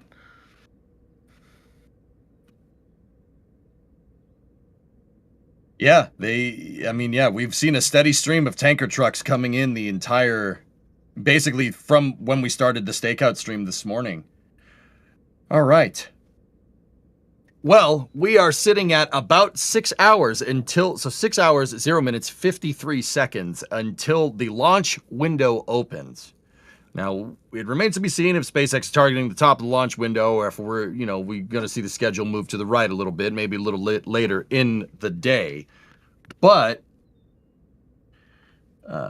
we do have another playback talking about Starship on the Space Coast here for you guys. We're kind of peppering these little videos in. They're pretty cool. I mean, you guys tell us if you like them. I think they're pretty neat. They're very informative. I do like them a lot here, and we're going to play this one now, and we will be back with you momentarily. While most attention has been focused here in Starbase, SpaceX is rapidly advancing major Starship infrastructure on Florida's Space Coast, and progress is only speeding up from here. We're covering the upgrades for Launch Complex 39A, the Space Launch Complex 37 build-out, and how Starship will initially be transported from Texas to Florida before local production is ready. So let's go ahead and dive in. First up, Historic Launch Complex 39A. This historic complex, used for the Apollo program, the Space Shuttle, and also supporting Falcon 9 and Falcon Heavy, is being partially converted into a Starship launch site. SpaceX has taken a very methodical approach here, using Starbase as a development testbed before scaling designs to Florida. Now, that experience is being directly applied from Starbase. Progress at 39A is advancing, but not quite finished yet. The tank farm is nearly complete, with only minor hardware still missing. Nearby, work continues on the deluge farm and plumbing for the DSS and FireX systems beneath the launch mount. Some early system tests have already been seen on our live cameras, showing integration is well underway. The launch tower still needs its roof and protective cladding to shield systems and support future booster catches. The chopsticks also have some work left to be done. Cable reeving and stabilization hardware still need installation, all before we can even see them move up and down the tower freely. At the pad itself, the flame trench is coming along very well. Installation is continuing on the 20 hold-down clamps and their protective covers on the launch mount. The booster quick disconnect systems still require final plumbing and shielding, and major groundwork continues around the site. Overall, Launch Complex 39A is close, but still has several major integration steps left before Starship operations can begin here. Overall, it's about 5 to 6 months behind Pad 2 here in Starbase. Next is Space Launch Complex 37. This site previously supported Saturn 1 and 1B launches during the Apollo program, and later the Delta IV family of rockets for ULA. Now, SpaceX plans to transform the entire site into a Starship launch complex. featuring 2 distinct pads. This site is earlier in development compared to 39A, but progress is also moving quickly. The first launch tower base is already mostly assembled, while construction of the Flame Trench Foundation is moving fast. Work has also begun on the vehicle lift station right beside it. Early Tank Farm and Deluge Farm foundations are also forming. These 2 sites could potentially support both pads. The very first tower segments are already staged on site, waiting to be stacked with the already assembled tower base using the massive LR13000 crawler crane. At Roberts Road, SpaceX is building chopsticks, carriage systems, and the water-cooled steel plate top deck sections for the next launch mount. Still missing are the lower and mid launch mount sections and flame diverter hardware. But given the current pace, those are likely coming soon. Now for the bigger picture. Launch cadence. SpaceX's early Florida plan targets up to 120 Starship launches per year, 44 from LC-39A and 76 from Space Launch Complex 37.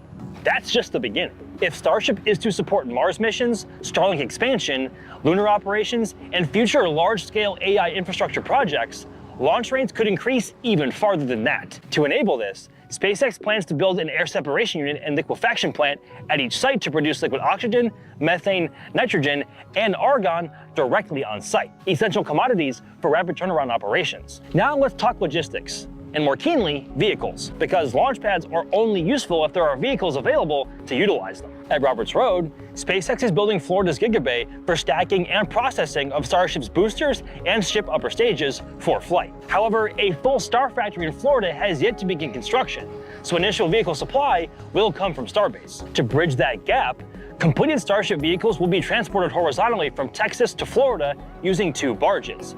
Marmac 31, aka You'll Thank Me Later, and the Just Read the Instructions drone ship formerly used for Falcon 9 operations. This has been confirmed by SpaceX themselves and their VP of launch, Kiko Donchev. Preparations are already underway. Just Read the Instructions is currently at Port Canaveral, where equipment is being removed ahead of modifications for Starship transport operations. You'll Thank Me Later is also at Port Canaveral and is now sporting a protective canopy following modifications at the Cape Canaveral Space Force Station. Breakover systems to rotate Starships horizontally and their transport hardware is believed to be under assembly here at the Sanchez lot in Starbase. One remaining unknown, though, is where final breakover operations will occur before Florida's Gigabay is ready. But with the program's first targeted Florida launch aiming for later this year, we may find out soon enough. So while Starbase is still dominating the headlines here, Florida is quickly becoming just as critical to Starship's future. Once production ramps up at Roberts Road, Florida will become one of, if not the busiest Starship launch hub in the world. But there is still a lot left to build, and of course, timelines can shift. But progress so far is undeniably fast. Okay. And that was Max Evans with some Starship update information there. And speaking of that, we have the man, the myth, the legend himself with us in voice chat. Max, what's going on, buddy? I don't know about any of that. That sounded way too generous, EJ. I mean, I'm just a guy with a camera here in Starbase, hoping to document history here in a few hours. Oh, you're too humble. Anyway, we got Max here. I mean, I could say something else if you want, but I think that would make, the producers get mad at me. So I won't. But anyway, we got Max, we got Ryan here. It is a party. We are sitting here at T-minus 5 hours, 54 minutes, and 30 seconds until the opening of the window for, hopefully the opening of the window for Starship Flight 12. Weather does seem to be clearing up down there. We're starting to see some sky, and hopefully the storms will be cleared out, targeting a 5:30 p.m. Central Time opening of the window. And yeah, maybe we'll see some action today. Max, how are you feeling about this? You think this thing's gonna go? Oh boy. If I just as a preamble, if I said exactly how I'm feeling right now, chat would get really mad at me because it would be.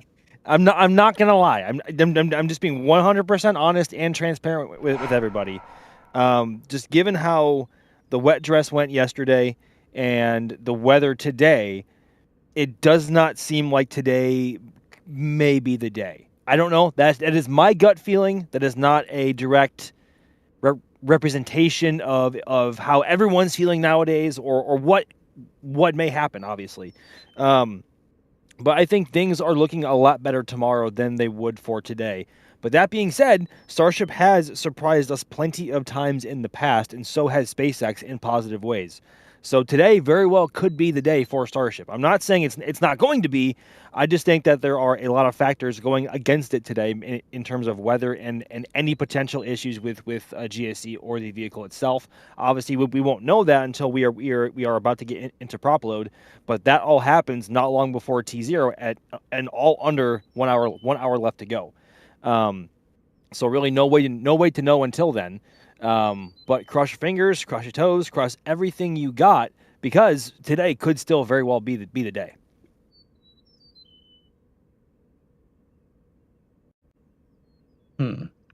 Ryan, what do you think? Do you think she's gonna go today?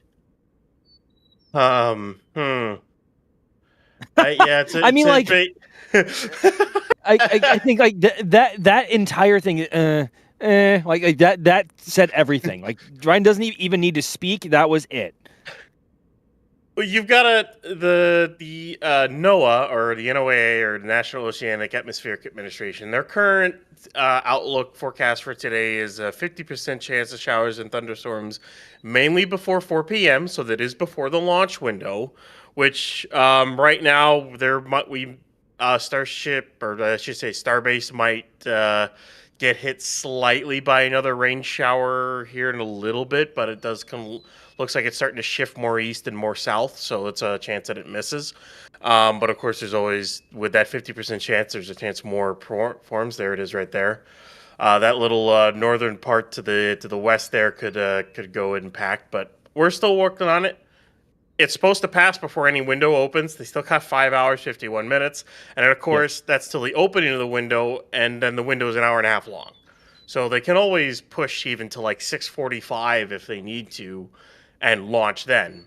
And remember, this is a little bit easier to launch in a window than past vehicles. As you remember, there was the weather scrub back on Flight 10. This is easier to hit an opening because they can fuel it a lot faster. So they can have that pull of, oh, we're go to prop load, and then it's like, all right, we have a 39-minute window to say they have 40 minutes to hit this window. Well, if they start prop load right at it, they'll make it, because they can prop load this thing in 36 minutes and 10 seconds, and then of course there's like about 2 minutes of just finishing a few things up, pressing tanks and all that other fun jazz. But either way, they have a better chance of hitting a smaller window now because they can fuel it faster. So that's a plus towards Starship side. What I really want to happen if they really go today, I want because what it says is it's partly sunny, or at least it's supposed to be partly sunny, I think, later on. I just want all the storms to go away, and if they are going to go, clouds go away, because I want to see the stack rise. Yes.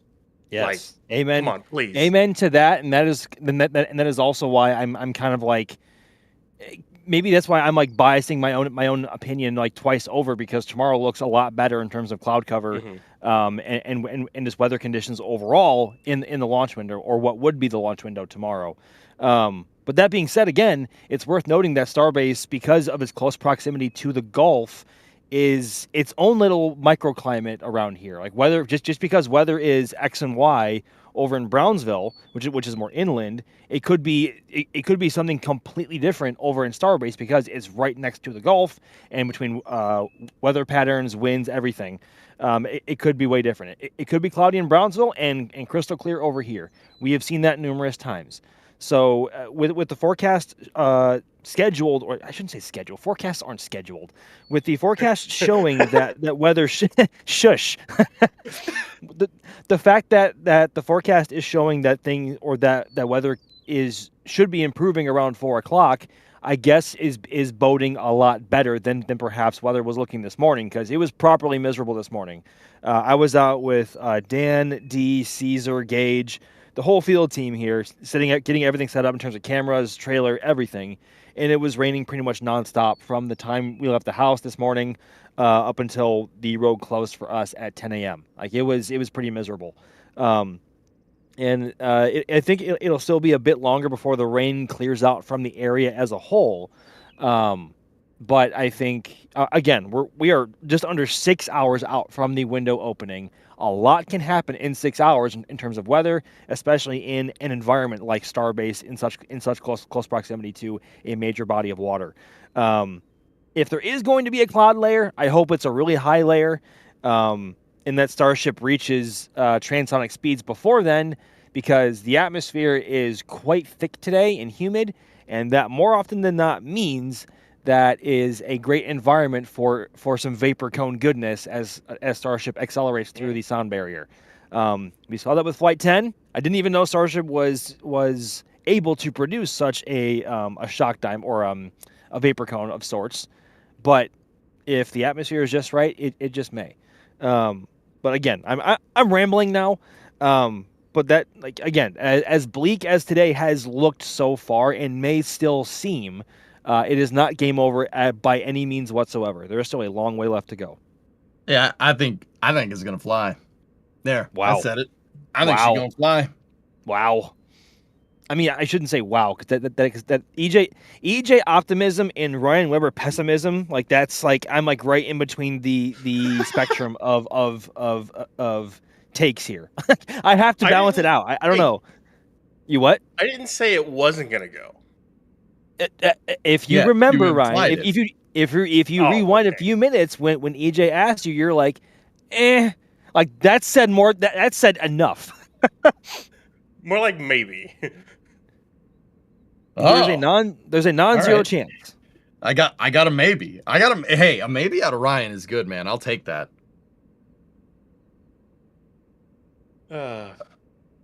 He's just like, I hate these guys. No. I hate when you guys put me on the spot. I think she's gonna fly. I think the skies are gonna clear. And when it doesn't, you guys can point and laugh at me, which is fine. That's fine. I'm just gonna be the optimistic one here. All right. Okay, pointing and laughing. Oh, look, the box fan. I mean, if people are gonna do it anyway. So, Ryan, so what is that? What do we got there?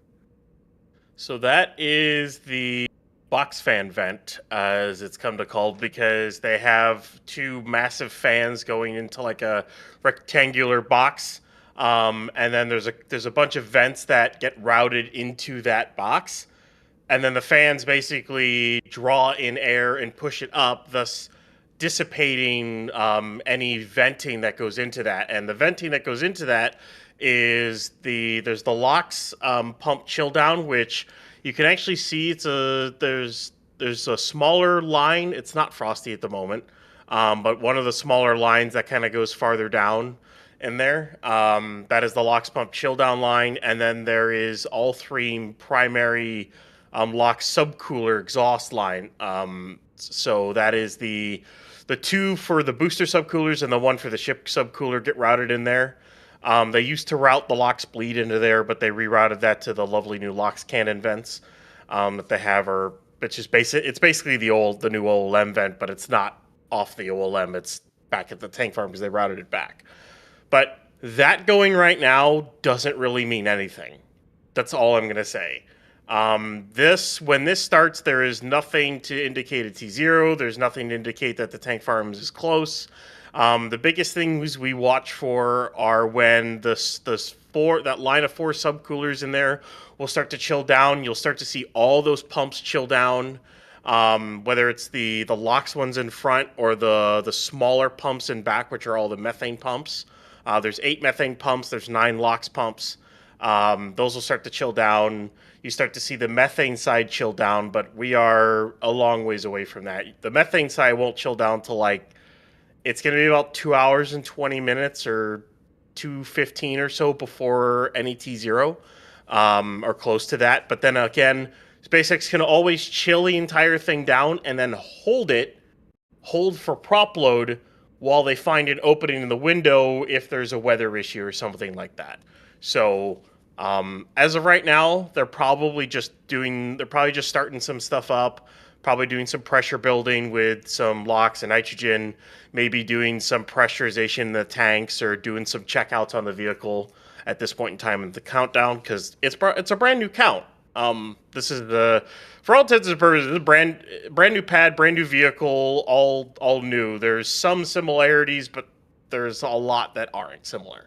So we're also kind of watching how they how they go through their final checks on this one compared to the older stack. So for right now, doesn't really mean much. You'll see that vent probably going all the way until after launch. That goes for a long, long time. The biggest things we watch out for are the new methane reclaim Pope vent, but we're a couple hours away from that.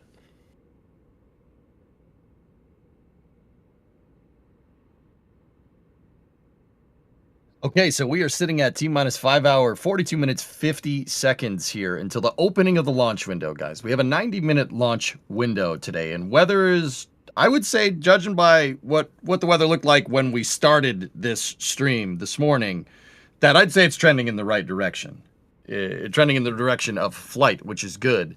That's what we want to see. We want to see all those pesky clouds that you see back there get out of the picture. We need to see some blue sky here. But that would be nice. Yeah, that would be very nice. And I think the last we checked as well, or I checked, the forecast was still at 55% favorable, which is far from worst case scenario. I mean, we've seen Falcon 9 launch in 5 or 10% PGO before, and so 55 is still, I would say, promising. It's when you're under 50 where it's okay, things might go really bad today, but obviously it is not that at this point. It didn't look like that this morning because it was miserable this morning. But again, the current cloud layer, as far as we can tell, obviously we don't have access to any data from weather balloons or anything of the sorts. But the clouds at the moment around here do not seem to be a deal breaker if they wanted to launch right now. But obviously they are not, and we still have 5.5 hours left to go. But I would hope that weather continues to trend in the right direction. That would be quite nice. But that being said, again, as fast as things can change for the better, they can also change for the worse. But there's no real way to know. Oh, do we have a tweet from SpaceX here? Yep. Yeah, we do. Stand by. Stand by. We'll get it up. So Ryan Caden actually swapped out from producer. We have Daniel Brock, or Danny B, operating the stream now, pulling the switches, turning the levers, crossing the I's and dotting the T's. Yeah, sure. All right, cool. I need another cup of coffee. But we do have a tweet from SpaceX that's saying that they are on track. They are on track for the Starship flight test, and we'll show you it in a second once we get all that figured out there. The launch window is from 5:30 p.m. Central to 7 p.m. Central, and live coverage starts 45 minutes before the launch. All right, well, that's a good sign. We're trending in the right direction there. Trending in the right direction, as I said. See, I think a Starship launch optimist thinks that's a good sign. Oh dear.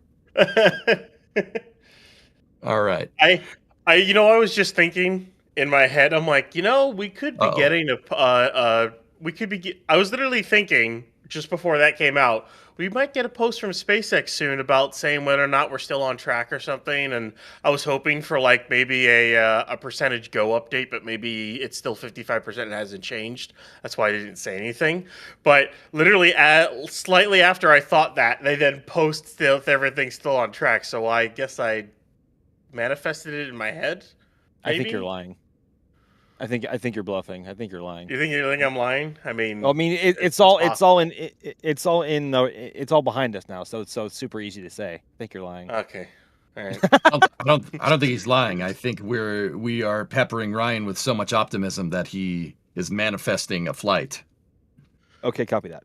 Hey, okay, copy that. I just want to say 10-4. Texas size 10-4, there by the way. I need to do this before I finish that.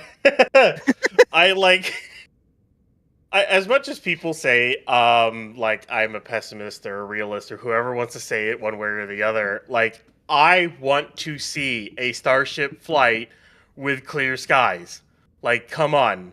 I want to see this thing fly. I've been waiting years for a launch out of this pad. They started the pile drilling on this tower and the flame trench in early May of 2024. That was before Flight 4. Wow.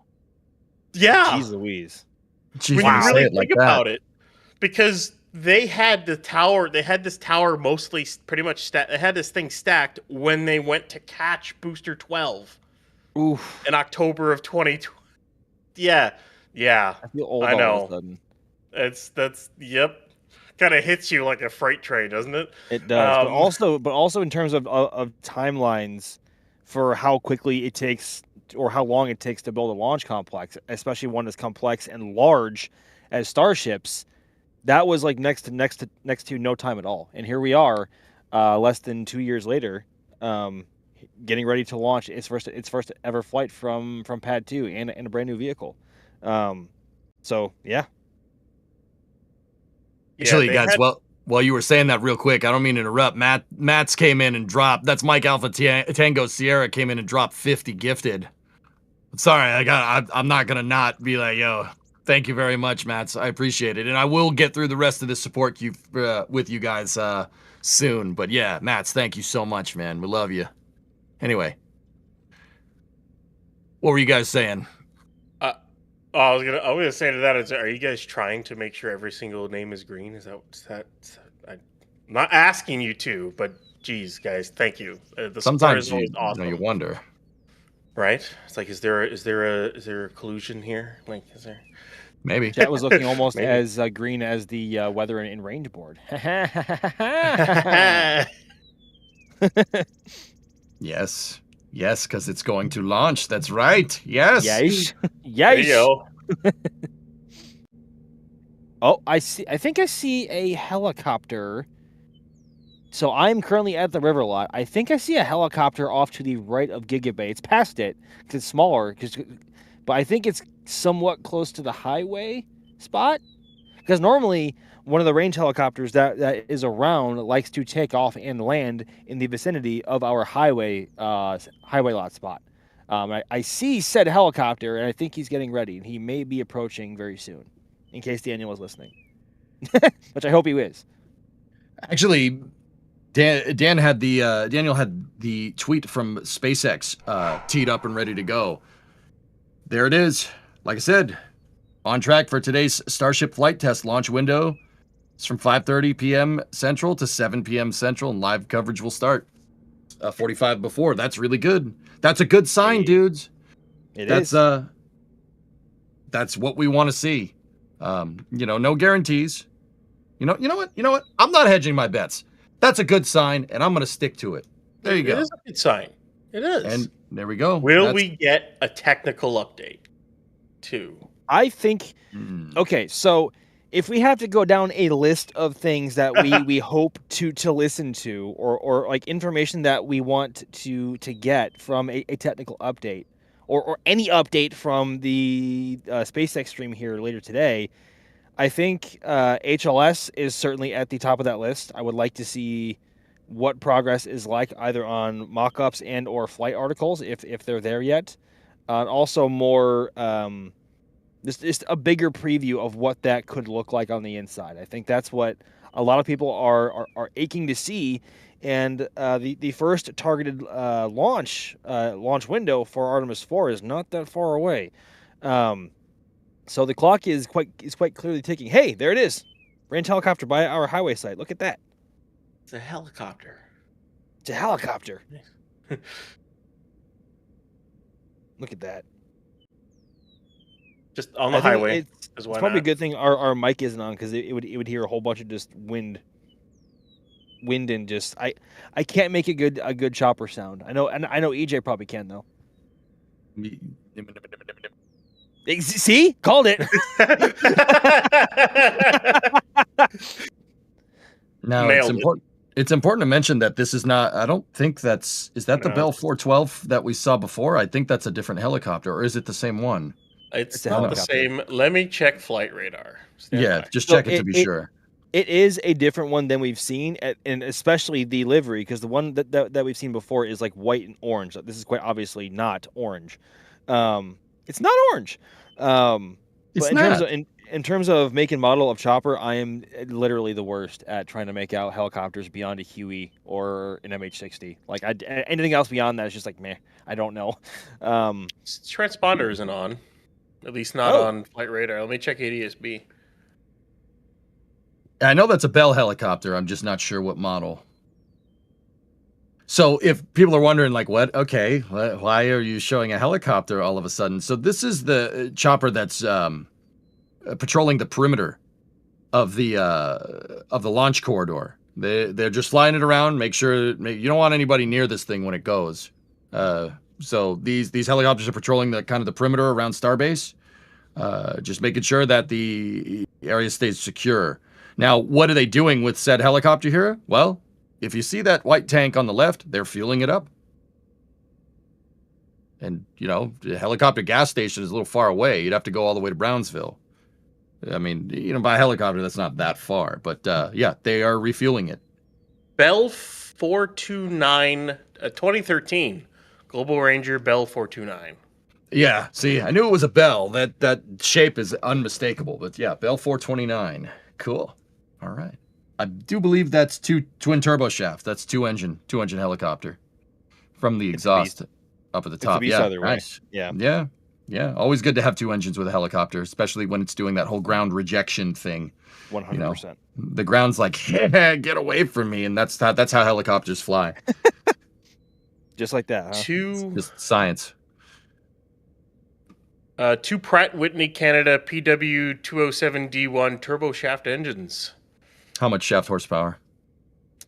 Shaft horsepower looks like maximum continuous is 625, takeoff is 730. Oh, very nice. Yeah. Oh, it's got two of those. Oh, yeah, no, that thing probably goes real fast. She's good. She's a nice helicopter. Yeah. All right. So yeah, that's what the helicopter's doing. If you see us showing the helicopter, they're refueling them as they're flying around the perimeter. So once again, we are at 5 hours, 31 minutes, 25 seconds until the opening of the launch window for Starship Flight 12. I'm going to plow through some support here. I'm a little bit behind in that support queue. So let's jump into it. So we got Stuart here. Let's go. Patch and pin for Josh. What'd you get? A collector's pin there. There we go. All right, Stuart, thank you very much. We got FWD79.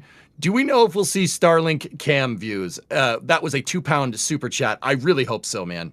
I really hope so. I would really love to see that.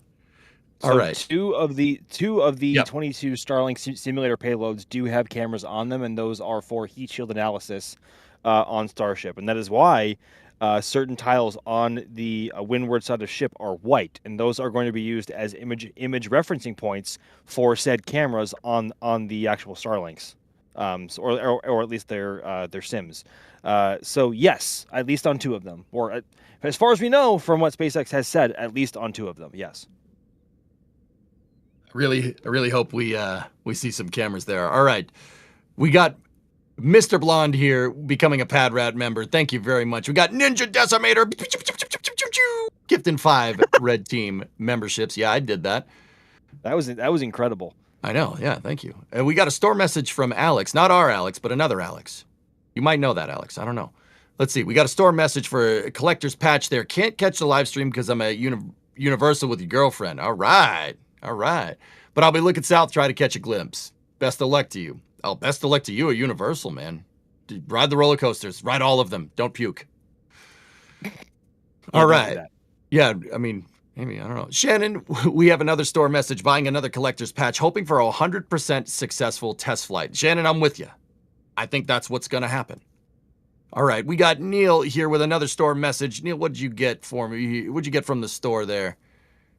I'm not sure. Either way, thank you for all the great coverage. No, thank you for watching. Seriously. We really appreciate it. All right.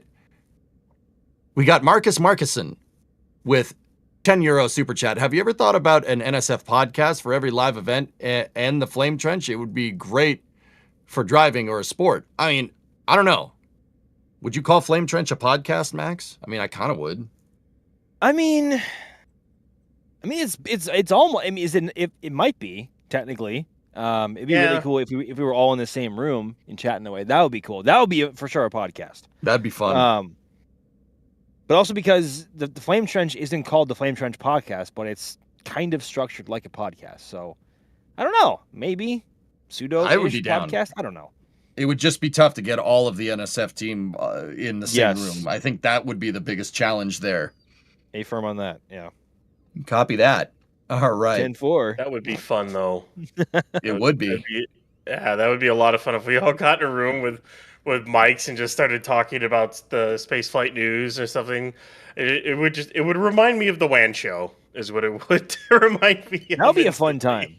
That'd be a It very would fun be. time. But I feel like it would resort to just constant shouting at each other. Probably. once we get to a certain point. I don't know. Or like the Rooster Teeth podcast or Yes. achievement or off topic Yes. from back in the day. Oh man. Let's bring back memories. Good times. All right. Camster Mail, launch with a $2 super chat. Amaze statement. Very much so. I hope so. All right, we got Ethereal Swordsman here with a $5 super chat. What's up, Ethereal? How are you? Oh, the supersized version of Nova's flying today? Cool. This time featuring a significantly higher TWR. Let's go thrust stick. I mean, you're not wrong, right? Or a bigger version of well, hang on. Never mind. Disregard. That was exactly the point that the Yeah. Never mind. Disregard. You're going with that. Ignore me. all right? Anyway. You all right? You all right? No, Bane's not having a strong call bondulance. Ah, yes, the bondulins will do. All right. So we got Spencer Mack becoming a Pad Rat member. Spencer, thank you. Appreciate you. We got Mr. Fluffy here. When Ship 26 patch, Kevin, help? No. Help? Yeah, that's not Help? happening. I'm getting that Help, right help, off help. the screen. Help? That would Nope. be great. A Ship 26 patch would be epic. Nope. I'm getting that right Yes. off the screen and I'm deleting the comment. All No, right. how dare you? Yeah, well, dude, I'm the master of ceremonies. They gave me, I'm in charge. That's what I'm saying. I'm the All master right. of ceremony. Hey, I can mute you. Oh, can you? Yep. Can and I will. No, all right. Anyway, that's what you get. That's what you get on Flame Trench. That's Yes. Fridays at 5 p.m. Eastern time. We haven't done one lately because we've been inundated with schedule, but Yes. we will get back to it sooner rather than later. All right, we got Brianna with a storm message. What'd you get? You got a collector's patch. Adding Flight 12 patch to all my other ones. Thank you for all the Nice. coverage. Was in South Padre Island for Flight 11 and can't wait to watch 12 on y'all's stream. Well, thank you, Brianna. We appreciate you. Okay, man, this support queue is just getting bigger by the second. I'm trying to get through it as quick as I can, guys. I'm going to have to split this up. All right, we got Fibo with a 5,000 Argentinian peso super chat. All right, from Argentina with love. How long till Flight 13? Orbital Starship coming next? It entirely depends on how well this flight goes. If this flight goes well, Flight 13 will be sooner rather than later. Absolutely. Okay, I'll get through a couple more of these and we'll go back to questions. All right, Tyler Balsamo, what do you got for me, Tyler? Let's see. We got a $20 super chat. What do you guys think about SpaceX going public? I'm personally excited for it. Ooh. All right, we'll just go back into questions. Max, what do you think?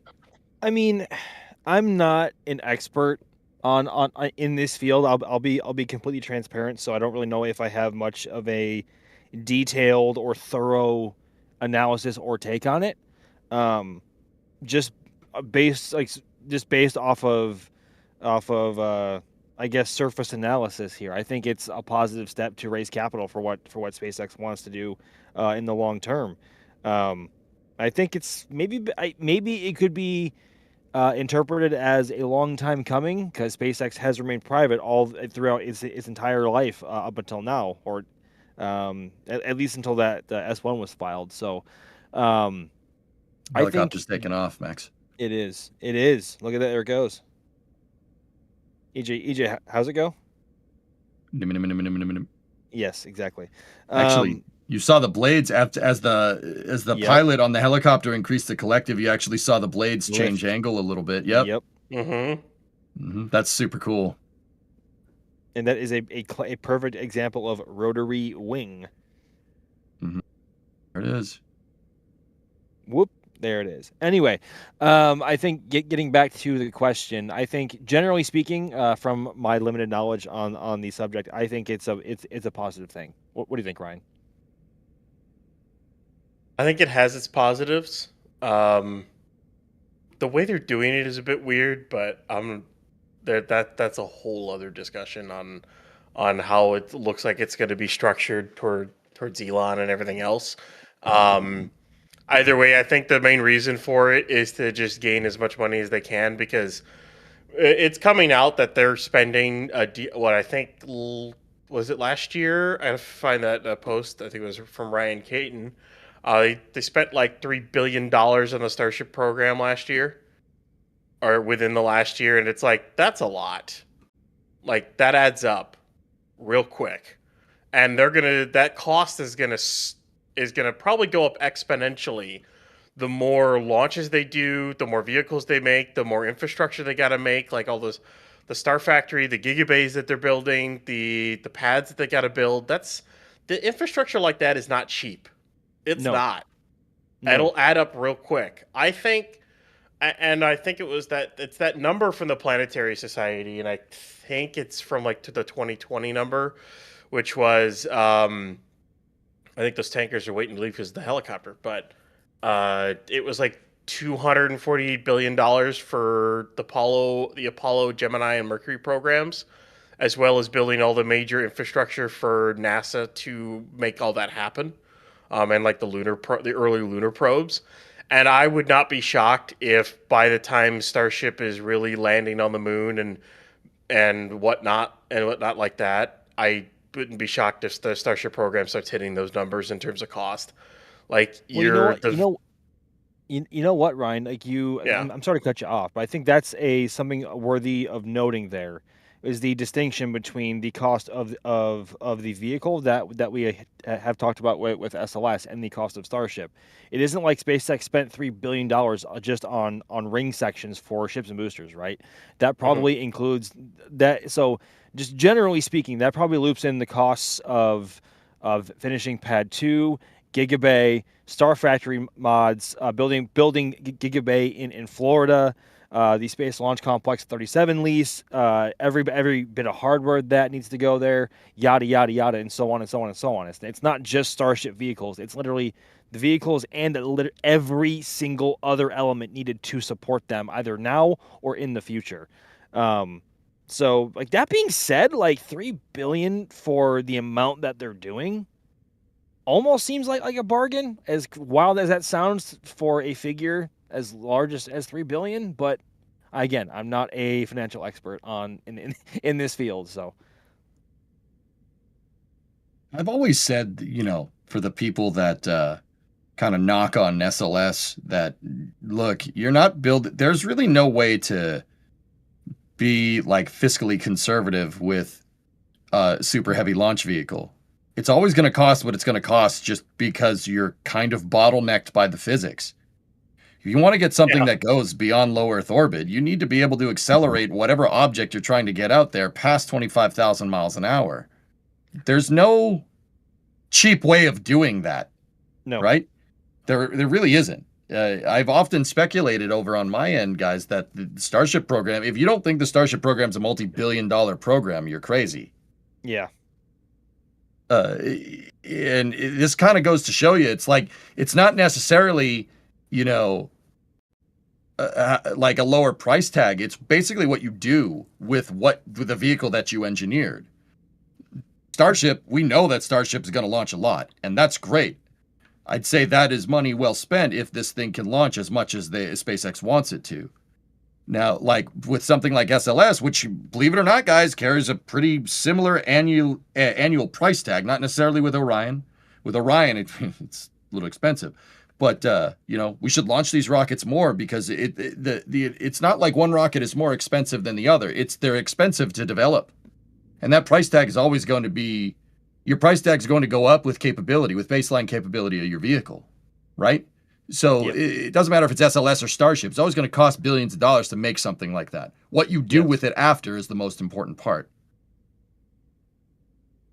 Amen to that. Mm-hmm. Yep. It's gonna, and I think that's one of the kind of circle it back. I think that's part why they're going public, is because their costs, like up to this point, they have spent a lot of money on Starship for the R&D of Raptor, the R&D of the vehicle, and the R&D of the pad, and the R&D of their production facilities. Remember, they've gone from tents. the mid bay and high bay to building gigabay in the Star Factory now. So they've R&D'd every single component of this program, and now you're getting to the point where now you need to produce all of this infrastructure and these vehicles at its operational, and I'll put quotations around that right now because it's not really there yet, but at its close to operational status. And that's where your R&D always costs a lot of money, but to kick a program, especially one of this size, into operational gear is going to cost billions and billions. Like, it is not going to be cheap to scale this thing up into like a high cadence. It won't be. And it's going to be, I'd be curious because they're going to have to do earnings calls being public. And I'm really curious to see how much money they're going to end up spending on Starship in the long run. It's going to be nuts. Well, Ryan, you know what's, I think the most fascinating part about that is through all of the eras that you were just talking about, from the tents to the mid bays and now obviously the high bays, mega bays. Geez, there's the word. SpaceX more or less has been flying Starship in some way, shape, or form all the way through that. It's not like they were waiting until all of this was built before they began building the rocket, right? The rocket has been built alongside all of these facilities, going all the way back to Starhopper and then SN4, SN5, the flying water tanks, and then obviously through SN8 through SN15, right?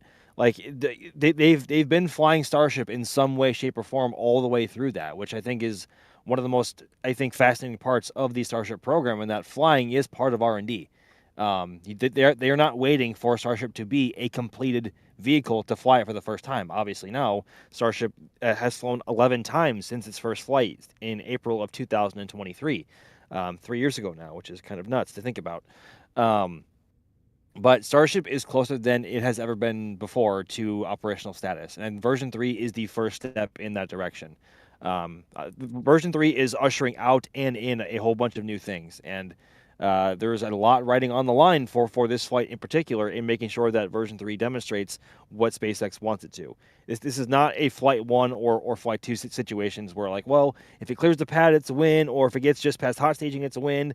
Like, booster and ship have real tasks to perform today, to keep on time and on I shouldn't say on budget, but on schedule with what SpaceX wants to do with Starship for the rest of this year, not just in Starbase, but also from Florida as well.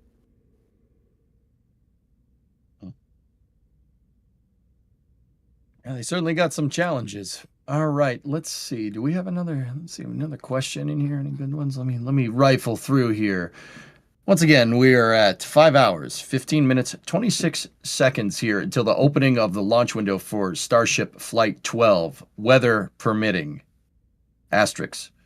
We'll see. Weather's currently 55% go, last we heard from SpaceX. And we'll see. Oh, there's a shot of, there's the 412. That's the Bell 412 helicopter that's doing perimeter sweeps here. Beautiful shot. More or less Kiwi. Yeah. Iroquois.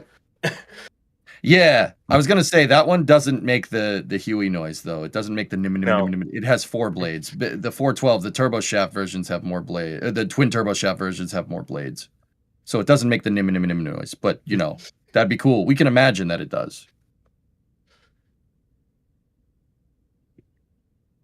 Okay, let's see. All right, I got a good one here. What's up?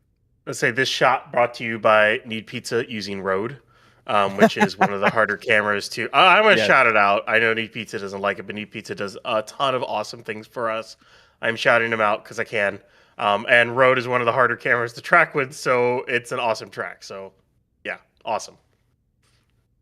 Hey, we got a little bit of a plane spotting stream going here. I'm here for it. Plane spotting and rockets, I'm in. Let's do this. That isn't a plane though, EJ. It's a helicopter. It's a flying object. It's an identified flying object. There you go. Oh, okay. So I got a question from over in the Twitch chat, from Buzzy Mix over in the Twitch chat. What is the road is closing? What does that mean? Ryan, can you bring us up to speed for the people that don't know what that means? So The road is closed at LBJ, which is the road closure that we've showed a few times here on the stream. And then there's also a road closure at Richardson here, which is kind of near our river site. This is between Massey's and the production site. There's basically like two hard points. The LBJ one is the hard stop because after LBJ Boulevard, there is no more turnoffs until you get to the launch site and the beach. So basically, only tankers and SpaceX personnel are allowed past that point right now. The block at Richardson, only SpaceX personnel and tankers are allowed beyond that as well.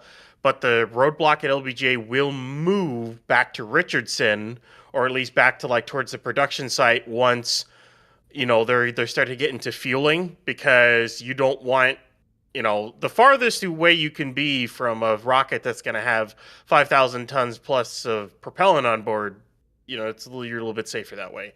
So that's why they moved that roadblock back. And then there's a soft checkpoint before you even enter Highway 4 towards Starbase, all the way back in Brownsville. So they have multiple stages of checkpoints to make sure that people don't get past there, don't violate the range, because we don't want that, and we want to keep people safe as at least SpaceX wants to keep people as safe as possible, because you don't want to be that close to a rocket this powerful. It's kind of dangerous. It's a bit dangerous. It will generate a temperature of over 100 million degrees. Don't be around when it goes off. Yeah? It's not 100 million. I was going to say it's not that much, but yeah. That reference sounds familiar. What is that? Really? Yes, Guys. I'm asking. I know. I'm sorry. How much firepower is it going to take to crack one of the shields? No? No. Nothing? No. Really? No. Oh my goodness. My brain What just is it? doesn't work right now, DJ. What is it? What is it? Oh. Chat knows. Thank you, chat. I am disappointed. I never said I was cultured, so you're welcome. Disappointed? I'm not disappointed in you. You're fine. I'm not mad, just disappointed. I'm not mad. Papa EJ's not mad. He's just disappointed. All right. Anyway. Okay. I wanted to sit here and talk about the payloads on here for a second too. So we got a question from Jason McElligott. All right, Jason, if I said that wrong, you let me know. All right. So Max, I'm going to shoot this one over to you. So how much will the dummy Starlink cameras see the heat shield and white tiles on the other side of the ship from which it will be launched? Will the ship rotate? I mean, it'll have to, right? Because the PEZ dispenser literally disposes the Starlink simulators in the opposite direction of that of the heat shield, right? So I think I don't know. I don't think SpaceX has put forward a plan as to how they plan on doing that, because obviously the ship will need to be rotated for those cameras to see them. So I think if those Starlinks are the last two out of the PEZ and they immediately begin rotating ship, that could be how they plan on doing that. But also, as far as I can tell, unless I've completely misjudged something, they're going to be in orbital night when they do that. So they're not going to have. Go ahead. I said yes. I was agreeing with you there. So, but obviously, the tiles being painted white certainly helps with that a lot. Especially if there's any sort of like ambient lights on Starlinks or spotlights of sorts, I'm not sure. But if they are the last two out and then immediately begin rotating ship, or rolling ship, I should say, to expose the heat shield in the direction of those Starlink simulators with cameras, that seems to make the most sense. But obviously, we'll have to wait and see what SpaceX's plan for that actually is. But that's again also assuming that ship makes it that far in flight, which we really hope it does.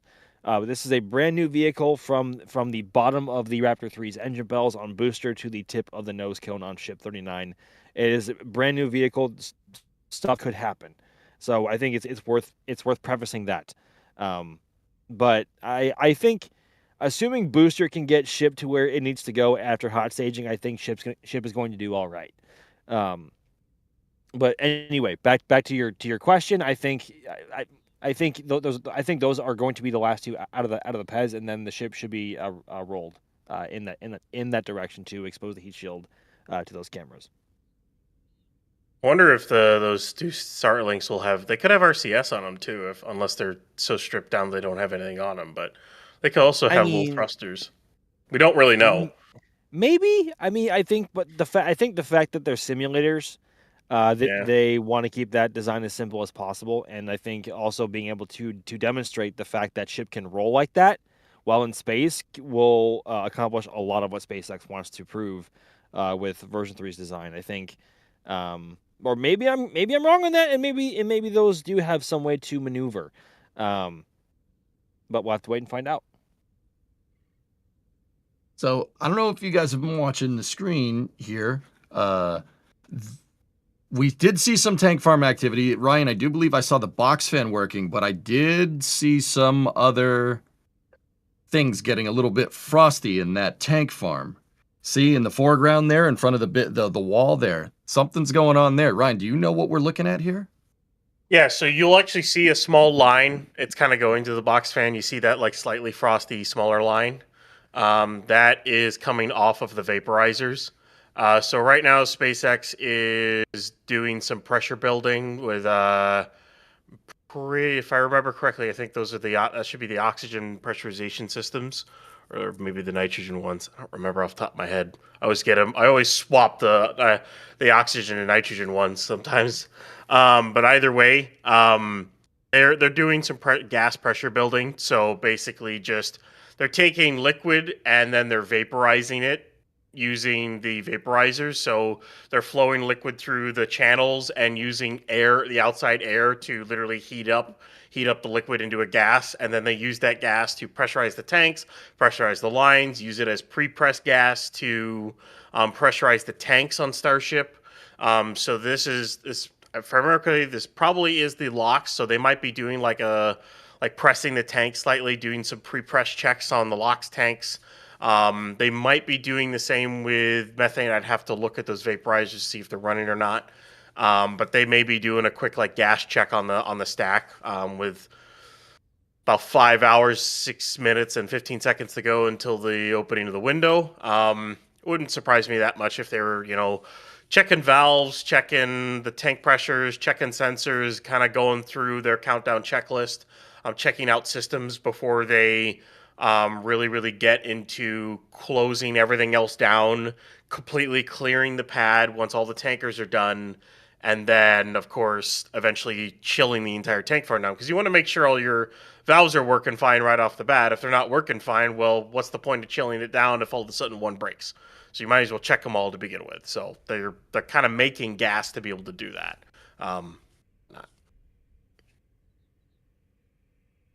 So good sign? Yes, no? Yeah, it's a good sign. They're running checks.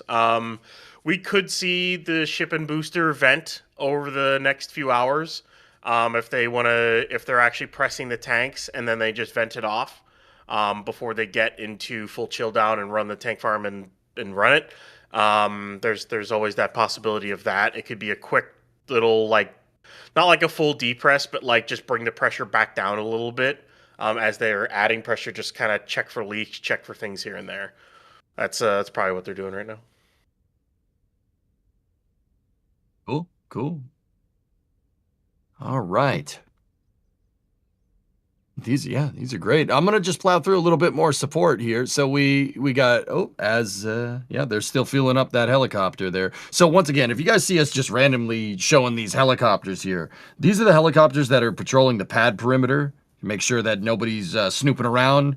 You don't want to be near this thing when it goes off or during tanking operations or anything. That as Ryan was saying earlier, that's a little bit on the dangerous side. So what the helicopter's doing here is it's parked on Highway 4 and they are refueling it. That's what that big fuel tank is on the left. They're refueling it so it can keep patrolling the perimeter. In the meantime, I'm going to pop through some support. So we got Camster Mail again with a $4.99 super chat. They will fly these things like Falcon. They will constantly fly over and over and over again. 19 years retired Southwest Airlines. Fly them like airliners. You'll get no argument from me, Cam. Yeah, absolutely. I really hope they do that. That would be really nice. That'd be really nice. I hope someday we have A&Ps for, Starship. It's like, oh, this one has to complete its 20 flight overhaul here. It's like, oh, this one's been on orbit for however many hours. Like, no, there's too many hours on the airframe. We gotta, it needs an overhaul. I want to live in that timeline. That sounds like fun, for right? a C check. Yep, right. Okay, for those, I'll just, for the airplane jargon of this, a C check on an aircraft is basically it goes into a heavy maintenance station and they take anything that's not riveted to the airframe, comes off. All the panels come off, floorboards come out, seats come out, all the interior basically gets opened up, and whatnot. And they check all the wiring harnesses, installation, check the structural integrity of the aircraft, do a lot of repairs, check the engines, check a ton of different things. A C check for Starship would probably mean it gets put on a stand, the flaps come off, would be my guess. I would not be surprised if chunks of the heat shield came off to be redone. Maybe they check or they strip the entire heat shield and check under it for cracks or other things, and then they basically redo the heat shield. I would not be surprised if every once in a while, basically the entire ship just got redone heat shield wise, or and patches over time would get redone. If like cracks or maybe damage forms at some point, I'd be curious to see what a patch looks like on the side of a Starship, because we might be in a future where a ship and booster are going to fly and they have patches, like doublers on the ship or booster over cracks or damage it sustained over its life, and that's just how it flies. The aircraft have tons of them. We're probably going to get into a world where they do that for Starship and Super Heavy if it's going to fly enough. I wouldn't be surprised if Falcon has it on some of its things as well. We probably just don't see them as much. Starship be a little bit more visible because you might do that, a doubler patch over the stainless, between the stainless steel. But either way, it's going to be really cool to see what like a heavily flown either vehicle is going to look like, with repairs and checks that they do over time. It'll be kind of interesting. I can't wait to see it. I mean, we already had kind of a preview twice before on what a pre-flown vehicle will look like in the form of reflown Super Heavy boosters, both on Flight 9 and Flight 11, with booster 14 and 15 respectively being flown again. We saw a lot of the kind of color change around the hot staging ring from the exhaust from ship at hot staging, and the way it was sort of discolored, or I shouldn't say discolored, because it was very vibrant between like purples and blues and greens and stuff. And that was only after one flight, mind you. Then there were still other markings on the booster elsewhere as well, but those were version 1/2 design boosters and not version 3. Really curious to see how a version 3 booster is going to look after flight compared to version 1 and 2. But I think ship is going to be more interesting because it has a lot higher peak heating, and it's in that peak heating for a longer period of time than booster is. So I think ship is going to be I guess we know what that looks like as well from SpaceX's drone footage from the splashdown over the last couple of flights before this.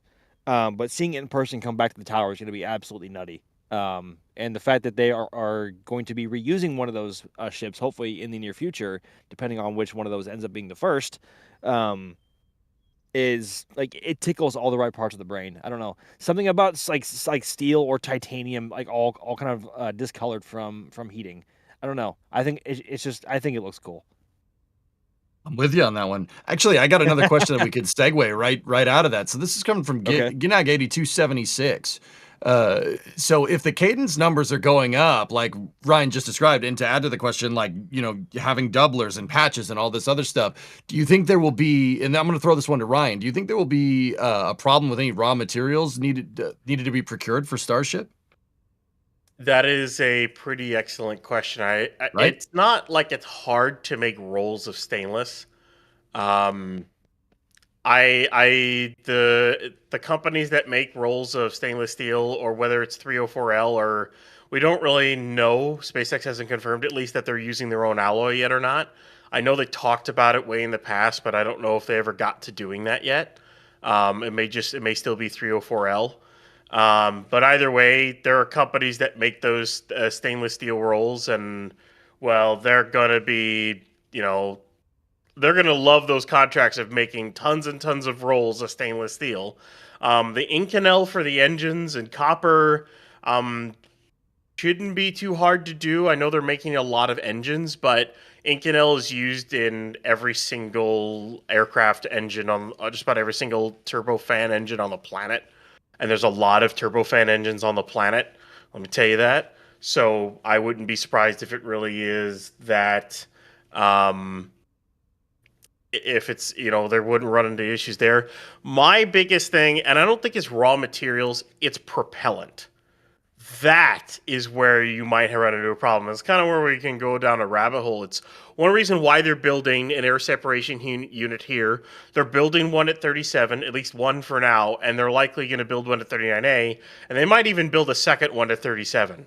As well as building methane liquefaction facilities in Starbase, as well as the other pads as well, and they're probably going to keep expanding that because, as we have seen over the last day, the amount of tankers they have brought in, whether it's water, LN2, methane, or oxygen, is nuts. It's insanity. They're going to need that. They're going to need that much per launch. And they want to launch, hourly? Just one ASU can do about 900 metric tons of LOX per day. That ASU right there. I think it's about max capacity. So that's not enough for a launch. That's like you would need a couple of days to get enough for a single launch, put it that way. It's going to be interesting to see how they solve that in the future. They're going to need more ASUs. They're going to need more tankers. I don't think raw materials is the biggest thing. I think it's commodities and propellant is the biggest hurdle for this program logistically.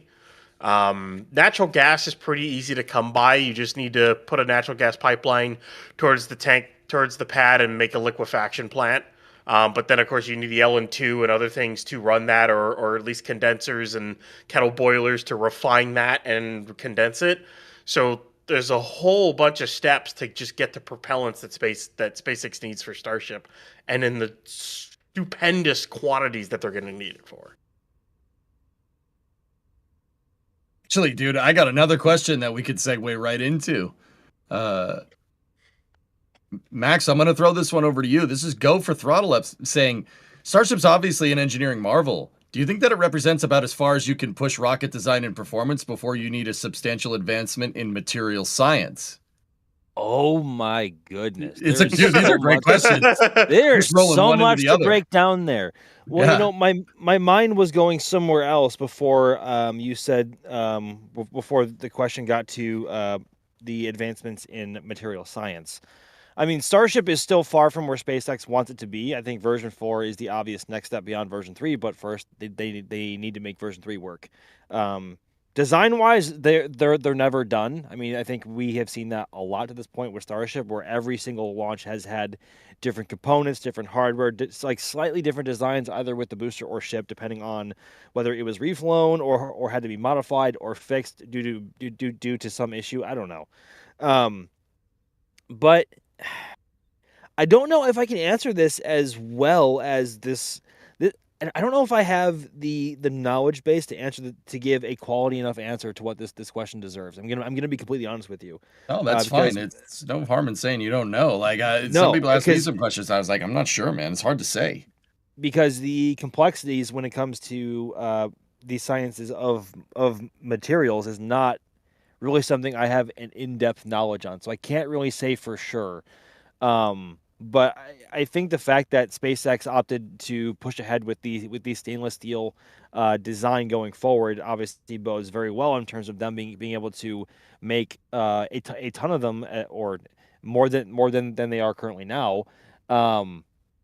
And obviously, alloys are a lot easier to modify if you have to modify a design. Had they stuck with the original carbon fiber concept that they had shown, the words English, put my teeth back in. Had they stuck with the carbon fiber concept that they had shown about a decade ago now or more, carbon fiber or just fibers of that sort are a lot more difficult to modify if you have to modify something. I think SpaceX keep maintaining an iterative approach in terms of design and launch cadence, like we've seen so far, would not have been possible with a carbon fiber framework like they had posted. Simply because carbon fiber is very time intensive to manufacture in terms of having them weaved, and also all of the, oh god, what are they called? Autoclaves, to make sure that everything sets properly, and that itself brings in a whole series of potential complications in making sure that everything sits just right. So, oh god, Ryan, EJ, like, please, like, chime in. Like, I don't know if I can answer this question as well as it deserves. Well, Ryan, I know that in terms of propellant here, we're kind of squeezing as much as we can out of that liquid methane, right? Yeah. I think in order to improve on Starship as a whole, you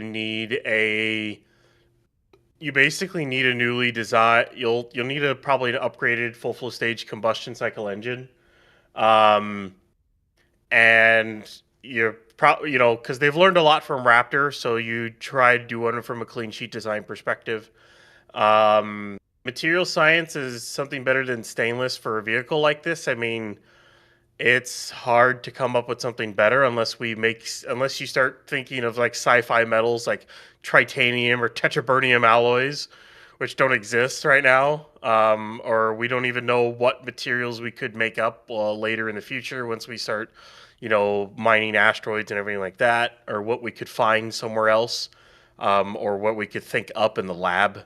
There's always those kinds of things that you kind of come up with. But I think Starship will eventually become what a limit of a chemical rocket or whatnot can make. After that point, you're talking about fusion drives and impulse engines, warp drive. You're getting to that point because I don't know how much you can improve on what this can do. At that point, you have to think about something that's far more powerful. So you're getting to the areas of like the Expanse, to where you got to get fusion drives and stuff like that, which we're not there yet. We're not. We don't have the technological prowess to make a fusion drive in space right now. We're just learning how to make fusion reactors work reliably on Earth. So that's a whole other tangent we could go on. But I think Starship will eventually become like the end of what you can do with chemical rockets and liquid propellants. And then at that point, you got to switch over to something that's more towards what we would consider sci-fi, which is fusion and whatnot, and nuclear. And yeah. Isn't NASA working on a nuclear electric propulsion system too? They are working on, what is it, SR1 Freedom, I believe? It is. Yeah, it is a step in the right direction because as I said before, I think Starship isn't really great to go from planet to planet. I think you need a nuclear powered spacecraft, and that's the start of it right there. Learn how to do it with that. Learn how to make reactors in space on the moon and everything, because you're going to need nuclear reactors on Mars, I think, for power requirements and stuff like that. And let's get fusion. Come on. Yeah. I mean, I'm not going to sit here and pretend like I don't want that at all. Oh, there we go. The helicopter's taking off again. It's interesting that thing just November 417 Alpha Charlie just refueled a second ago. It was only up in the air for about 10 minutes and then it just came back. I'm not sure what that means, but either way, guys, we actually have a video that tells you that we have teed up that's going to show you like the differences between Raptor 2 and Raptor 3, just to show where Raptor 3 is in terms of like engineering development and pushing the forefront of material science. I'm going to show you guys this, so you can make your own judgment about where do you think Starship is.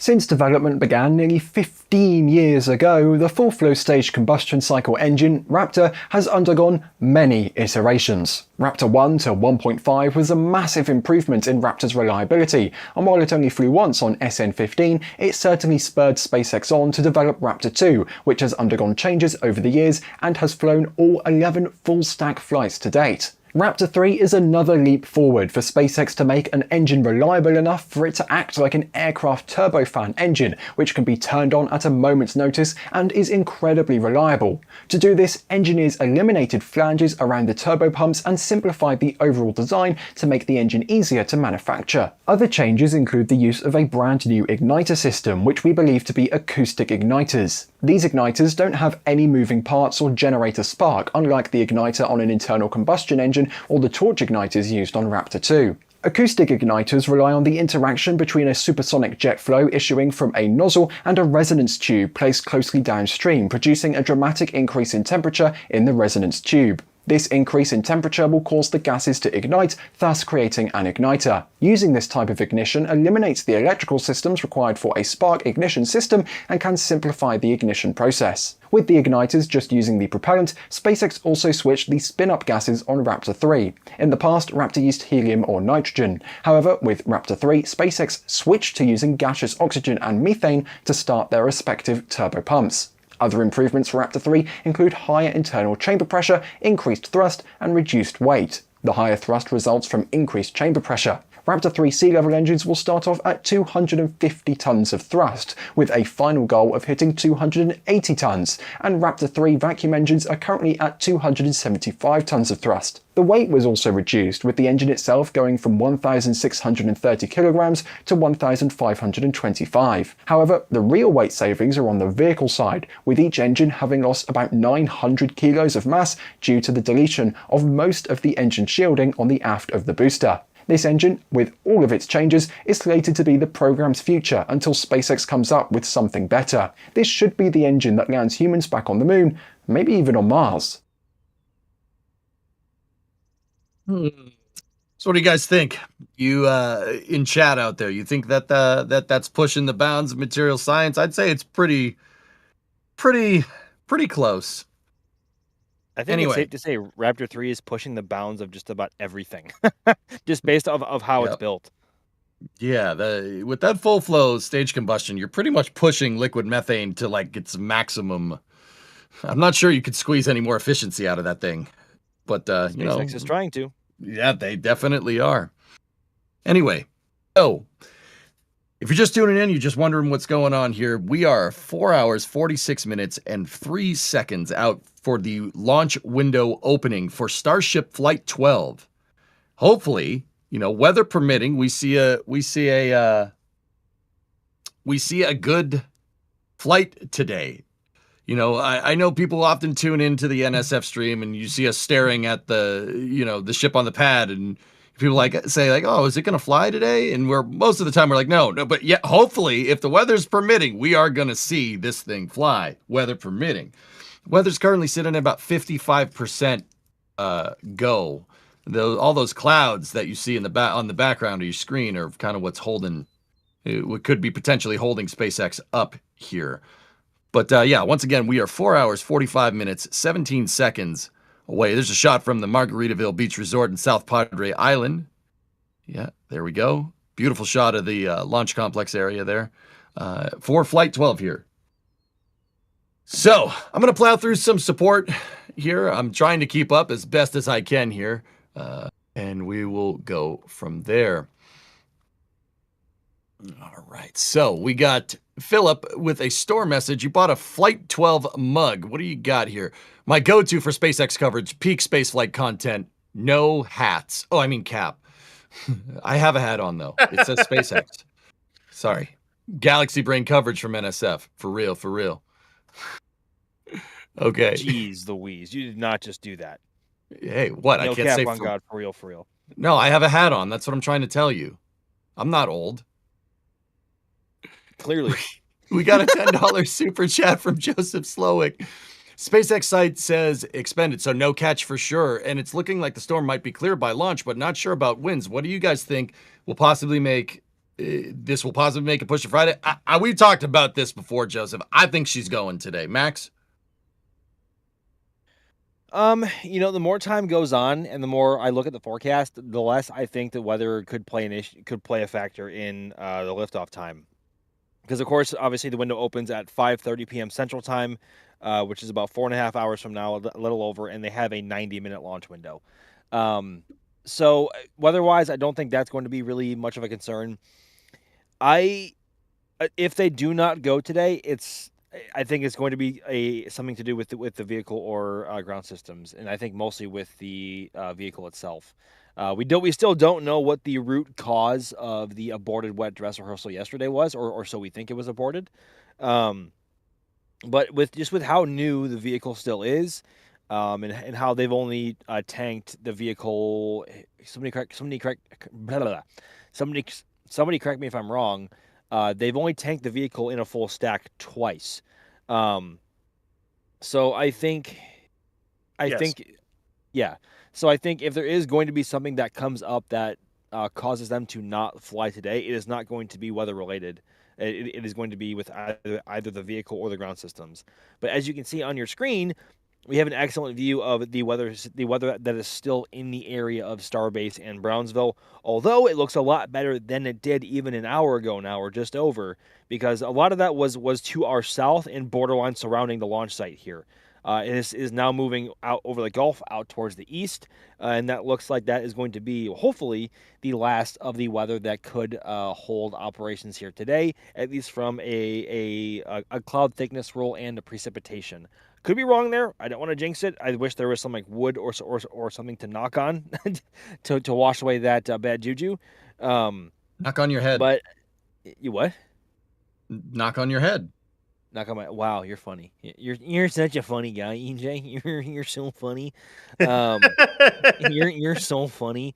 Yeah, but I'm still. I have to be completely honest. I'm more on the pessimistic side of whether this is going to go or not today, and that is merely me being cautious of the fact that brand new vehicle, brand new pad, they have still done limited testing with a full stack in this configuration.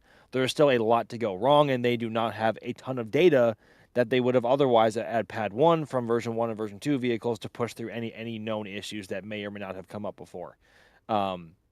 They've been very methodical with version 3, making sure that it passes through all testing properly, making sure the vehicle is checked out, and that it is all sound before they want to try and fly. Although the one, I guess, asterisk to that is the aborted wet dress tomorrow. Again, so we think it was aborted, not tomorrow, yesterday. So I don't know. I keep going back and forth. I'm talking myself into yes and no at the same time. You are. But I think I know. You're going around in circles here, Max. I'm just trying to break this down here. I'm sorry. But I think at the end of the day, I'm still landing on the more pessimistic side of whether it will or won't launch. And I think today might not be the day, or there's a good chance that it won't be. Gross. Anyway, moving on. It stinks. All right, Mr. Blonde here. What do we got? You legends, take my money with a £2 super chat. Go Starship 39. Yep, go Ship 39. Let's do this. All right, we got Big Steve gifting 10 Red Team memberships here. Big Steve. Thank you, buddy. Appreciate it. All right, we got a store message here from Marius Z. What do we got? You got a collector's patch there. Engage. That's right. Space. The final frontier. These are the voyages of the Starship 39. All right. Cool. Now that that's over, I'm going to move on. All right. Carlos Yenes, 5587. This is a $20 super chat from when Alex was here. Alex's insight is impeccable. I'm half Spanish and really proud of you.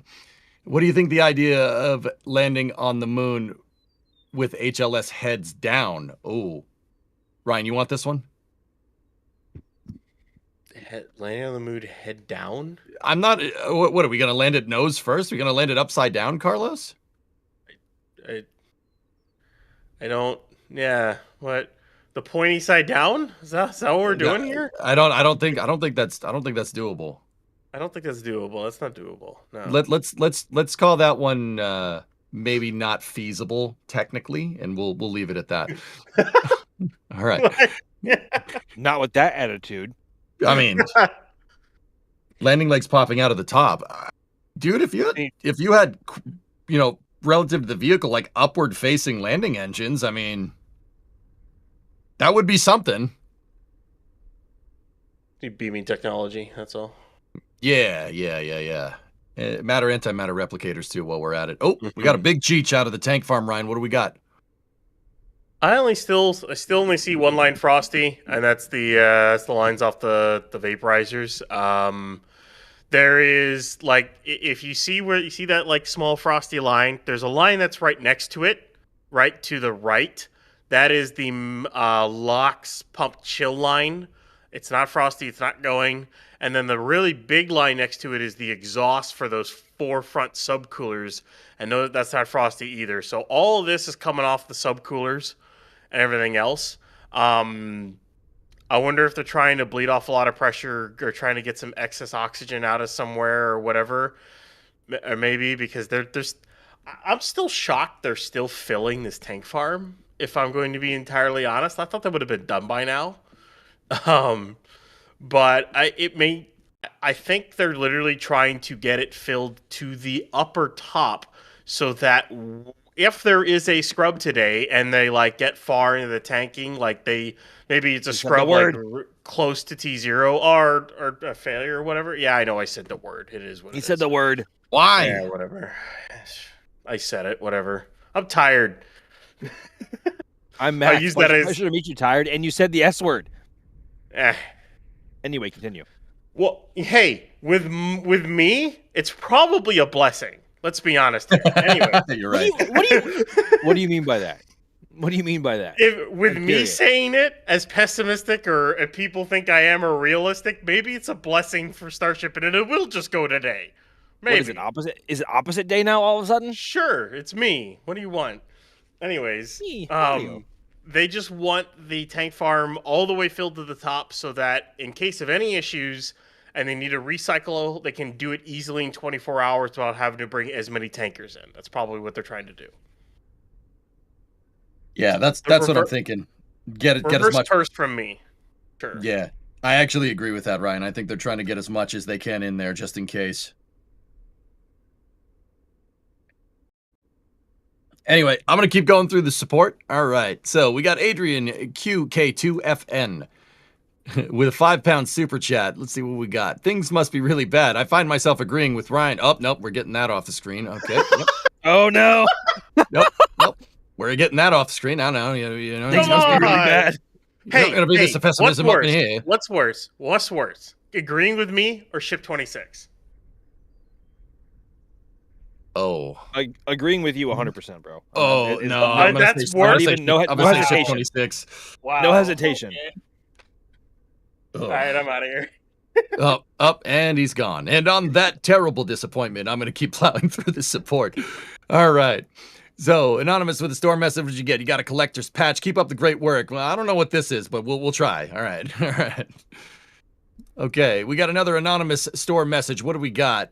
Starship Flight 12 collector's patch. We got another patch. Those patches are going like hotcakes, baby. All right, let's see. You inspired me as a kid to get my degree and shoot for the moon. I hope you continue to inspire this in future generations. Honestly, all right. So seriously, whoever wrote this, that's why I do what I do. That's why I like doing what I do. Because there's so much cool stuff out there, like what you see on the screen. It really, the reason why I've been commentating on launches for a long time, guys. This is the reason why I do it. To get messages like that, like what you see on your screen. That's what matters the most to me, by a long shot. So yeah, Anonymous out there, I'm happy. I'm happy you could shoot for the moon, and I hope we can keep it going as best as possible. That's what makes this worth it. You're like, don't get me wrong, you guys are very generous to us, and we appreciate that, to the moon and back. But that is the reason why, me personally, why I do what I do. You know, getting a message like that that makes me the happiest by a long shot. So, thank you very much. All right, what else do we got here? Right, we got another store message here. Somebody bought a Flight 12 collector's pin. Can't wait to see this baby fly. Yeah, me neither. That's why I want it to fly today. That's why I want flat a day. All right, we got David England here. What do you got, David? All right, we got a $10 super chat. I don't think a Starship-like vehicle is a good option for a moon landing. Too high center of gravity. How many landers have crashed or tipped over? I mean, you got to remember, dude, that the highest mass part of a ship is actually down at the bottom. It's the 6 engines. So the center of gravity is not as high as you might think. But it is still way up there comparatively because, well, let's be real, Starship is gigantic. Yes. Gigantic is putting it lightly, boys, wouldn't you say? Yeah. Yeah, she's a biggin. So, but yeah, I mean, I am as much as I love my space shuttle, I'm also a big Apollo fanboy. I think the LEM is a very, very good design for what it is. I am a LEM appreciator, as the kids would say. I think if NASA fielded something like that on top of having Starship, that'd be really good. But that's kind of basically what Blue Moon Mark II is. I mean, yeah, it's not an exact copy of the LEM because it's using different propellants, but that is generally the idea. But I think also there are ways, I mean, as initially alarming as Starship HLS's design can be, I guess, upon first glance, I think it's instinct to see Starship HLS and think, ooh, that looks very top heavy and prone to falling over. There are methods to mitigate any sort of reactionary forces to keep it from tilting over. You could have self-leveling landing legs if you land on a slope, which is a strong possibility somewhere on the moon. Maybe not so much on the South Pole if you place it just right. But there are ways to mitigate that. And Starship also, when it comes in for a landing, it could, in theory, cancel out all of its horizontal velocity and just come straight down on the surface with no side-to-side motion. I think that would be the easiest way to try and I cannot say the word mitigate. There we go. Of doing that, but I don't know. But I think also it doesn't help that we have only ever seen renders of it to this point, and we haven't really seen hardware working in action. I think once we begin to see actual hardware for Starship HLS and how SpaceX plans to try and make it work, I think that will bode a lot more confidence in those looking at it and improve morale and think, okay, wow, this system could actually work as a whole. The way SpaceX and NASA both wanted to. Hey, is there a test of a Raptor happening right now, or is that Merlin? That's Merlin. I think that's Merlin. The exhaust. So, chat, what you're looking at here is not at Starbase. This is from our McGregor Live cameras. These are showing SpaceX's test stands in McGregor, Texas, which is a fair ways north of Brownsville, but they are definitely testing some Merlin engines, which are Falcon 9 engines here. As you can see, there's a lot of hot gas being blown around there. It's just like me when I commentate. It's great. No? Geez. All right. I thought people would like that cell phone a little better. All right. Okay. All right. We're back to Starbase. All right. T-minus 4 hours, 30 minutes, 43 seconds till the window opening for Flight 12 here. Sorry, Jeez. I've been looking at the amount of tankers coming in and trying to figure out. I have a question in my head. It seems silly to think, but considering the amount of tankers coming in, I'm wondering if they even had enough prop for a wet dress yesterday. Like, I'm not kidding, but then again, that would have been like, well, how the heck would you even targeted the 19th to begin with? But man, they just keep adding more and more tankers. There's like 20 some odd tankers that are waiting to unload, and they take like an hour, I think an hour and 15 to unload per tanker. And we're 4.5 hours away.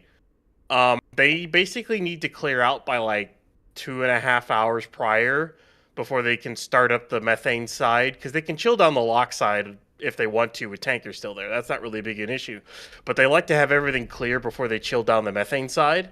And that needs to happen at like 2.5 hours to 2 hours before the T0. So I'm really curious to see how long this is going to go for and when they finally stop bringing tankers in, because there comes a point at which you just won't be able to drop your load off, like unload your vehicle. Like, I don't know when the cutoff's going to be here, but probably I would say within the next hour and a half 2 hours at most. They got to stop having tankers in probably within the next like hour. So it's kind of nuts to see this amount. I don't think I've ever seen this many tankers in this short a time coming into Starbase. I don't think I truly have, even like launch aborts. It's kind of nuts how many are coming in. Now, keep in mind, guys. Yeah, that's a lot. Jeez.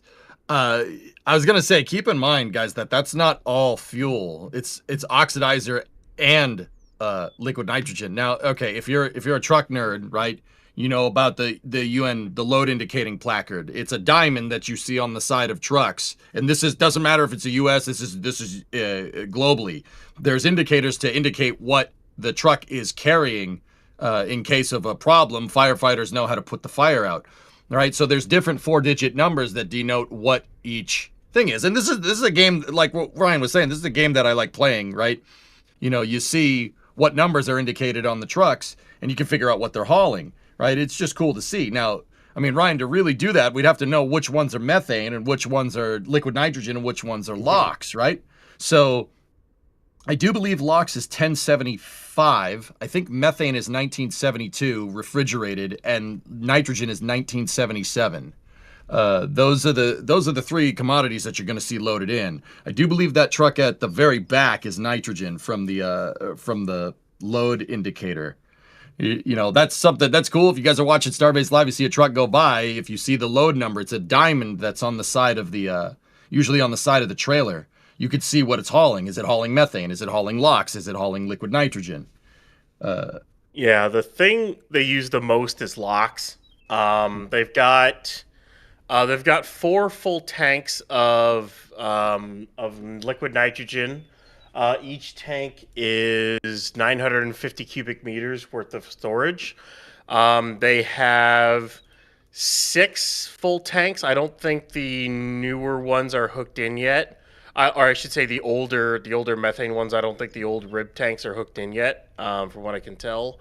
No, they are not for this flight. So there are 6 liquid methane tanks. 2 of them are 1,000 cubic meters. The other 4 are 950 cubic meters each.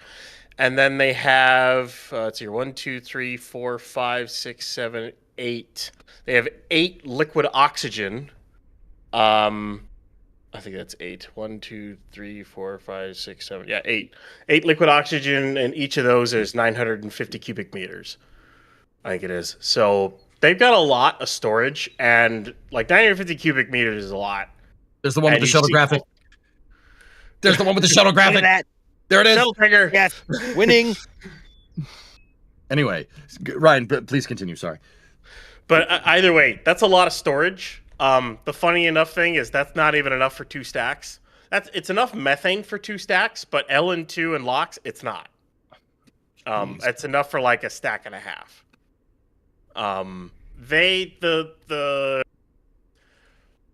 The ideal ratio is like to have your tank farm for 2.5 stacks worth, I guess I think is what they're aiming for. That's about what it's going to be over at 39A. 37 could be bigger because it's running 2 pads and they got a lot more room than they do at Starbase. They are going to add more LN2 and LOX to this tank farm. They just moved around. They got rid of a bunch of really old small methane ones because they didn't need them anymore. They just brought in a bunch of new ones. They'll probably bring in even more LN2 and LOX to hook into it. Probably the first expansion will be LN2 since they haven't expanded LN2 since they brought this entire horizontal tank farm online, and that was like flight 4, basically. So they haven't expanded it since then. So they kind of need that expansion at this point, especially with bigger rockets and the increased subcooling that they're doing as well. So, you know, the ASU will help in this, but it's nuts to see this many tankers going in when we're less than 4.5 hours away from the opening of the window. It's kind of ridiculous. How long do you think those tankers can stay there, Ryan, before they need to get out?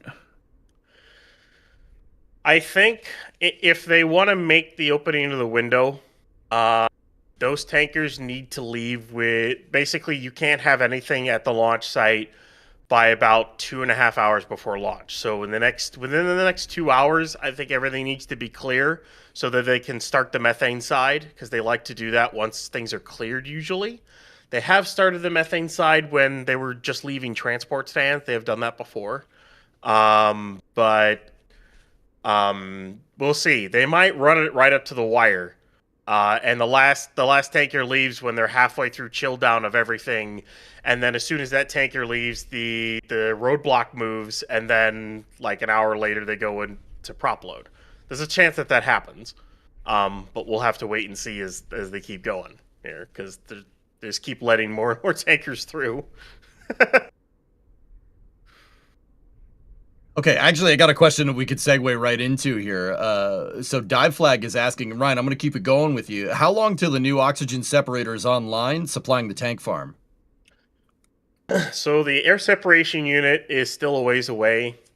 They are currently finishing up building the housing around the compressors, the 2 large compressors that they have. They just delivered a bunch of stuff for the liquid cooling for the ASU, because when you're taking air in and then condensing it, that's a lot of heat. It takes a lot of, it produces a lot of excess heat, and you basically have to liquid cool the ASU. So they brought in some water equipment for that. It's a little bit off to the side. So you have the cooling tower. Where you've got that roof there, under there is those are the 2 compressors, multi-stage compressors. As we got boiler tanks and everything like that. So it's a multi-stage process to take in air, and then you condense it, you liquefy it, and because you have different boiling points and whatnot for LN2 and LOX, you then separate them out that way. They may separate off argon and use that, because they use argon for their ion thrusters on Starlink and whatnot, and they can use it for welding as well, so they may separate off the argon, but I'm not sure yet. But either way, it's to then basically, once they get the liquid oxygen and liquid nitrogen, they then have to purify it, and then they can just pipe it straight into the tank farm. It'll literally go into pipes, go under the highway, go up into the tank farm, and go right into the storage tanks. So this won't have its own storage tanks. It's got some like excess storage tanks, but nothing like massive storage. Its storage farm is the tank farm itself, basically. They're just going to continuously supplying it. And between those 2 compressors, you're talking like 900 tons of liquid oxygen a day is the max it can do. So it's a decent amount. But as we know, Starship uses it's the full stack is like 3,500 metric tons of LOX. So like 4 days to make that much, which is nuts. Which it'll work for Starbase, because they can only launch 25 times a year right now. But for some places like 37, that's not enough. They probably needed to build a second ASU, if not a third, or a really, really big ASU, because I think the biggest ASUs in the world can do like 5,000 metric tons of liquid oxygen a day or something like that. And the biggest thing also is they're a power hog. It takes a lot of energy and electricity to take air out of the atmosphere and then condense it. It's energy intensive. So yeah, they do. I mean, SpaceX had some high voltage lines installed going down Highway 4. They took those solar panels out and they put I think it's transmission towers. So they got 3-phase AC out there at probably very high voltage. In 2024, they ran the entire launch site off of generators for the longest time. I think and whatnot. Yeah, they did. In 2024 is when they did the massive energy upgrade. They ran a line, high voltage line, down Highway 4. It hooks into Sanchez, hooks into the production site, and then it goes down and splits off and hooks into both sides of the launch site. They probably can't tap off that for the ASU. There's a chance they may have to run an entirely new line all the way from Brownsville just for the ASU and for some of the methane liquefaction they want to do, because of the amount of power that all that uses. Like what they ran probably is not enough. So that's a massive infrastructure project alongside running a natural gas line, running a water main line so they can use a water main to refill the deluge tank, so they don't have to truck all that in as well. So massive infrastructure things that they got to do for the launch site here, and it's the same thing as almost any pad they got to do it at. So Definitely. I mean, I like infrastructure. I'm an infrastructure nerd too. Actually, here's a good questions from N8HSU255. I'm gonna answer this one, dudes. Do the tanker trucks don't appear to vent? Do they not have a boil off? No, not really. They don't really boil off. They have I mean, it's not nearly as much as you see it with the rocket. So if you look at on the back of the trailers, guys, in the shot on the left, the back of the trailers they all have something attached to them. That's a reefer unit. So I know some people just went, what? No. In trucking terms, that's a refrigerator. The whole tank is attached to a refrigerator to keep the temperature low. There is a little bit of boil off, but not nearly as much, because you could put this thing in a big steel tank that's insulated on the truck, right? It's not the rocket tank that they fast fuel it and then it's flying up into space and it's sitting in the sunlight. That's also the reason why the tankers are painted white, for better thermal. So they do boil off, but it's not really as much as you'd see like on a rocket. And I know what people are going to say, oh, why don't we just install a reefer unit on the rocket and refrigerate the propellants? That's easier to do when you can exchange the heat with the atmosphere. That's harder to do exchanging the heat in space. Heat rejection in space is tricky. But maybe in the future, you could see something like that. That'd be pretty cool. All right. So I'm going to plow through a little bit more support here. We got Dexter with a store message. Dexter, what'd you get? You got a Flight 12 patch. All right. NSF rocks. Love watching you guys in the live feeds. Thank you, Dexter. Appreciate it. All right. Next one, we got Mark. I love your coverage. You keep it up to the moon. If I could do an NSF stream on the moon commentating on a launch, I would absolutely do it, Mark. Thank you for buying the collector's pin. We appreciate it. Okay, we got another one from Arthur here. Looking forward to the next KSC flyover for the LC-37 update. Go Flight 12. Arthur buying a Flight 12 sticker sheet. All right. There we go. All right, Cameron Stavale, I agree. I pray it launches. Yeah, $2 super chat. I'm with you, bud. I'm with you. All right, Phoebo8510. Can you imagine a twin Starship launch and a dual booster catch? I would love that, actually. That was a 5,000 Argentinian peso super chat. Gracias, amigo. We appreciate you. All right. Brian, with a store message, buying a collector's patch. How many cheeseburgers could Starship launch if Starships were to launch cheeseburgers? Cheeseburger yes. Are we talking? Well, yes. Yes. Is it, Brian? I know that's like you're only like halfway joking. My brain started going, okay, what's the main volume of a cheeseburger, and compare that to 1,000 cubic meter volume, right? Are we talking volume wise? Or are we talking mass wise? Because if I had to guess, you'd be volume constricted. If I had to guess, Max, what do you think? Yeah, but what kind of cheeseburger are we talking though? Yeah, exactly. Some cheeseburgers are pretty dense. Am I right? Like I don't know. Like, I mean, if a cheeseburger from Whataburger is not the same as one you get from McDonald's. Nope. So it's a Texas thing. Most people wouldn't understand. Or like Five Guys or something like that. Yeah. Or that too. I don't even know how to answer that one. EJ. Just yes. I think well, yes. So the only two correct answers here are either yes or many. Like I said, you'd have to see, because every cheeseburger is a different size. You'd have to find a mean volume of cheeseburger. All right. So what's your mean volume of cheeseburger? And then you divide Starship's payload volume. Because I once again, cheeseburger is not very dense. That's very little dry mass here for your payload, right? So I would use volume before I would use Starship's total mass, because I've done the math out. If Starship can move 100 tons of whatever, you could fill Starship's payload bay up with lead. and 100 tons of lead would fill up about half of the payload bay. So my guess here, because lead is in fact denser than a cheeseburger, or at least our mean volume and our mean density of cheeseburger here, right? Oh boy. That you're probably volume constricted. So we'd have to figure out like what mean volume of cheeseburger is, and then divide that by Starship's total payload volume, which is about 1,000 cubic meters.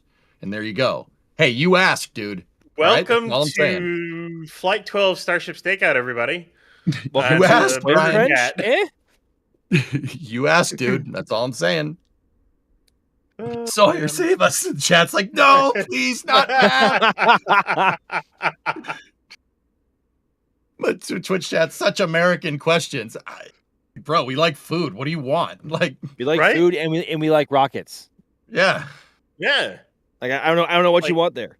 Yeah, I don't know what to tell you. Two awesome things. What do you want? Like, yeah, you don't want cheeseburgers and rockets? Yeah. Who are you? Two things. Never mind. I'm not gonna finish that. Never mind.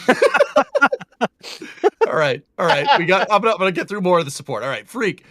We got a store message. What'd you get? You got the Texas Tank Watchers mug. That's awesome. One day I will visit Starship.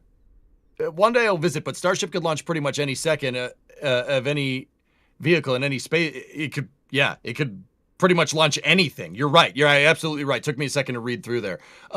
Yeah, Freak, absolutely. Yeah, you could put whatever, in that, that is oddly pertinent to the mean cheeseburger volume question. Like, you could fill up 100 tons of lead, and that wouldn't fill up Starship's payload bay. If you take like density of lead, like, in like a cubic volume, right? You could put whatever you want in there. And I think that's very much on purpose, right? You could put anything. You could put a school bus in there. A school bus would be light, actually. Like, you could put 5 school buses in there. No problem. Whatever. Okay, we got another anonymous message here. Anonymous store message. Buying a Flight 12 collector's pin. Thanks for all the great coverage, NSF. EJ and Ryan Weber is the best afternoon snack for a flight day. Jack Tono Porkins. Red 6 standing by. Cover me, Porkins. All right, anyway. Cover me. Sorry. Oh, man. That's a great 3 episodes of Family Guy. Yeah, absolutely. Oh, Twitch chat did the math. They're saying 466,667. Oh God, single patty hamburgers in super heavy. Well, that's super heavy volume. Twitch chat. Jeez, I'm asking about Starship's payload bay. What's wrong with you? About 600 cubic meters is Starship Payload's bay for Block 3 because there's you can't really use the upper part of the nose cone. It's filled with COPVs like crazy. So and header tanks. All right. Okay, we got Crafty Geek with a $2 super chat. How's the Margaritaville camera looking? Daniel, I don't know if you have it teed up, the Margaritaville hotel camera, but I do believe we can see the pads from the hotel, which is a good sign, at least the last time we saw it. Maybe we'll see that. Is trying to backseat produce right now? Yeah, they are. It's ridiculous. Wow. It's ridiculous. Wow. Don't you know that we're the only ones that are allowed to tell them what to do and piss them off? Like, so anyway, here's the view from the. Oh my God, I can't say it. I completely butchered that. Never mind. Do it. No. Try again. Take 2. Okay, go. So this is the view from the Margaritaville Hotel and Resort in South Padre Island. Hey, there we go. Nailed it.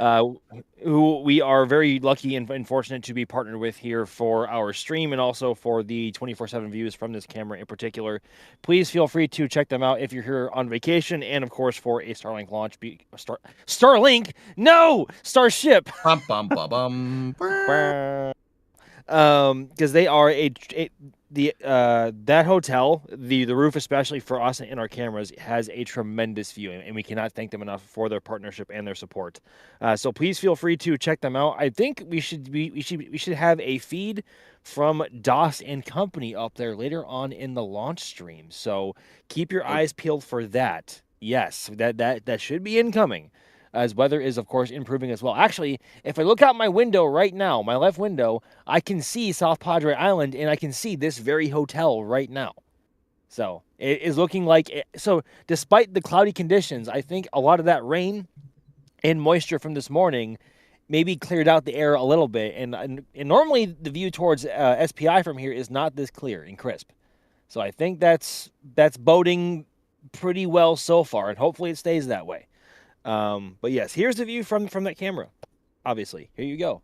To answer your question, Radar looks pretty clear now, so it does. So yeah, which is nice. So for reference, guys, this camera's about 15 miles. I believe it's 15 miles away. No. It's like 5. It's like 5 or 6. No, are you sure it's 5? All right, now I'm Yes. gonna go look. Fact check me. The point is that this camera is pretty far away, so that looks good for visibility on the ground. It's not far away though. It's not that far away. Dude, I'm getting the Google Earth out right now. Okay, me too. Hang on, stand by, caller. Standing by. Okay, from the Margaritaville Beach and Hotel Resort. Where are you? I found it. There you are. Did you? Okay. It's okay, so it's closer to 6 miles away. Hey. I'm not gonna give you credit. I don't like you. What? How dare you? I'm the host. I can do what I want. No, okay, so 6. That's still good. 6 mile visibility is pretty good. Yeah, I mean, I think under most conditions, it's a lot hazier than this. But normally, whenever we see a period of rain or just storms here, afterwards the air cleans up pretty nicely, and I think that's what we're seeing the results of right now. And it would be nice if we got that and some more come launch window opening and through it. And of course, obviously, if SpaceX is able to light all 33 engines and get off the pad today, that would be wonderful. Yeah, I hope so. All right, I'm going to plow through a little bit more of the support here. We got the Space Pope with the $2 super chat. I'll say a space prayer for no clouds. It looks like that's coming true. The clouds are dispersing. All right. Need more of that. Yep. John Coaches _Mr_Coffee gifted a Red Team membership. Thank you for gifting a Red Team membership, John. We appreciate you. Campster email again. Fly launch $2 super chat. Thank you very much. Kobe says with a $2 super chat. No, I'm not reading your message. No bad juju here, Kobe. What's wrong with you? We got We got Campster Mail, another $2 super chat. Test vehicle tested in bad weather launch. I don't know. I mean, I'd want the clouds to clear just so we could see it, like what Ryan was saying a little bit earlier. All right, we got Angel Gabriel Valdez Sardui. I'm not, dude, I don't know if I said the last part right, but anyway, what do you got for me? We got a €2.50 super chat. Hi, team. Thanks for this amazing stream. Is it possible in this flight that Starship flies over some populated areas over South America and Africa? Africa, yes. South America, not likely.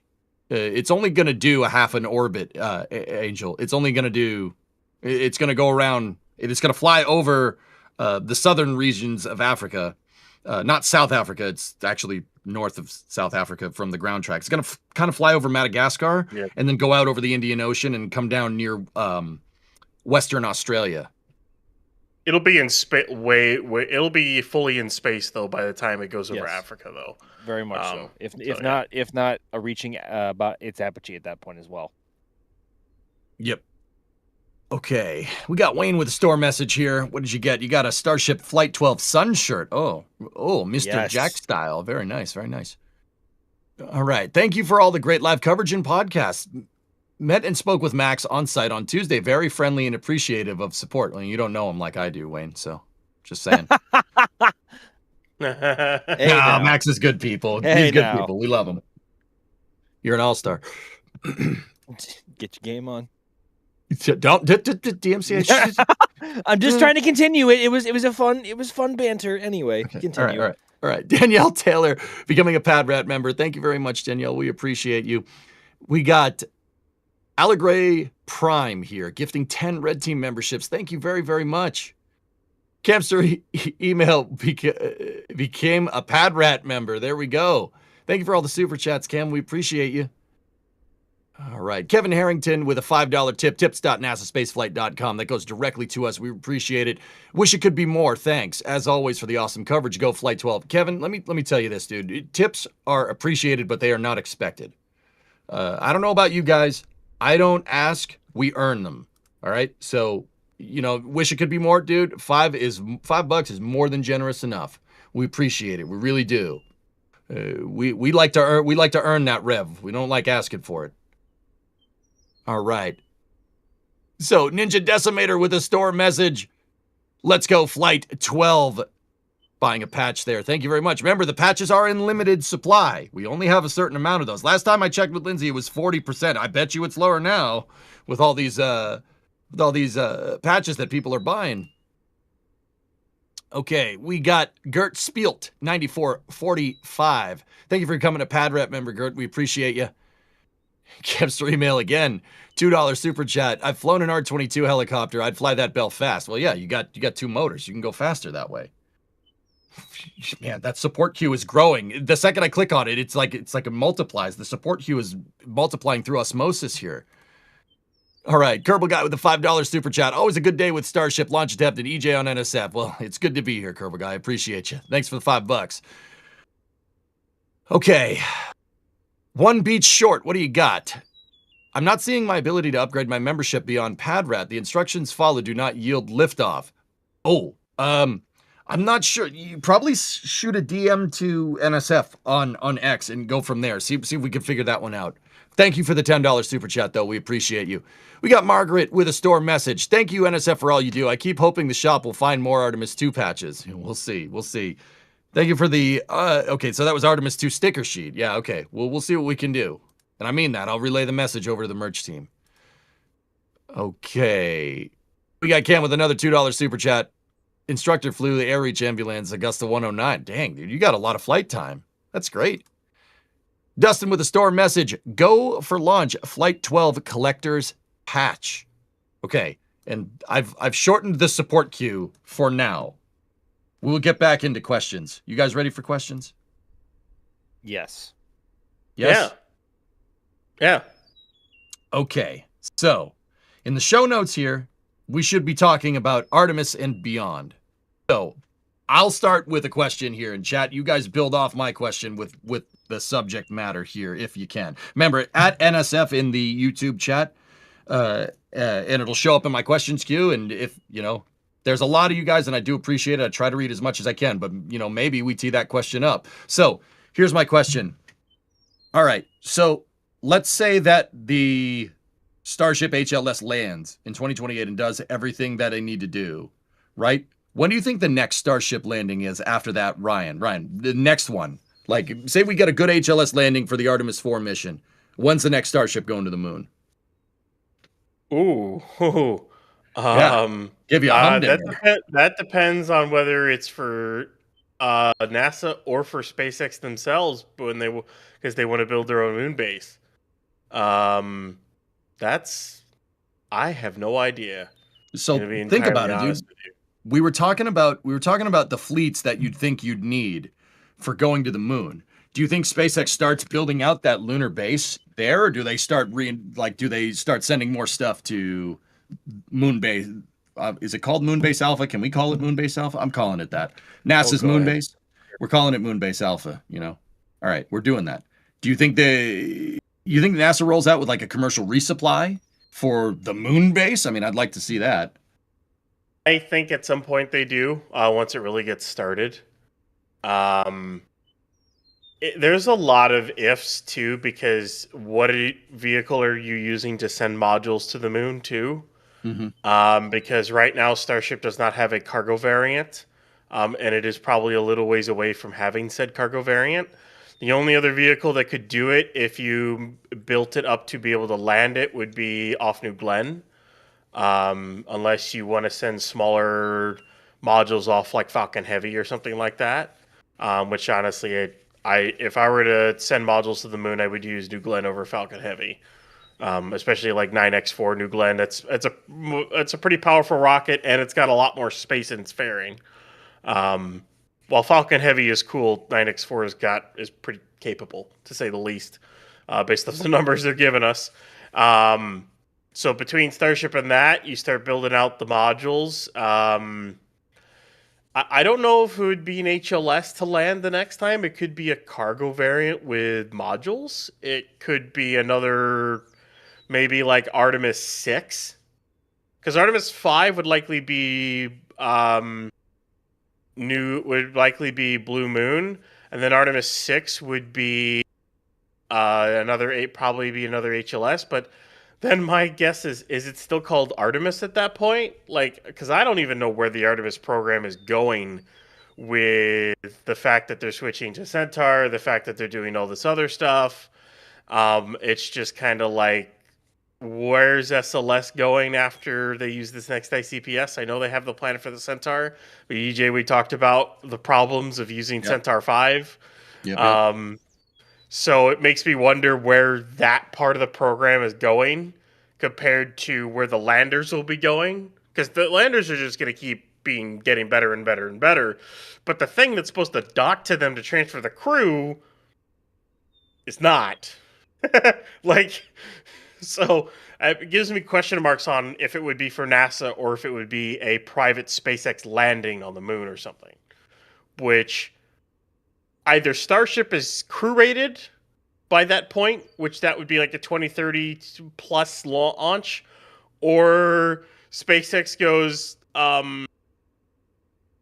because I don't even know how you get HLS to the moon with crew and then get it back to Earth into Earth orbit to then dock with like a Dragon if you try to do that, because the prop you need to even come back from the moon to Earth and capture in Earth orbit is a whole other matter. That's I don't know. We're gonna go with an I don't know on that one. No, it's fair. It's hard to say for sure. For sure. Max, what do you think? Do you think that they're SpaceX is going to like 1-2 punch the lunar landing with a private landing or another Artemis mission, maybe? I mean, there has to be demand and a structure there to be able to support that. I think it's going to be a lot more difficult than training a crew to go up in Dragon for 3, 4, 5 days, right? Whether or not you want to train them to use separate spacesuits, whether it be the same ones from Axiom, or whether SpaceX decides to develop their own lunar variant of their EVA suits and then the IVA suits. So I don't know. I really don't know. I think we're at least 3 to 4 years, I think, before that becomes a reality in terms of at least on the commercial side of that being there. But I don't know, dude. It's really hard to say. I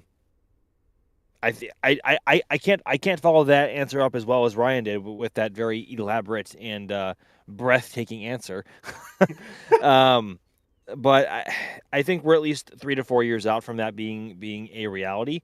But that also depends on when they opt to or are able to crew certify Starship as a whole. Which obviously version 3 needs to be able to at some point to function with HLS. So, dude, I don't know. I'm not sure. You know, but before we move on with this, I just want to say I haven't seen a new tanker come in for like over half an hour now, and the queue is gone. There looks like there's one tanker waiting, I think, and the rest of them are offloading. So this might be it. Once all these tankers are gone, that might be it, and then we might get pad clear. So we'll have to watch. So what you're saying is things are now getting pretty serious.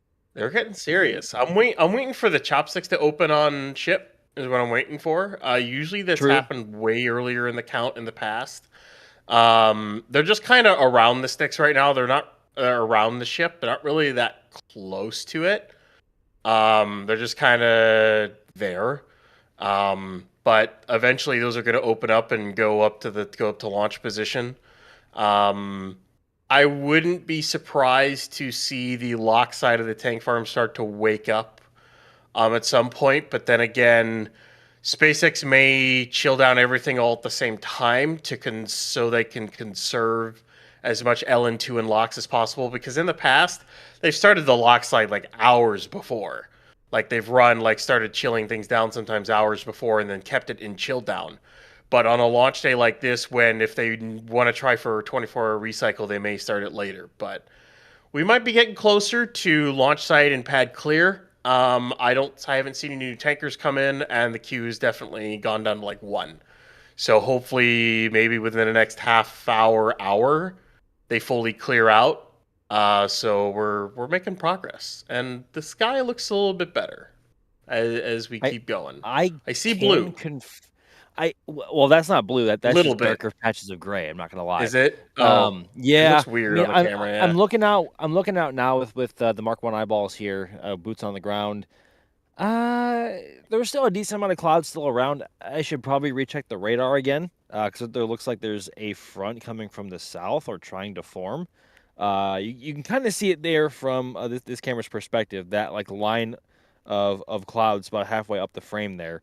Don't know what that could turn into. I mean, stuff can just pop up and also equally fast disappear here as well. It's moving eastward. Okay.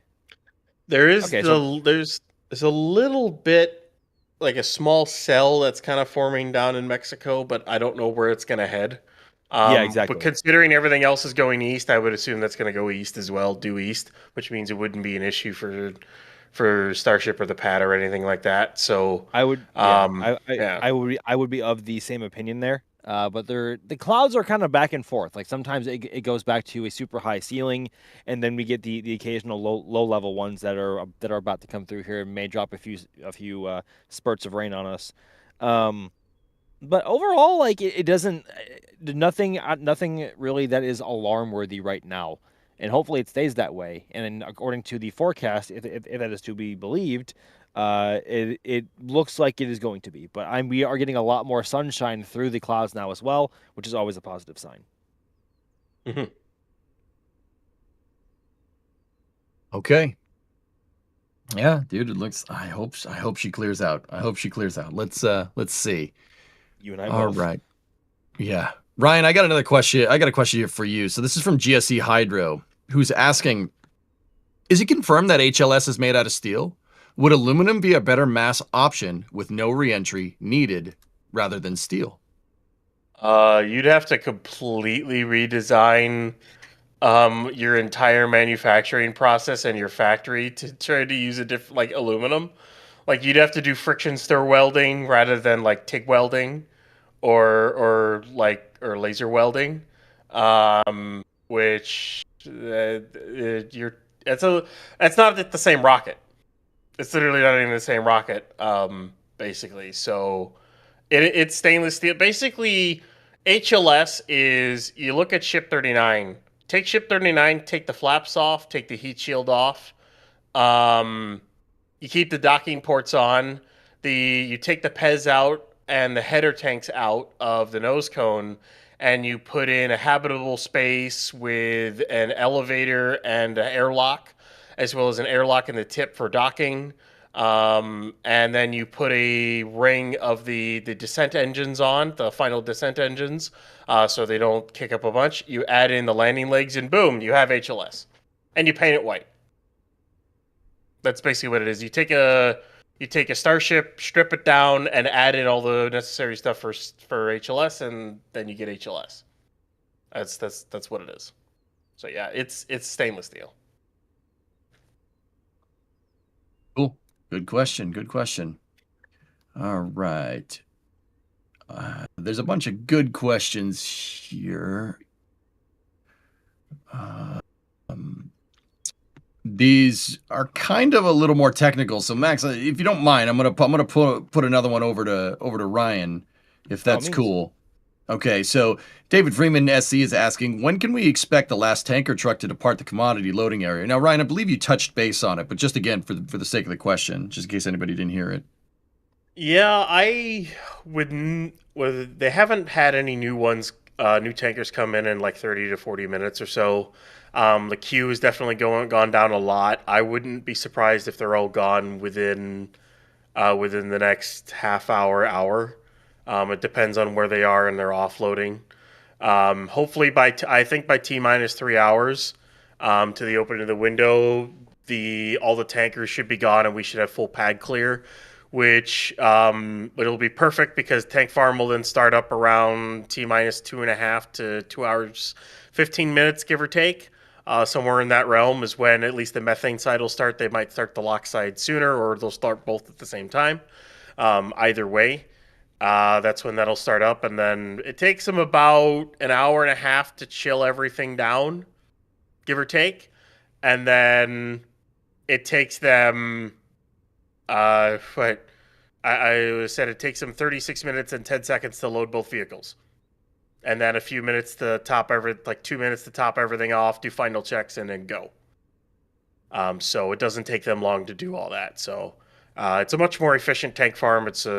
I could go on for like a long time talking about all the nice changes with this thing. It's it's an absolutely amazing changeover from the bespoke things of pad scrap, is what I like to call it. Good old pad A, pad 1, pad scrap. And we got now Pad B, Pad 2, which is completely upgraded and a nice modular design that SpaceX has adopted for not only here, but for 39A, for both pads at 37, for Massey's, for McGregor. It's basically valve skids, pump skids, whatever you need. It's an assembly line, and they just make them and pump them out, and it's a modular design so they can kind of plug and play where they want a Starship-esque tank farm anywhere. They have a design set, which is nice. It's way better than the scrap from Pad Scrap. Yeah, definitely. I'm gonna pop a question up, and I'm actually gonna answer this one. This one's coming from Robert Clarkson. Why doesn't the Gigabay have the outer struts on it? So those outer struts, like the Megabay 1 and Megabay 1 and Megabay 2, those are called flying buttresses. And now that I said it, chat's gonna be like, huh. All right. What those are an outer, it's a support structure that's on the outside of the structure, the outside of the building. That is for if you want a nice big hollow space. Think of it like a trestle, right? Like a bridge might not have the, you have your support structure, but you have your bridge deck, right? And the support structure is way higher than the deck of the bridge, like picture train crossing a bridge, right? There are different types of bridges. I understand this, just for a trestle, right? That's how it works. The Gigabay doesn't have that because it has internal structure, similar to the VAB. There's internal structures that move around where the different bays are, so people can get, so they can put elevators in, so people can get up to the different floors. Starship is tall. You're going to need a big building to get up to the very top of the nose cone on a fully integrated Starship. It doesn't have the external support structure because the Gigabay has an internal support structure. Good question, though. The Gigabay is awesome. It's a beast, man. It's looking like it's going to have 4 400 to 450 ton transfer bridge cranes, and then bridge cranes for the stacking cells. It's there's a Julia post from a little bit. She spotted some of the I think it was some of the main parts for the transfer bridge cranes. Those were huge. When they show up at Starbase, it's going to be nuts to watch how big the components are for those bridge cranes. Yep. Absolutely. All right, I'm going to plow through a little bit more support. I'm trying to keep the support queue down, but you guys, we appreciate everything. Thank you. So, all right.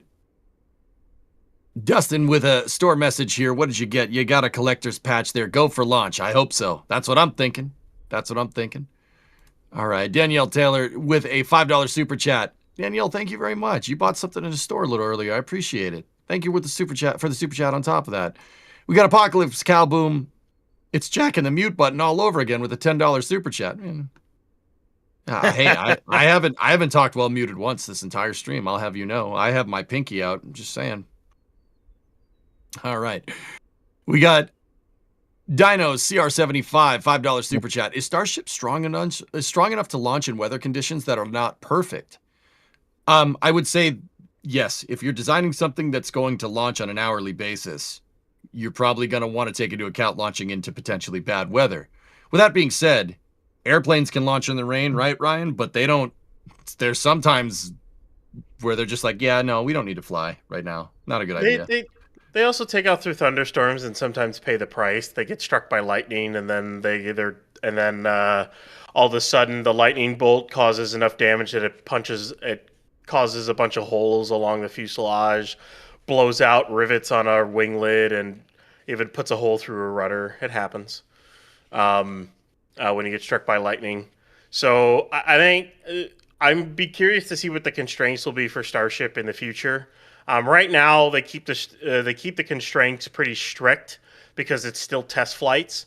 But when they really get into an operational cadence, I wonder if they would fly a Starship through a rainstorm. Would they?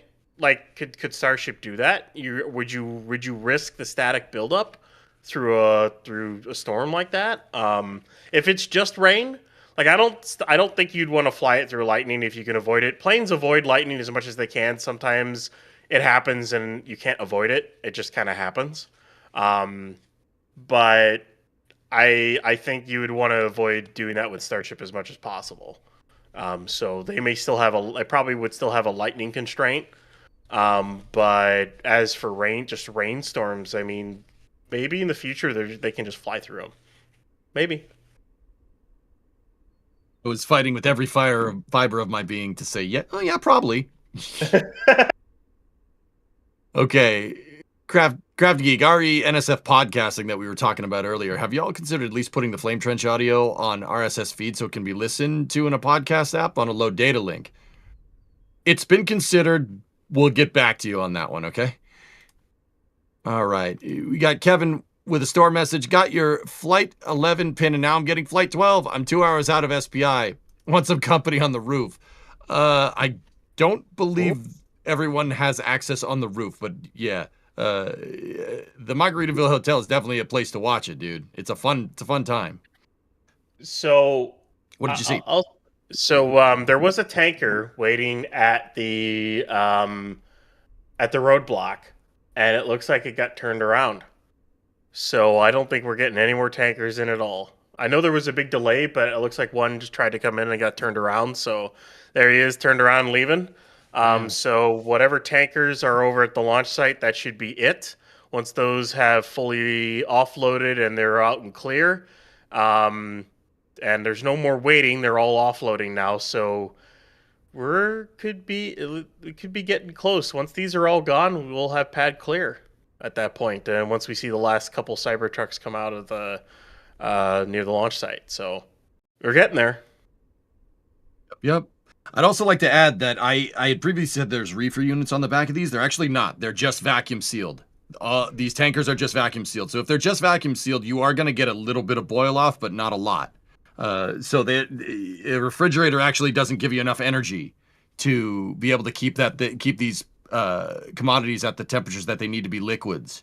So they are vacuum sealed. Those are vacuum jacketed tanks on those trucks. That's something that you could theoretically do on a rocket, but you don't. Once again, mass is your enemy on the rocket. You don't want more rocket on your rocket. So, more fuel on the rocket is better instead of more mass. Your rocket will go further that way. But, for the trailers and the trucks that fuel up the pad, they're actually vacuum jacketed trailers. There's no reefer unit on board. So just a little bit of clarification there. Okay. Let's see. I'm going to keep plowing through the support. I am determined to get the support queue down, but I think Chad is determined to, foil my plans here. We got Kevin with a store message. Bought a Flight 12 collector's pin. Okay, we already had that one. That was a duplicate. I'm going to tell Jay about that. All right. Danielle Taylor, what do you got? $5 super chat. South Padre Island shout out. Today is the spacecraft Ale's groundbreaking during the launch. Cheers, NSF, and good luck. Oh yeah, all right. There you go. Spacecraft ales. It took me a second. You're talking about beer. All right, I'll drink to that. I only got Gatorade though, so sorry, Danielle. Maybe in the future. It's too early where I'm at. All right, so we got No Wife 5, $2 super chat. How do they plan to safe the ship after a catch? Max, you haven't talked in a little while. You want this one? I mean, so it's not quite as simple as the booster, where if it's on the chopsticks, it's as simple as lowering it back onto the launch mount and reconnecting both twin BQDs and then beginning to offload propellant. Because once the ship is hanging in the sticks, I don't think it's stable enough to go ahead and reinsert the SQD arm.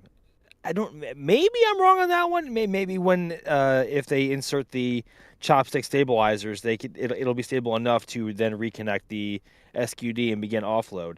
But that's a really good question, because otherwise they'll be waiting around a long time for both propellants to be boiled off and vented away. Although that being said, with the ship being caught, that is the most time-consuming part of the mission. With the booster, it is up and back within 10 minutes, like that, easily, no question. And then they can get that saved and then probably removed from the launch mount and transported back to the launch site within, oh boy, I don't know, between 4 to 8 hours, somewhere in there after catch, maybe, if things go well and once they're in a routine. But also, like, SpaceX has a decent amount of experience now with booster, both obviously with launching and with catching, since they have caught the booster 3 times now, both on Flight 5, 7, and 8. They still have yet to catch a ship, and I think they may or may not be still working out a plan as to figure out how to safe it once they do have it in the sticks. I think they're going to take their sweet time with it, just like they did with Booster 12 on Flight 5. But I don't know for certain. But maybe if the actual chopstick stabilizers are inserted, they can prevent the ship trying to push away from the SQD plate once they try to attach it up and try and offload it. But I'm not really sure. Dude, I think it's got to be the SQD. Ryan, what's up? No, they'll vent it. That's all they'll do. Yeah. You think so? Like the header tanks don't hold that much prop, and they're mostly used up on the landing burn.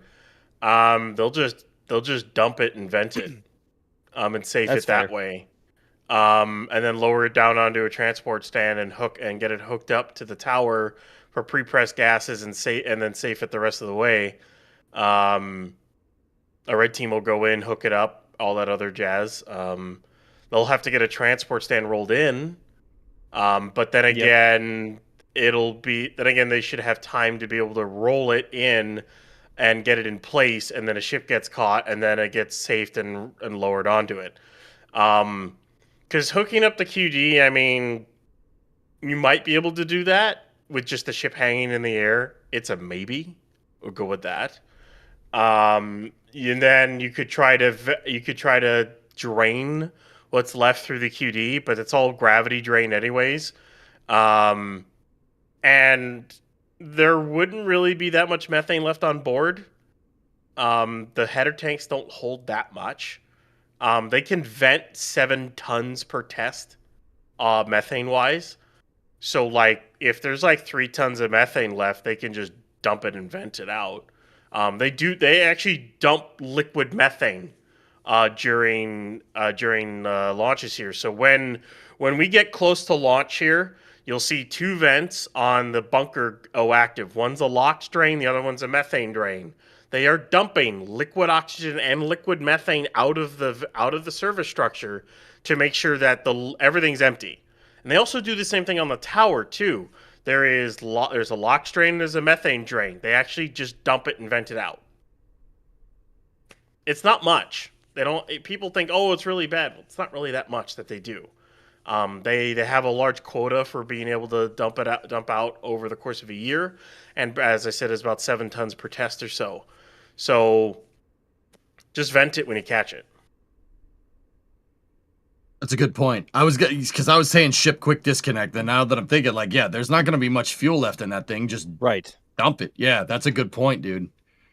Yeah, you changed my mind about that. Thank you. It's not, it's a very simple solution to it. Honestly, right? It's the booster is easy because you can just lower it down and hook it up and do that, and then whatever. But and it will probably have less prop left over in it in later missions because I know they're probably slightly underfueled it, but as they refine it, there will be less and less prop left over, which means they may even be able to just vent the booster off and then put it on a transport stand and roll it away. Unless they're going to reuse it right away, then it'll just go on the pad and wait for a new ship to come in, basically. So, dudes, while you guys are having that conversation, Patrick Bob dumped another 50 red teams on us. Dude, Patrick, man, that's Patrick. Oh my goodness, and that dude, the rest of the support queue is full of messages like, "Don't let EJ keep up." X-Wing, I saw that. Don't let EJ catch up. You guys, we appreciate the support. Once again, support is appreciated, but it ain't expected. When I'm hosting these suckers, dudes, I want to earn that money. You know what I mean? I don't want to ask for it. So I do appreciate it. You guys speak volumes with how big that support queue is. There's messages that I haven't gotten through that go back to about 2 hours ago. So, Patrick, thank you for the 50, and everybody out there that's been tipping, that's been buying stuff from the store, doing super chats, becoming members. We appreciate it. We really do. Thank you very much. But it's not expected. We value your time, and if you're here and you just show up and that's all you want to do, that is totally good. Thank you. Thank you for watching, and thank you for supporting us. We do appreciate it. Anyway, back to the shenanigans. All right. I gotta snap back into unserious EJ mode. What's that restaurant? What? Yeah, what's the restaurant with all the goofy stuff on the walls and the mozzarella sticks? Shenanigans? Oh. All right. Meow, I'm going to get back to teeing up these questions here. This is coming from user 02P9V, who's asking, will they ever get to the point where they can lower the booster onto the pad after catching it, then catch the ship and lower it onto the booster? Ryan, this one's to you. No, never. Unless they make a taller tower. They'll never be able to catch a ship with the booster already on the pad. I don't see how you need that's why you need catch towers. They're like look at where the sticks are right now, look at where the booster is, and look how tall the ship is. And also remember when Block 4 goes, that booster is like 10 meters taller. Yikes. And the ship is gonna be even taller as well. You're telling me there's enough margin to catch? No, there's not. No.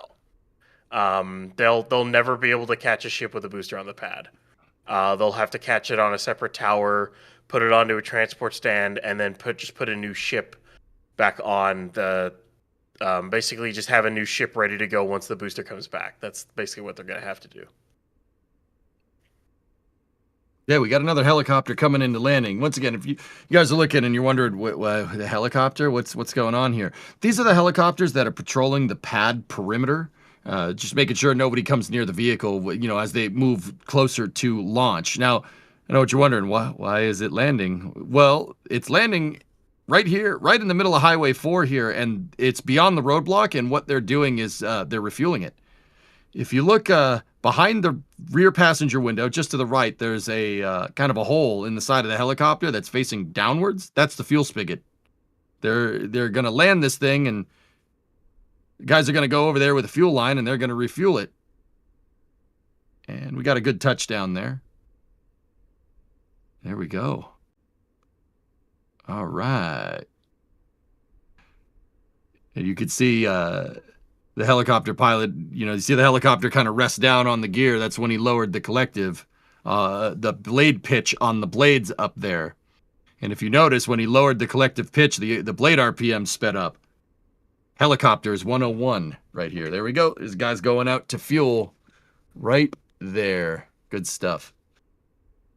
Now, SpaceX does have 2 helicopters that are patrolling the perimeter here. This is one of them. The other one is is blue, a different shade of blue.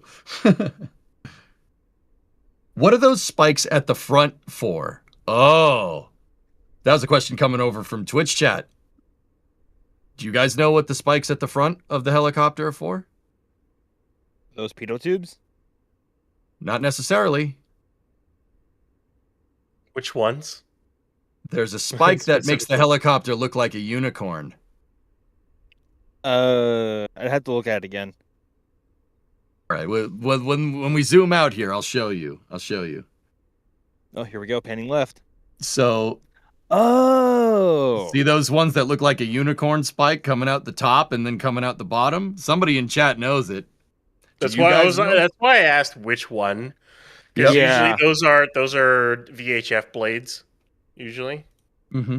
It looks like they got the VHF blades up, the white antennas that are up at the top, right? But no, just in case anybody's wondering, a lot of people in chat have already said, those spikes that are coming out the top of the helicopter are cable cutters. There's a blade. So if the helicopter's flying low and it hits a cable or something, the cable will get snagged on those spikes, and at the base of the spike, there's a blade that'll cut it. So you don't slingshot your helicopter? That would be bad. We don't want that. That would be very bad. Yep. That's a good question. Good question. And Max, you are right. The white tube at the very nose of the helicopter is your pitot tube. That's your airspeed indicator for the helicopter. Yeah, I wasn't aware of which spikes, and I also hadn't noticed those other spikes until we had just panned left here. I'll admit. Yep. No, it's all good. Yeah, the camera was zoomed in when that was happening, but yeah, there you go. There's your helicopter knowledge for the day. What? Oh man, there was Crafty Geek again, dude. What is this? 50 red teams from Crafty Geek, guys. Oh, jeez. You guys are painting our chat green. Man, I don't know what to do with my hands. Or felt words. Felt like I was on a helicopter. I don't know what to do with my hands. Jeez, thank you for all the support, Crafty. We appreciate you. I appreciate you, dude. Got some high rollers in chat that just like making it rain, red teams, you know? Oh, boy. You think those guys have a cool job? What's your job? Refuel helicopters. No big deal. While they're still running. For range safety. Yep. Yeah. For range safety. A range safety guy for Starbase. No big deal. You know, it looks like the sun's out. I agree. I see shadows. Yep. The sun has been poking through a lot more in the last half hour or so. Actually, if I look in one of my rear view mirrors right now, I can actually see a patch of blue sky to my west. So if the weather pattern continues what it's doing now, it looks like it's trending in the right direction. But actually, if I look south, it looks like there is a bit of a rain cell to our south, although I cannot tell if the way it's evolving is coming this way or if it is continuing east. I'll have to check the radar again one more time if the annual beats me to it. But I don't know. There's blue sky in my rear view mirrors, and there's rain clouds off to the south. I'm not entirely sure which one. Go ahead. So let's see. I see that cell forming, but it doesn't have a direction currently. I'm on radar scope on my phone. We'll see what happens to it, but I would expect with everything else, it's going to go due east, as it has been. That'd be nice. It could easily. It could go over the pad real quick, but it wouldn't really slow anything down because they're not even close to the launch window yet. They're still 3.5 hours away from the launch window. So you see that stuff that formed down there. There's that little speck right below the border there that's forming. But we'll see where that goes. That may dissipate quick, or it may just go off into the Gulf and completely dissipate. The stuff I would be a little bit worried about is the stuff off to the west. If that dissipates or if that goes over the pad or something. But maybe it goes down to the south and around. But that's about the only stuff I'd be worried about. Unless it's just clouds and it's not actual rain. Because it depends on... Because sometimes it may just be clouds and not actual like rain. So, I mean, that does look pretty light. So I'm not too worried about it right now.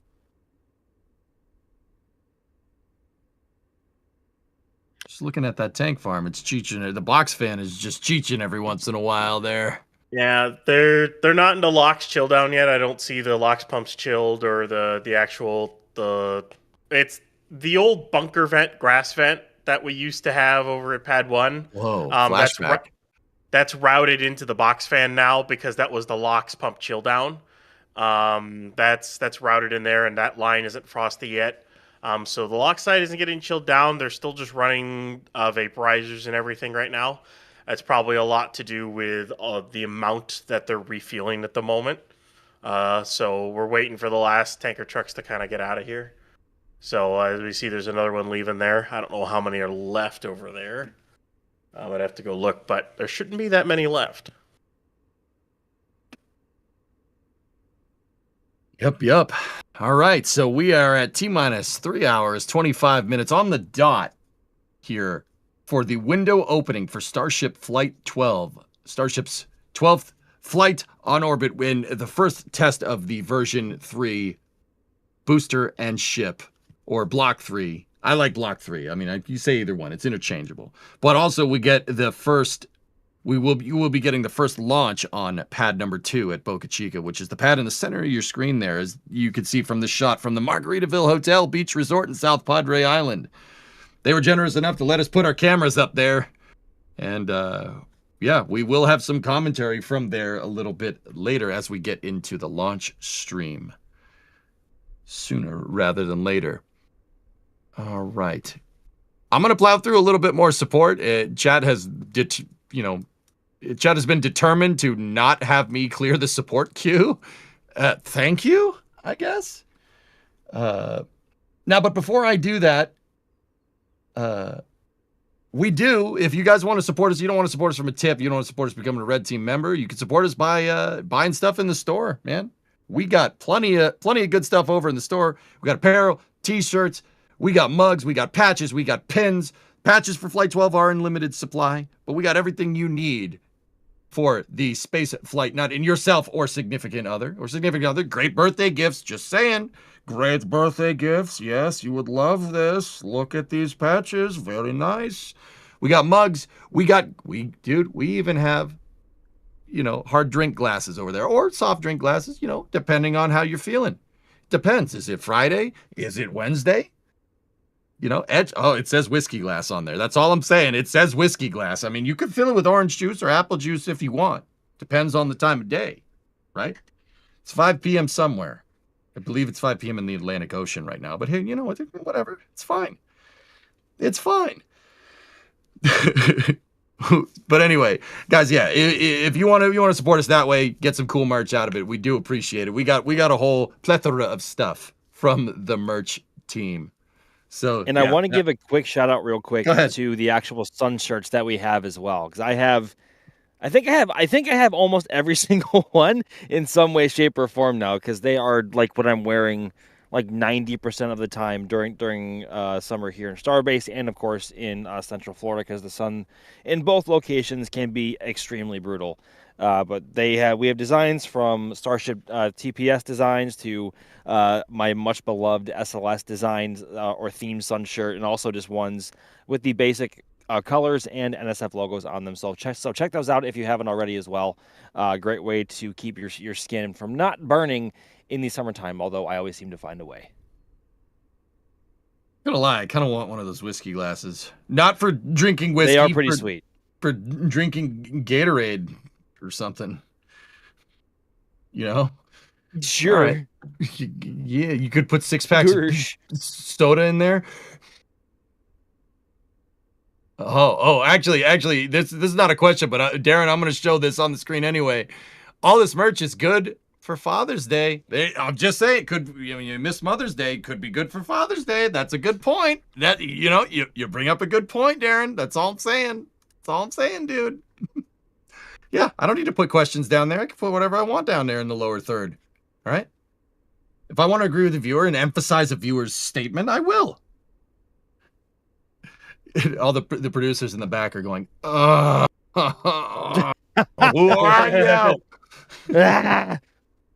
They're like, what are you doing? Stop it. No, I don't think I will. All right. So where are we at? We're 3 hour, 20 minute, 55 seconds till the window opening for Starship Flight 12. Now, once again, this is a 90-minute window, so it might target the top of the window. It really kind of depends on the weather. Right now, last we heard from SpaceX, weather's 55% go. So it's kind of a coin toss right now.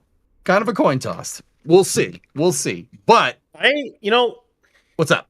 I'm hoping soon for an updated post from SpaceX on hey, by the way, here's where we're at with maybe the percentage go has changed. I'm hoping for something like maybe T-minus 3 hours or something. Maybe. I'd like an updated post, where they think they're at. But one could dream. We'll see if we get something. Now, we asked, Max and Brian, when you guys got in here, I asked you. So I'm going to ask you again. All right? How you feeling about it now? Ryan, you feeling good about this? You feeling good about seeing a launch today? Or are we going to be real pessimist, Ryan Weber mist? What? What? I don't know. Don't worry about it. Your what hurts? Don't worry about it. Okay, who's going first here? Is it me or is it Ryan? You go first, Max. You go first. Okay. So from a weather standpoint, I feel better than I did when I came on about 2 hours ago now, 2 and a bit hours ago now. The weather, for the most part, is trending in the right direction, despite there being a little rain cell developing to my south right now, or to the south of the launch site. It doesn't look like it's going to be forming into anything much more than just an annoying cell. But from a vehicle and ground service equipment side standpoint, I'm still skeptical, especially after we saw what we presume to be aborted wet dress rehearsal of the full stack vehicle during the morning. So, oh boy, I don't know if I want to put numbers on it, like an over under or chances of going. I'm calling you out. Put a number on it.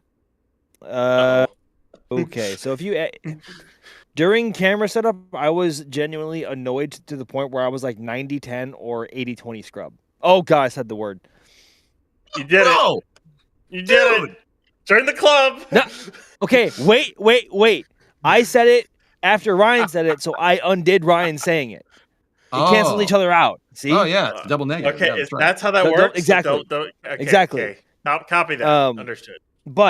But again, now if I have to put a number on it, I'm probably closer to like 65-35, 70-30, somewhere in there of no-go for today. But again, like that is strictly my subjective opinion. That is not based on anything more than what my gut is telling me and my Mark 1 eyeballs. I do not have the numbers. I do not have the actual grid for the range and weather in front of me, or the vehicle in terms of its health and progress. That is merely just what I think could happen today. And with how new version 3 still is, that remains of one of my greatest concerns with this vehicle and this brand new pad. So I'm still erring on the side of pessimism for today. But if today does end up turning into a wet dress rehearsal, we obviously know SpaceX has the ability to turn around in 24 hours. And I feel a lot better about tomorrow from both a vehicle and a weather side perspective, assuming that they would push into either a full wet dress today, or if they opt to abort before that due to other reasons. They will likely have time to fix whatever that is, depending on how bad it is. So today I'm honestly more on the pessimistic side, but I would love to be proven wrong. And you heard it here first from Max. I hate having fun, Evans. All right, Ryan. I do not hate having fun, for the record.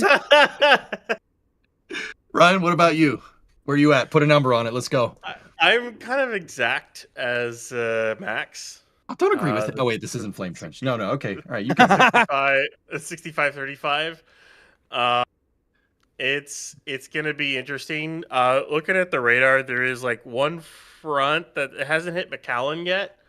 We'll see where it is in like the next 3 hours. If hopefully that does not arrive before Starship decides to go. They might be able to get it off in that, or that dissipates. That's probably like the only thing I'm watching.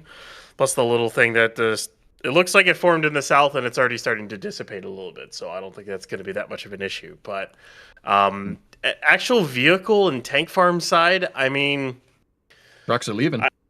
Yeah, they are, which is a good thing. There's not many left down there, which is that's a good thing. They've tested the booster side a lot. They even tested the ship side even more. And they had and there's another one going. We had what we think was an abort yesterday on the wet dress. I think if push comes to shove, actual vehicle and pad side, it might work out. I think it'll work. I think the more pessimistic part of me is the weather side. We'll see if because especially nearly early, it's not summer yet, but it's like late spring down there with how humid it is. Anything could pop up, especially with this kind of weather. That's like probably the thing I'm most worried about is all of a sudden a cell popping up out of nowhere and it breaks the cumulus cloud rule or something like that. I think the tank farm and the pad will be fine. If I'm going to be honest, I think whatever issue they had, they probably worked through it. Or maybe they had some tighter constraints and they'll just kind of lax them. a little bit just to get this thing off, because every indication is SpaceX wants the stack gone. They want it out of here. They want to get this flight out of the way. They've been waiting for it to go. They probably want to get data on how the pad works and how the stack works, how everything works together, so they can make changes for the next flight. And they just want it. They just want it gone. I think one way or another, barring any issues that prop up with the pad, they're just gonna go. They'll just YOLO. I feels like they're just YOLO it, and it'll just go. The weather's probably like my only concern. I wouldn't go as far to say that it feels like they're YOLOing it or FIFIing it, because obviously that's not something that they can really afford to do with version 3, especially if something goes wrong, because that would push them back a long ways, especially in terms of investigations and also commitments in terms of what Starship needs to deliver in the next couple of years. Also, not to mention that also puts off milestones that SpaceX wants to hit, like going full orbital, bringing the booster back, and bringing the ship back for recovery. Right. So I wouldn't go as far to say they're YOLOing it or FIFIing it. But I do get the impression that they do not want these vehicles here for the holiday coming up this weekend. As we see the last of the tankers, maybe? Is there one more there? I think there is 2 left. There's one more. 2 or 1? Okay. Looks like there's 2 left. So, and even some more SpaceX trucks, Cybertrucks starting to leave. So once those 2 leave, they'll probably do one last sweep around, and then we might have a clear pad pretty close here. So we're getting there. It's starting to feel more real, like. Baby. When I first came on the Stakeout here, is like this is a launch I've been waiting to watch 2 years in the making. Yes. Like seriously, 2 years in the making since I first saw them start to build this pad, and as we learned more how this pad was going to look, I remember the whole reaction of where like, yep, it's a flame trench. Yep, it's a split flame trench with 2 exits. As we figured out how this pad was going to work and be put together, and then seeing the renders and everything for block 3 of ship and booster, seeing how Raptor 3 looked and how it worked, it's just one thing after another, watching everything get built up and built up and built up. It's like, boy, do I want to see this thing launch. Yep. And it's getting more and more real. We could be 3 hours, 11 minutes, and 47 seconds from 33 Raptor 3 engines lighting off, going to full power, and we seeing the split flame trench and top deck all work together in unison, and see a first Starship flight in 7 months. This is the longest. This is the longest we have gone between full stack flights. Period. People are itching for it, dude. A bunch of people have been really itching for this, and for the longest time now, it's been nothing but like renders and it's been nothing but renders and just an empty and under construction launch pad for Pad 2 and version 3 vehicles, right? And over time we saw trickles of version 3 hardware come out of Star Factory, or we saw it in the windows or something of the sorts, and we tried our best to imagine what that would be like, all put together as one singular flight unit ready to actually launch for the first time. And here we are. It's right in front of our faces. It's on the pad right now, staring our cameras dead in the face as we see some more Cybertrucks heading down the road now. Like, it's here. Like, as far as we can tell, she is ready to fly. And today could very well be the day that we see the first ever version 3 Starship full stack leave the ground under power for the first time. And the exhaust plume and everything, it's going to be like, yep, and we're going to see this on the pad over there, pad 1, once they build it up. In fact, they've already started excavating that trench. The service structure is getting built. They're going to lift it into place once the ground is ready. There are parts for the mount that have already showed up, parts for the deluge buckets have shown up, as well as the top deck plate. So parts are showing up for that. 39A is getting close for this year, and 37 is, it's starting off kind of slow here and there. I haven't seen any mount for it yet, but We're going to see this same style pad everywhere else. And if it goes today, what we see today is what we're going to see from Starship for a long time coming. Because this is basically the design of it, because Block 4 will basically just be stretched versions of this. Maybe some other changes here and there as they learn some things. But this pad and this rocket design is basically what's going to be flying for a long time. So I cannot wait to see it. You know, before you get back to hosting, I want to pose a question to the both of you. What of version 3 and this flight in particular are you most looking forward to seeing? Because for me, the part I'm most I don't know why I'm so drawn to this. It's the same as you. I know what you're going to say. We'll find out here in a second. All right. I'm most curious to see if we're going to see, obviously with the way the Raptor 3s are now on the version 3 booster, there's no shielding. Like we see the very tops, we see the engine in full from the very top of the power head to the very bottom of the engine bell. We see the entire thing. And I genuinely wonder whether or not, despite the super hot conditions in the flame trench in the first few seconds of liftoff, whether or not we're going to see frost on the power heads of the Raptors. I don't know. That's what that and also hot staging. Like I'm like, my brain is being tickled just by the thoughts of both of those. What about you guys? Okay, so I'm just gonna say that was not the same thing. But anyway.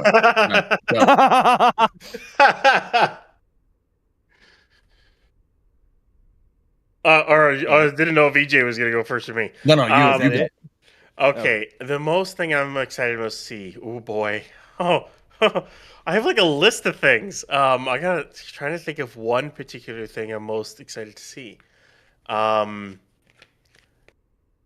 would have to say it's how the plume and the split exhaust looks on liftoff. We've seen it what it looks like with a static fire. But I want to see how it looks with the rocket lifting off, and I want to see if we're going to get Saturn V vibes out of this thing. Yep. With that split exhaust coming out, I want to see if we're going to get something like that.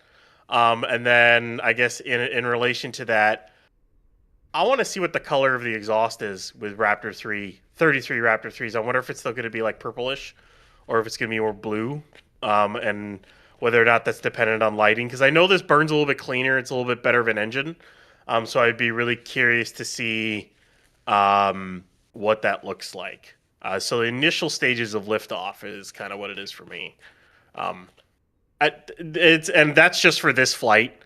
The next flight, or whenever they decide to catch booster, oh boy, I can't wait to see how this booster gets caught. And the ship, eventually. Obviously.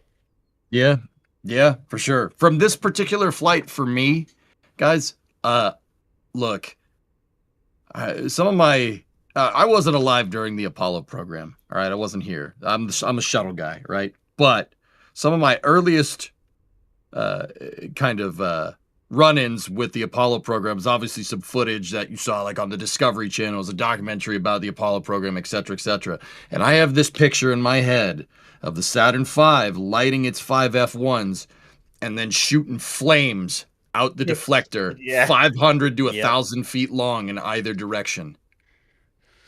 And I have a feeling, maybe here when this thing launches that we're going to see something similar with this. And I think it'll be a joy to see that for the first time. Yes. Agreed. I just want to see the 1,000-foot flames going out either side of that dang deflector when they go to let this thing fly. Because guys, something that is a little bit different. We didn't touch base on it too much, but something that's a little bit different with this Starship per SpaceX's updates is that they're going to hold this thing down to the pad until all the engines are good to go and then let it go. It's not like in the past where they've sequenced an ignition and then, it just goes up, right? They just let it go, and once they get enough thrust, the thing goes up in the air. They're actually, for a split second, they're going to hold this thing to the pad, and it is going to shoot flames out for miles at every direction. Not miles, but you get the idea. And that's what I want to see. That is what I am ready for. I need it, man. I need it. I need it in my life. You know? Inject this straight into my veins. Yep. It looks like the last truck is leaving too. Wow. Yeah. So okay. Now it's ahead, starting Ryan. to get a little bit real. Yep. that one so this just, if it keeps up this speed, we should be fine. There's a line of like rain showers in a cell that's literally heading directly for Starbase. Great. It's probably gonna get to Brownsville around, I would say, like 4. So if it keeps at its current pace, it should be beyond the launch site by like 5:30.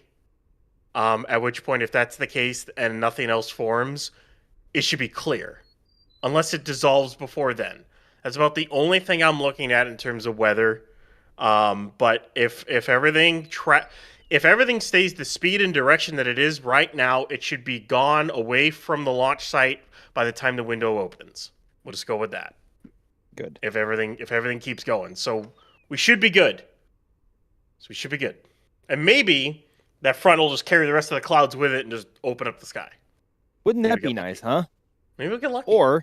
Or this thing like splits right in the middle around Starbase, or just evaporates before it even gets here. How about that? Look at you guys just being optimists now. This is great. I mean, it's going to for it. rain cats. It's going to rain cats and dogs here, and we're not going to see anything else like it. Hey, another positive note, by the way. Ah, yes. I don't see any more tankers over by the farm. I don't think there's any more tankers over there. Let me take one last look here. Nope. Looks like they're all gone. I think we're going to start to clear out here. Let's We go. might have Packle here. That's a good We're gonna have sign. Packle. Yeah. Now, Go. Ryan, okay, I got a question. Would they fire up this tank farm when there's people that close, or would they wait for them to evacuate? They can start up the lock side and the methane side right now and start chill down. They can definitely do that if they want to. It's not really that big of a danger just to start that stuff up because it's all in the pipes and everything like that. They may not start the methane side. They usually try to wait for clear, but lock side, they could start that up at any point. I would expect full tank farm startup within the next 30 minutes.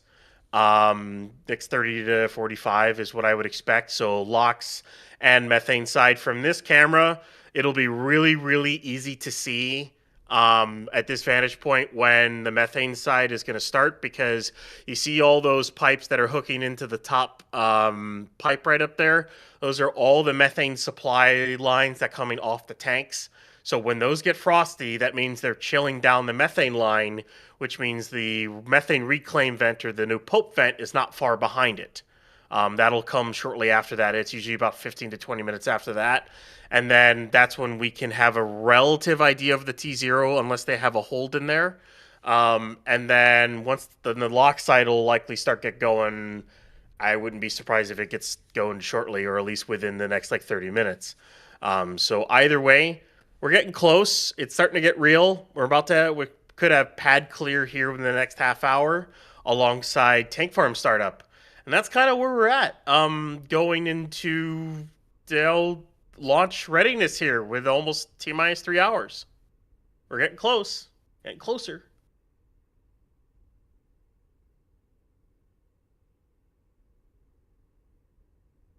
Okay. Yep. Definitely getting closer. I'm going to plow through more of the support as best as I can here. We got A10 Narco with a $5 super chat. Theories on how Starlink cams will inspect the tiles. Pez is on the leeward side. They have to spin the ship, right?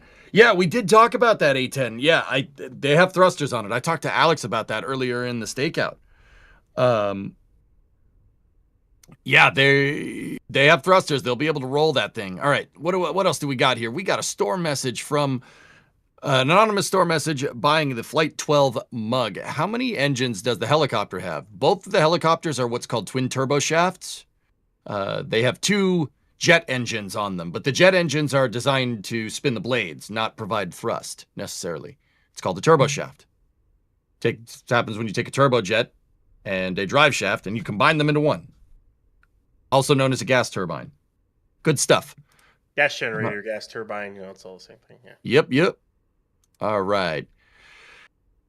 Camster email. You want 3 to 4 blades, less chance of a mast bump. Yeah, absolutely. Hey, you guys like the helicopter talk. I'm here for it. All right. We got Chris Batherton with $4.23 super chat. Let's go, dude. Hey, we got Tyler Bell 6796. Shout out to Dynamo Metallic Innovators, one of the greatest supporters of the Starship program. Right on, Tyler, for $4.99 super chat. Appreciate it. Good stuff. We got Dimez Recon. Ship 26 will outlast assault. Yeah, I'm getting that off the screen. All right. Yep. Nope. Grisu 19840. Boo, Ship 26. Indeed. Yeah, see, we'll leave that on the screen for a little while. Hey, we're not going to take any more Ship 26 slander on this stream, okay? No, yeah, you say that, but the lower thirds is still there. That's weird. Oh, that's weird. Oh, it still says boo Ship 26. That's really strange. Grisu, we appreciate you. Anyway. We appreciate you, Grisu, and your beautiful €2 super chat. Look at that. Look at it. Isn't it great? Would you just look at it? Would you just look at it? Dimas Recon with another $2 super chat. Ship 26 and Starliner have the same success rate. Oh my God. Dude, I'm gonna keep laughing too much. I'm gonna keep laughing too much if I keep that on there. That's so question there. Is that a compliment to Ship 26 or a diss on Starliner? Yes. Both. Yes. Yes. Ship 26 superiority. Let's go. Yeah, it's a tube. What are you gonna do with a tube? So is Starship. Yet here you are. Here we are. It has wings and grid fins. He was a man. He had a beard. Okay, so is Starship HLS just a freaking tube? Yes, but it has landing legs, so it's different. Boom. Boom, roasted. Right. Anyway. Boom. Dean Arbold, 858. Thank you for becoming a Pad Rat member. What's up, Ryan? I think the last SpaceX vehicles are leaving, or at least going to farther in. One of the Cybertrucks has got a bunch of cones in the back of it. Looks like. I think that's the last 3 leaving. Dude, there's even super chats going in on the SBL normal channel right there. We had, I can't pop it up on the screen. We have North of Antarctica with a $100 super chat. Let's go. Let's go indeed. Shout out to anybody that's watching the Starbase live YouTube. I lurked that channel hard, so good stuff. Good stuff. What else we got in here? Dude, there's so much support, guys, in here. It's absolutely, this is just ridiculous. Oh, wait, Ryan, what do we got there? Oh, and that vent is, I think that is booster or ship. No, that might be booster CH4 chilled down is what that one might be. So it looks like they might be starting to chill down subcoolers then. All right. That looks like. Yeah, I think so. Trying to get a better angle on it here. Guys, I don't want to alarm you, but the smoke is coming from 2 things now instead of 1. Oh yeah. Oh. Let's go. No, this is SpaceX starting to turn on the launch pad. This is a good sign for launching, for, I mean, I give you guys crap, but I'm just as interested in smoke coming out of 2 different vents as anybody else is. Like, it's kind of making fun of myself there, but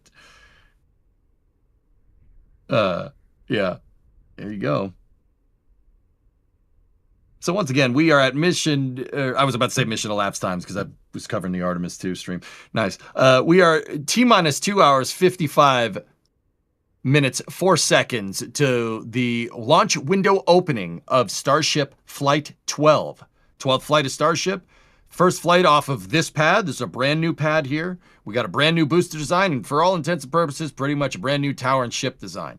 The ship is more or less kind of similar, but with plenty of upgrades on board. Flight 12 is a very high-profile launch in the Starship program, so stick around.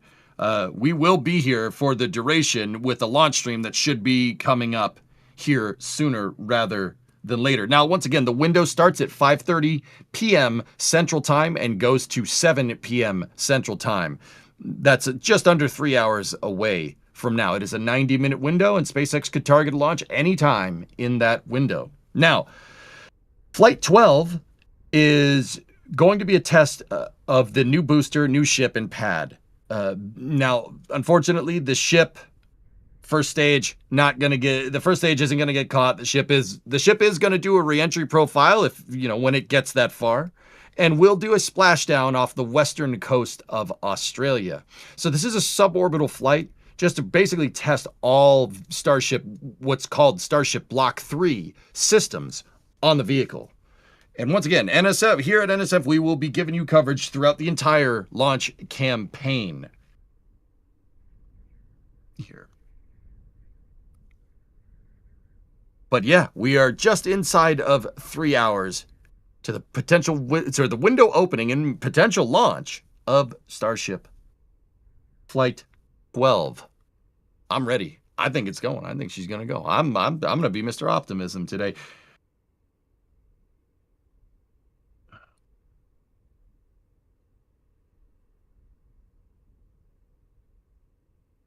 Right, so I'm going to pop through more support while we're here. We have Chief Dalmatian becoming a launch director member. Thank you. That's one of the higher memberships. We appreciate it, Chief. Thank you very much. We got DeForest Hobbies with $100 super chat. Thanks, NSF, for covering Starship. Here's for a perfect day in launch. Thank you. Yeah, let's see. Let's see, Forrest. We'll see what we got. Okay, Liz getting a cornucopia of stuff from the store here. We got fully reusable tote bag, our Apollo to Artemis t-shirt, Artemis 2 stickers, Canopy Moonjoy. We got all kinds of stuff. Liz, thank you. What's your message? 5 months unemployed, first paycheck, and hitting the shop. It's a must. Thanks not only for this coverage, but SLS too. Yeah, Liz, thank you. Thank you. Appreciate you. We got Campster email. Speed tape for aircraft Starship. Speed tape for aircraft Starship will get it. Speed tape? Yeah, that was when we were talking about having to maintain the Starship fleet when it's operational, Cam. Absolutely. All right. Josh with a store message. What do you got here? You got a collector's patch. Nope, can't get on the Ship 26 hate train unless there's a future with expendable ship. It was probably our only chance to see a fully stainless vehicle. Well, agree to disagree. Thank you for buying stuff from the store. Okay. It looks like we do got the link up in the YouTube chat here for the NSF launch stream that will be starting very, very, very shortly here. But in the meantime, I'm going to plow through the support here as much as I can. I want to get to, if I could thank every single person here, I would. David Falk, what do you got? Will Starship version 3 be the stable version for HLS or version 4? I think 3. 3 is going to be the one, David. All right. Okay, so while we kind of tee up the launch stream and get going, yeah, we're going to be with you for a little bit longer here, so you can enjoy my annoying voice along with Max and Ryan, who, I mean, they don't have annoying voices. They're good. You guys still out there with me, Ryan? You still out there? I'm still here. Yeah, Max, yeah. You still here, bud? Oh, I'm still here. Of course I am. Cool. All right. And the chat is determined to keep the support queue full, so I can't complete it. And you're making me feel really bad that I'm not going to be able to thank every single person. But here we are. All right. Okay. We're talking about Ship 26. Max, I'm going to put this one towards you because you like Ship 26. So, all right, Retro Clinic is asking, won't tanker variants be Ship 26 like? As in no flaps or TPS as they stay on orbit? So it sounds like the depots are going to be the ones lacking flaps and heat shields, because the actual depots themselves are going to be the ones staying in orbit for longer periods of time, and those are what the tanker variants of Starship, which are essentially going to look like ship 39 as you see it now. Like that's essentially from the outside or from a more general stance what a tanker variant of Starship is going to look like. Especially with the docking ports on its exterior as well. The actual depot will be a little bit longer and will also lack the forward and aft flaps and heat shield, because that will be in orbit for a long time, and that is also what will mate to other vehicles in orbit to refill them, especially the Starship HLS variant. So there will be it's not. I don't know if it's confirmed yet beyond just renders. But from our best understanding, the finless and heat shieldless Starship going to orbit is going to be the actual depot, not the tankers themselves.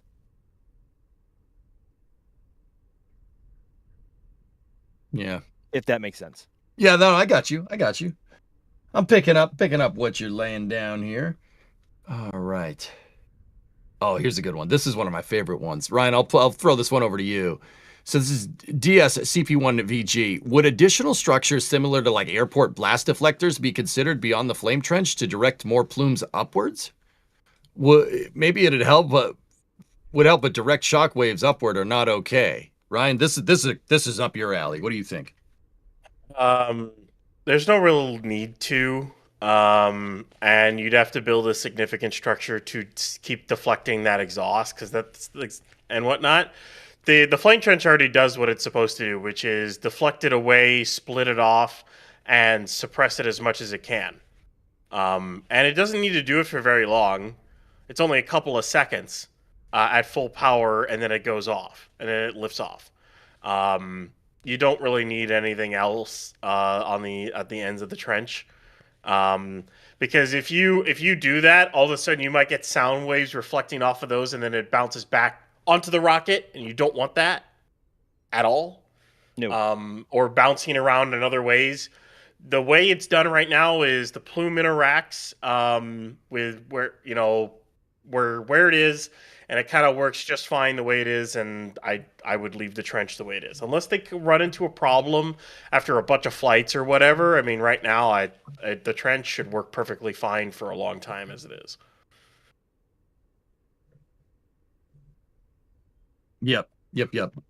And actually, I kind of, while we're talking about like let's say Starbase fixed based operations, Ryan, like how do you think people are going to get on this thing? You think they're going to use a crew access arm? Yeah, they'll use a crew access arm. Yeah? I don't know about stacking and then hooking up the SQD and then checking everything out and then loading. Who knows how long that's all going to take? I would assume that it's literally just going to be a crew access arm to get on. Yeah, and then load and go. You don't think the ship transport stands are your tow bar and airport tug to move it to the pad? No, EJ, we're not doing this again. No, yes, we are. We're not rehashing this argument. Discussion. No. Oh, I don't think that. No. I don't think that's too much. That's too long. That is a long time for people to be up in the ship waiting to go. How quickly does this fuel, Ryan? Just put a crack. No, it's not going to be fueling when you're on the ship transport stand, you goofball. It's not the fueling. It's hooking it up to this, lining it up, hooking it up to the sticks, lifting it up on the pad, hooking up the SQD, checking everything out, clearing the launch site again, and then loading it. No. Just, guys are no fun. Just have it cleared out with a crew access arm. It's not that hard to install. It's so weird. You guys have the same middle name. That's I Hate Fun. It's just Ryan, I Hate Fun Weber, and Max, I Hate Fun Evans. It's what a coincidence. Wow. EJ, I Hate Logic Saw. No,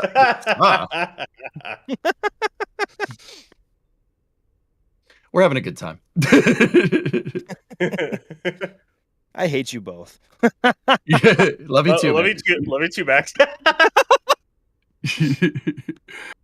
All right. Are we losing our minds here? Is that what we're doing right now? Yeah, a little bit. A Yeah. little bit. It's, we're having Starship fun. tends to fry the brain if exposed for too long. That's possible. Yeah, that's true. No, it's not possible. I We're seeing have- it. We're seeing it live. I have like burned myself out within the last like 2 months. The amount of paid attention to Starship to try to make sure everything is right with these two ships and the pad and everything, so we're covered on some stuff. It's like, holy cow! It's a lot of information to take in, and I will be glad once Flight 12 is done.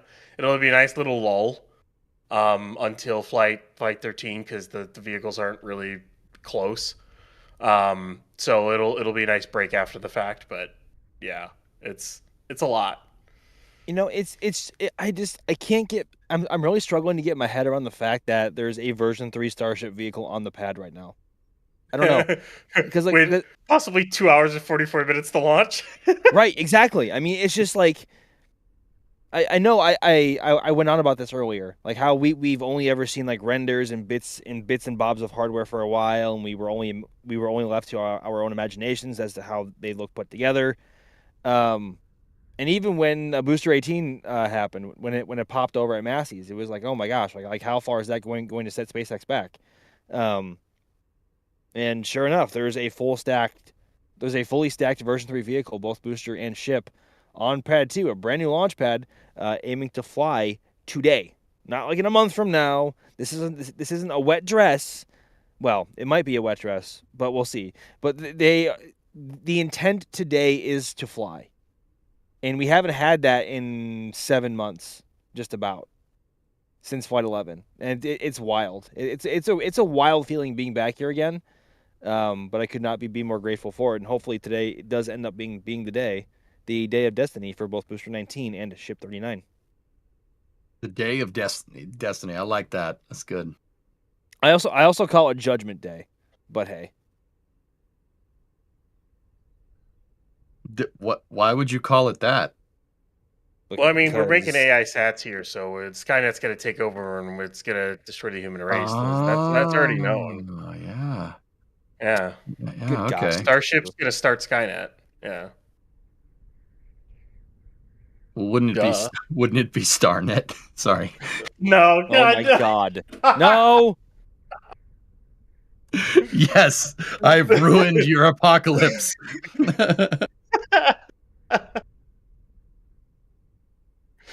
Oh my goodness. Boy. Oh man. All right. I got a question from Tom T. Ray here. It's not a question, but more of a statement that I'm going to make into a question. The first HLS can be named a Heart of Gold. I wouldn't mind that. That is in line with prior SpaceX naming conventions. Ryan, what would you name the first HLS? You know what that name's going to be. Just take a guess. Pillar of Autumn. You know, here's the funny thing is, I was going to say Enterprise, but the more I think about it, I'm like, I have a lot of good ship names like Yorktown, Lexington, Intrepid, Yes. Enterprise, Pillar of Autumn, the Forward Unto Dawn, the Normandy. In Emberclad. Yeah, and Emberclad's a good one. We can go with oh man, I could just like We Break for Nobody. That's a good one. Hey, that's my vote. That's I like my vote. that. We Break for Nobody. Yep. The Rocinante, the Rossi. That's the Tachi. Thank you very much. There's the Tachi. We can name one the Tachi, name one the Rocinante. No. That was the name that was bestowed upon the Tachi by dissidents. The Donager. The Notager. Yeah, now we're talking. I mean, Voyager, the Defiant. I could just keep going and going. There's a bunch of good ones. There's a lot of really good ship names out there you can put on it, and I hope, like Integrity is a good one. I mean, Endurance. I mean, I mean, Discovery, Atlantis, Endeavor, Columbia, Challenger. But I mean, come on, like, there's a lot of good like sci-fi names out there. I really hope they use. A lot of people in chat are saying legitimate salvage. You know what they got a word for that, guys. It's called stealing. Oh my God. All right, anyway, Max, go. I have one, and I hope you both get this one. I would name the first ever lunar starship Jeff. My name's That's Jeff. good. What? No. No. You don't watch Top Gear, do you? No, I got Hammerhead that Eagle from Eye 21. Thrust. I got that from what was it? 22 Jump Street, I think it was. Also, my name's Jeff. Yeah. Also, my name Jeff. But no, Jeff was the electric car that the Top Gear trio made well over a decade ago now, and the name just Jeff just stuck out to me like a sore thumb. I don't know. Yep. Yup, Sure. Hammerhead Eagle Great Eye choice. Thrust. Yep. Eagle Hammerhead Eye Thrust. Gideon's whatever it Hammer, was. that's a good one. The Agamemnon. Yep. Agamemnon. I mean, the Odyssey, the Daedalus. Odysseus. The Apollo, well, the ships, and Prometheus, the ships from Stargate. Charlie Hey, Brown. we're gonna need a lot of starships, so we're gonna need a lot of ship names. That's all I'm saying. Right. We need a big list. There's a lot of good Star Trek names out there to use. I mean, I think a lot of the old like carrier names are cool, like Yorktown, Lexington, Intrepid, Essex. Antietam is pretty good. Antietam, Ticonderoga. Like there's Valley a lot of Forge, really good. baby. Yeah, Valley Forge. USS Bunker Hill. Gettysburg. Yeah. Well, I don't think there was a carrier. There's we just named one. You could just name one the USS Samuel B. Roberts, or and nickname it the Sammy B, or USS Johnston. I don't know. Dude, are you making Laffy? Are you making the Galactica, the Pegasus, the Trident, I'm in the middle of a Battlestar Galactica rewatch, so. Did I hear the Samuel B. Roberts and the Johnston? Did I hear some Taffy yes, 3? you did. Taffy 3 Yes, references? Yes. You Good did. for you. I'm impressed, man. Good for you. If you know, you know. The USS Gambier Bay, the USS San Lo, the USS what is it? I'm trying to remember the other destroyers in that group off the top of my head now. What about naming it after? So, I know you guys like your aircraft carriers. I get that, but obviously, spacecraft with people on board are pressure vessels, right? So why not name them after submarines? Well, subs a lot of times are like cities or states. Like when you go to the Los Angeles class, like you could do the Archerfish. Gato. One you could do. Yeah. Just don't do it the way the Germans did it. Like U-125. No, we don't really need that. HLS, SN, whatever. Yeah, nah. Yeah, USS Seawolf, USS there's so many good ones. Sorry, guys, this is not Ship 39. This is V3 SN1. Oh God, no, burn it with fire. No. What were you just saying about alphanumeric names, Ryan, and how they sucked? Exactly.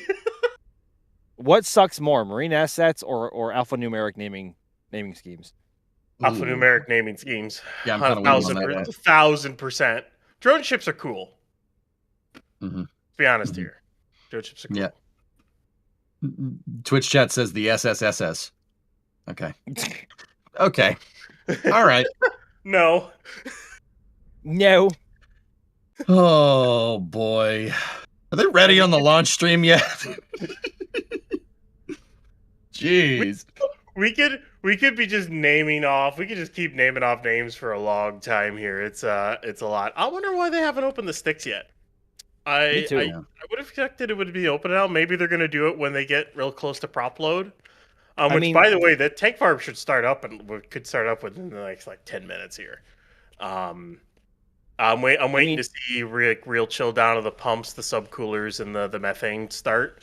I would not be surprised if that happens within the next 10 to 15 minutes here. So we're getting real close. Which is it's also rawr. It's also worth noting that the chopsticks could be opening at literally any point. There's no if they don't open the sticks by X or Y time, then they'll stand down for the day. I mean, obviously before T0, duh.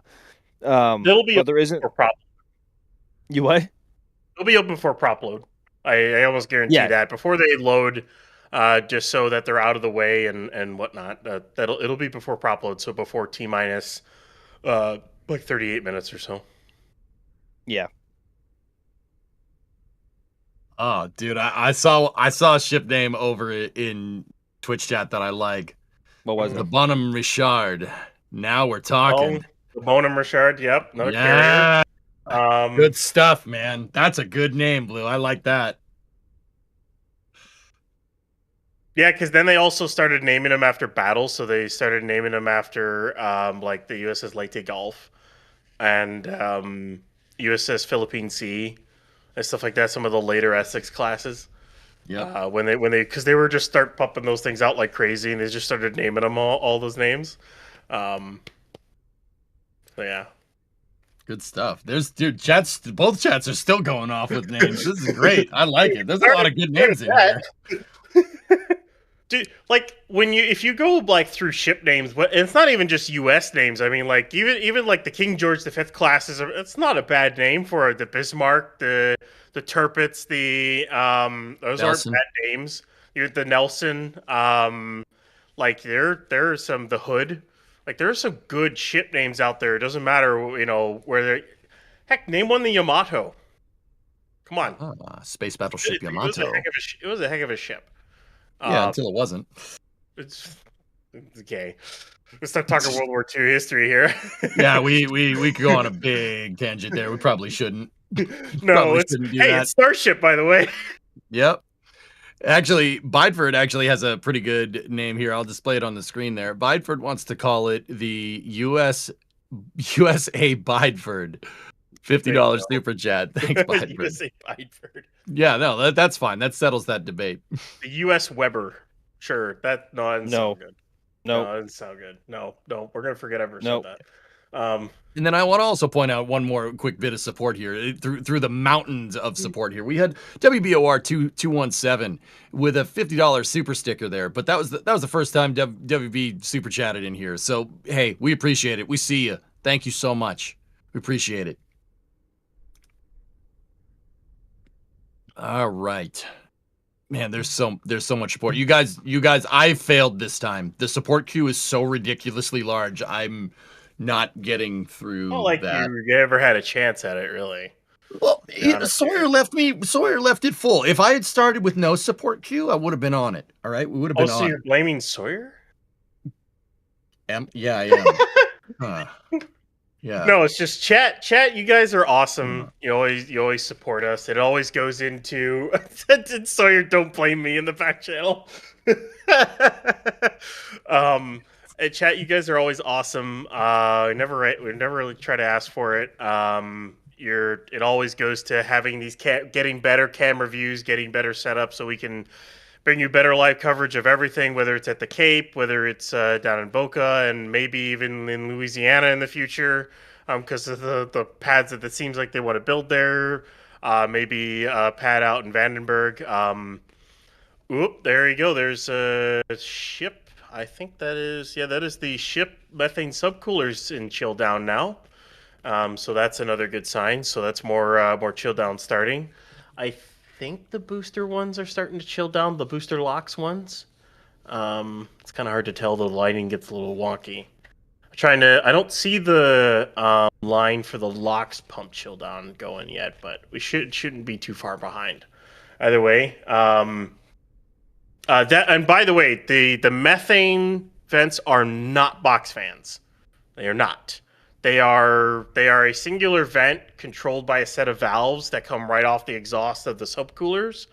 And the valves are there so they can control the pressure of the nitrogen exhaust out, which helps them control the pressure inside the subcooler, and which in turn helps them control the temperature that they want to keep the methane at. So the methane ones are a little bit different design than, say, the LOX one. The LOX run into a box fan. The methane ones are just vents.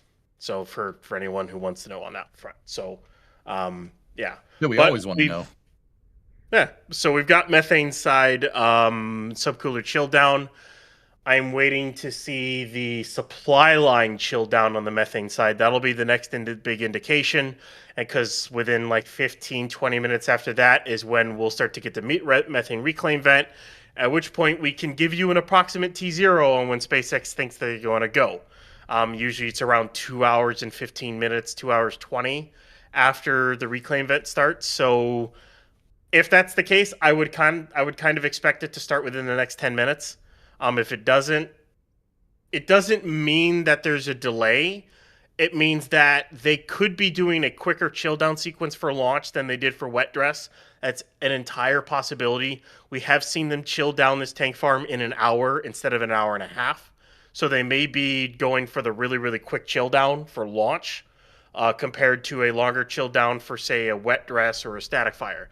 So just because the methane reclaim vent hasn't started at like 2 hours and 20 minutes or even right at 2 hours, it could start at it could start at like 1 hours 40 minutes T minus, and they could still make the window. They could still make the opening of the window because we have seen them chill down this tank farm in an hour. They did it on the booster wet dress rehearsal that they did. So it's a chance that they could do it for launch. So it's something to watch out for. So my prediction of them chilling down at like T minus 220 could be wrong because they could be going for a faster chill down, which means maybe like T minus 145 or 150. So we'll have to wait and see. But either way, they are chilling down the subcoolers for the methane side. So we're just going to have to keep and watch for more vents and more frosty pipes as they continue going down. So they're still going. Haven't heard anything otherwise. I'll just say that. And I think weather doesn't look too bad. I have to look back at that cell that I was tracking before. Which, that's really, really good news. That cell decided to dissipate and go southeast. So Amazing. I do not see anything tracking towards Starbase anymore unless something forms. I think we're good. We might be good. Might be an optimistic. I like it. Yes. Right? I'm looking at the radar myself right now, and it looks really good. Very promising. It just feels so good. It feels so good hearing those getting- words. It's feeling real. Is it? And you know it what, feeling guys? Real here, like it's. I'm looking out and around my windows right now, and I'm seeing a lot more blue sky. I do have to say. I like to hear that. I like to hear that. There we go. That's that set of clouds off to the west there. You can just see them just dissipate away. Yeah, baby. That's what Let's we like go. to see. That's what we like to see. All right, so we got some positive trends here for a launch. So once again, we are T minus 2 hours, 27 minutes, and 15 seconds out from the opening of the window for Starship Flight 12. Starship Flight 12 is the first launch of the newest version of the booster ship and launch pad. This is a brand new pad, brand new booster design.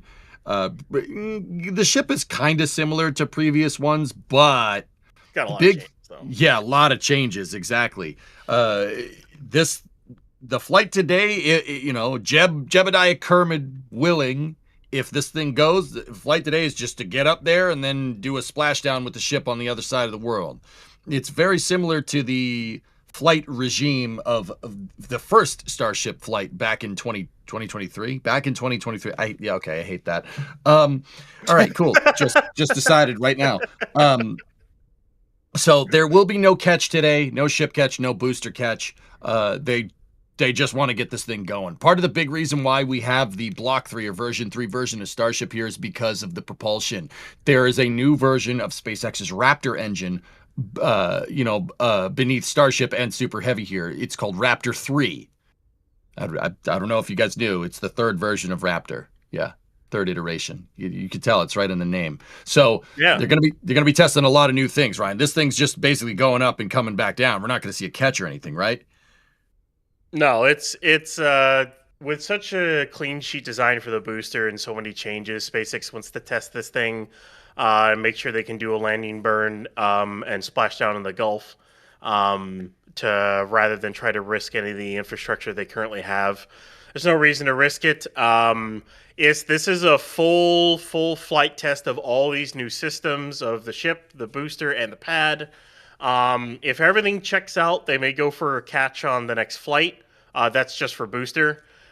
If both flights go perfectly, then the earliest we could possibly expect a ship catch, from what we can tell and from what we've heard, would be ship 41 on flight 14, assuming 41 flies out of Starbase. We'll just go with that. And maybe 42 is the first one. And wouldn't that be awesome if ship 42 is the first one to be caught and goes in the rocket garden as the ultimate answer to universe, life, and everything? Don't forget to bring a towel. Right. And either way, yeah, there's a lot of exciting things happening. I think I'm trying to see if LOX chill down is really underway here. I don't really see trying to see if the LOX subcoolers are going right now, but I don't think they are at the moment. But either way, methane side methane side subcoolers are chilling down, but not the methane side supply line. So they're kind of slowly going here, but as I said before, they could just kick into gear pretty quickly and they can chill this down quick. So cool. All right. Well, on that note, it doesn't look like we're going to get to the next point here, because we are going to hand it over to the launch team here in the main launch stream. Once again, I know people are asking, like, why'd you split up the VOD? Well, we split it up so, because you can't do a full 12-hour VOD on YouTube. So we split it up between, Stakeout stream and the launch stream. So, Ryan, thank you for being with us. We appreciate you. It's a pleasure as always, and I think I'll see you guys a little bit later on. Cool. Max, thank you very, very much for being here. A pleasure as always, everyone. Thank you very much for coming to hang out with us. Version 3 has been a long time coming, so enjoy the proper launch coverage we have coming up, and hopefully a launch in just about 2.5 hours' time. And once again, I am your master of ceremonies for the Stakeout stream, Mr. Eric Johnson, Space Administration, EJ_SA. I stream on Twitch, and thank you very much for having me here. I appreciate it. I know it's a privilege. We are going to hand you guys off to the launch stream. I bid you adieu, and enjoy the launch coverage.